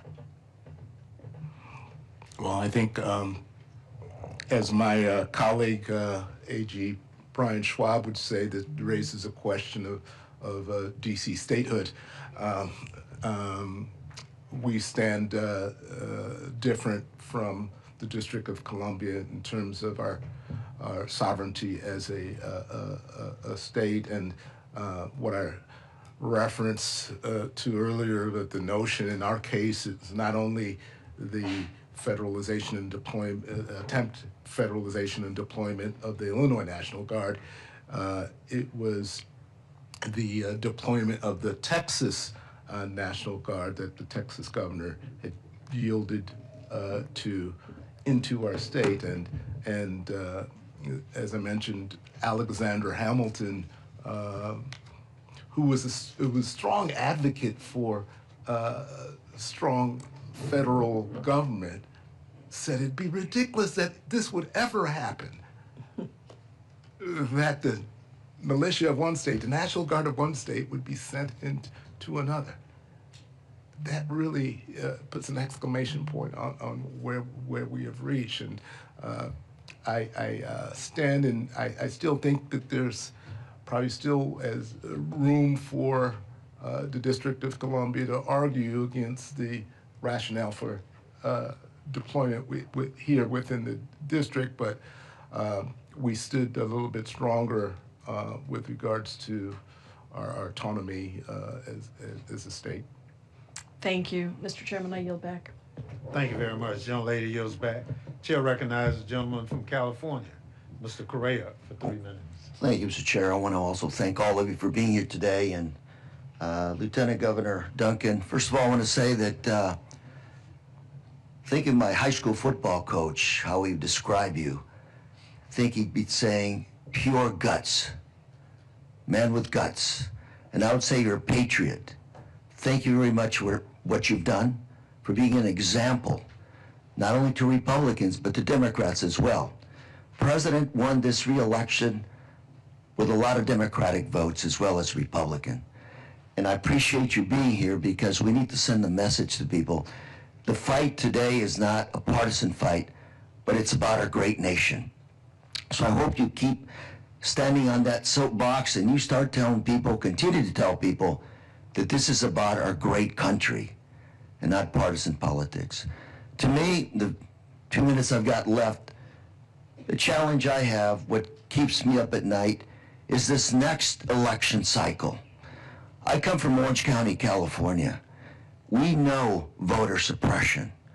We've had poll guards at our polling stations to scare away our voters. We've had letters written primarily to Hispanic voters saying, if you vote, you are subject to being charged with a felony. Most of our working class voters don't want to mess with the criminal justice system. That's what I fear moving forward. I walk away from your comments today, Mr. Raul and Ms. Perriman, with some optimism that we're getting to win these fights. I want you to continue to tell people, get on your microphone and tell people that we are winning, because out there, people are hurting, they're concerned. We're gonna fight, but we need to make sure that troops know that we have more than a winning chance this next election cycle. So I'd ask you, do what you can to let people know that we're winning these court cases, that we in this country are still a democracy, and that we have separation of power. Ms. Perriman, what are we going to do to help us there? Well, we obviously need the president's allies in Congress. We need some of your Republican colleagues to show that Congress has power by using congressional power. And we know that that's a lot of what people want. But what we have seen across the country is that the American people are stepping up. As powerful institutions are confused or are stepping back or capitulating, people in communities are on the front lines every day. It is hard for people. We've had to go to federal court in order to defend SNAP benefits because the president sought to deprive 42 million people of food in the last government shutdown and lied about it. And so we're doing that work every single day for people in communities, but we are seeing that people will step up, and you have my commitment that we'll continue to show up and voice that message. Thank you very much. Mr. Chair, I yield. Gentleman yields back. Chair recognizes the young lady from Pennsylvania for 3 minutes, Ms. Scanlon. Thank you, sir. Mr. Duncan, you know, like Georgia, Pennsylvania was targeted by President Trump and Giuliani and Scott Perry and Jim Jordan and their gang to try to overturn our election results using many of the same tactics. I don't think we had to deal with the find more votes part, but certainly we had to deal with a lot of lies and disinformation about the election results in Pennsylvania, as well as a campaign to deliver fake electors. And I agree with you, we'd be in a much different place if folks like yourself, Republicans at the time, had not stood up. I mean, we had Al Schmidt was the Republican election commissioner in Pennsylvania who endured death threats and pressure because he wouldn't undermine the vote totals there. We had, as we had testimony from Jack Smith just a couple weeks ago, the pressure campaign on folks who'd signed up to be Trump electors was intense, and several of them refused to participate because they looked at what was happening and said, this isn't legal. And instead of that giving pause to the president and his allies, they just got rid of those electors and found some substitutes who were willing to do their bidding. Can you talk a little bit about what that is like? And I would invite anyone to read Special Counsel Smith's testimony, but just the kind of pressure campaign that was being instituted just against Republican elected officials, not against Democrats, I guess on the assumption that it's a zero-sum game and Democrats wouldn't care about voter fraud. I keep mentioning this term granular because it just sticks in my mind how granular Donald Trump was in that specific election cycle. It was not uncommon for a state senator or a state representative to be directly called by Donald Trump with some sort of planting a seed of misinformation or doubt Who knows what else was going on those calls, what guarantees were being made, what promises were being made. But it was a doubt game. And it really felt, and continues to feel, like a lot like a Ponzi scheme, right? Donald Trump is running one big Ponzi scheme right now. And it's dangerously close to falling apart, and I think even Republicans are feeling it. But in that moment in time, here's the part that scares me. We didn't know what was coming down the pike during this period. There was a meeting in the Capitol, and I was like, why are all these people meeting at the Capitol? What is this all about? And it ended up being a room full of fake electors, right? Now people understand that they can gain momentum. There's tens of millions of MAGA disciples out there that would fall for it again. And so I think we have to be diligent. And that's why meetings like this, continue to answer the question, why am I doing this? Because the truth is the truth. And if we don't pay attention to the truth, then it's all going to be whitewashed, and it will repeat itself again and again and again. And who knows when and who knows how, but it will repeat itself again. I think you're right, and one of the big tells that we saw when our colleagues would try to push these lies is if they knew better, they would say, well, people are saying.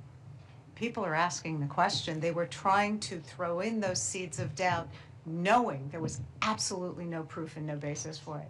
So thank you for your testimony. I yield back. Gentlelady yields back. Chair recognizes gentlelady from Pennsylvania for 3 minutes, Ms. Dean. Thank you again, Mr. Chairman, and thank you to all of you for testifying, and more importantly, for your service to our country, for your courage, for your humility. What we've done here today, I hope we will continue to do, which is to document exactly what happened in the days leading up to January 6th, because it was not a one-day event, as we well know, and of course in the days that followed. I'll go back to Jamie Raskin's original point. We are still living January the 6th, and that's why it is important that we continue to do this. Maybe one good thing could come of this. Maybe the Speaker of the House, Mike Johnson, might take courage and humility from the example of Ms. Pamela Hemphill and say, I got it wrong. I need to hang that plaque and recognize the police officers, those who supported us that day and every day. That's my hope. I hope we recognize the heroes. I think about my constituents back home in suburban Philadelphia. You know, we're very excited. We have the 250th anniversary of the Declaration of Independence, and Philadelphia is going to be the place to be. So please, everybody come. But my constituents are mighty worried. How the heck do we celebrate this birthday when we are under this threat to the rule of law, to the Constitution, to our order in terms of our government? So I hear in all of you optimism. Can I ask you each, can you each give me more reason for optimism that I can take home to my constituents to say, here's why you can be optimistic? Because we're here now, and our constituents, our kids, our grandkids are going to say, where were you in this crisis moment for our government? Tell us some of your inspiration and hope for the future. My constituents are hungry for ethical government based on the rule of law. You know, I wake up every day believing truly that our best days are in front of us. And I hope every American can wake up with that mindset that our best days are in front of us. But there's a lot of Americans that can't right now. Yeah. There's a lot of Americans that can't afford groceries, can't afford rent, can't afford child care. Those are the issues that we need to focus in on. We have a healthcare crisis of epic proportion, and we have a president who hasn't mentioned it one single time in weeks. We have millions of Americans millions of Georgians waking up today that have no idea how they're going to pay for their health care for their family. They're going to go uninsured. They're going to wait months, if not years, to get something treated, or walk into the hospital and bankrupt themselves forever. Our better days are in front of us, but we got a lot of work to do between here and there. This country is only as strong as our people. And I continue to pray for our people to be strong and to stand up for what is right. What is right is to push back on authoritarians. What's right is to do the right thing, regardless of what's next to your name, an R or a D or an I. Doesn't matter. We're Americans. We're bonded at the hip. Mr. Hall. I draw hope from the fact that of our collective work. I sit before you as the Attorney General of the state of Illinois, but on every week I am in communication with attorneys general from 22 other states, and we also with certain governors, like my former colleague from That's right. Pennsylvania, Josh Shapiro. Josh Shapiro, who served as Attorney General. And there's collective work amongst us as principals, as well as our staff. And I like to really lift up the lawyers who have lent themselves to public service. Yeah. Many of these lawyers could be making 2-3 times what they're compensated for. Don't tell them I said that, but, We'll keep it but they've quiet. committed themselves in this time to save our republic as we know it. And it's no small thing. Thank you. Sky? I have a lot of hope in the fights that we've been part of collectively in this nation in the past and what we can do in the future. You talked about Philadelphia. I'm going to be taking my 10-year-old son to Philadelphia this year, but we spent New Year's in Williamsburg because we're visiting all of the sites. And what impressed us as a family when we were there was how much people have done in the past with less than we have now. We have defeated a king. This country also defeated the institution of slavery, of not just in this country, but of millennia of ordering society where some are on a pedestal and others are dehumanized. This country overcame that too, and it was all because of the people. It was all because of the will of people in their everyday lives, making a decision that they were going to rise above whatever barrier is out in front of them. And we see that in our work at Democracy Forward every day, where we see people across this country figuring out how they can engage in this matter. When large law firms and big corporate institutions won't go to court to challenge a president that's taking away, by the way, their very rights too, people in this country have shown up to do that work. So I get a lot of inspiration and hope from that. And we're seeing that it is something that really transcends people's backgrounds and ideologies. And I think there's this moment in this crisis to create a catalyst for real change. But all of us are going to have to do our part. Every single person, not just the lawyers, not just members of Congress, not just the people running for office, everyone. And I think that we'll see people step up to the plate. We the people. Thank you very much. Thank you, Chairman. Thank you very much to Gentlelady yields back. Let me say for our final panel, that hope and inspiration, we heard very clearly from your testimony here today. I thank you for that testimony. I'd like to thank everyone else who participated. Ms. Hamilton, you're a rock star. I promise you, your participation here gives us that hope that these witnesses have said today. Your testimony is essential to setting the record straight for the Capitol insurrection of January 6, 2021. Because even the White House official website has turned into propaganda, we have to keep fighting against lies, and it's a tall order for all of us to push back. As we close today, let us be clear about a few things. First, the violent siege of the United States Capitol would not have happened if Donald Trump was not a lawless bully who summoned a mob to promote the big lie that he won the 2020 presidential election. January 6, 2021 would have just been as quiet as January 6, 2025, if Donald Trump had honored his oath to the Constitution or even had just an ounce of dignity. Second, Donald Trump's lying and lawlessness continues till this very day, and our democracy is in peril because of it. After his plot to overturn the 2020 election failed because of civil servants with integrity stood up to him, Trump learned that he needed to install blind loyalists to important government positions. And we are all at risk because he has elevated the worst people and created the most incompetent administration in living memory. Third, Donald Trump and those who have enabled him know what they have done is wrong, and their guilty consciences will lead them to bully the folk who have held them to account for their crimes. But today's forum has offered many ways forward, many paths out of the abyss Donald Trump wants to drag us into. I hope you walk out of here with renewed energy for the fight ahead. We have to keep up the struggle because, as Benjamin Franklin said, we only have a republic if we can keep it. And with that, I'd like to thank again the members and witnesses who participated in today's forum.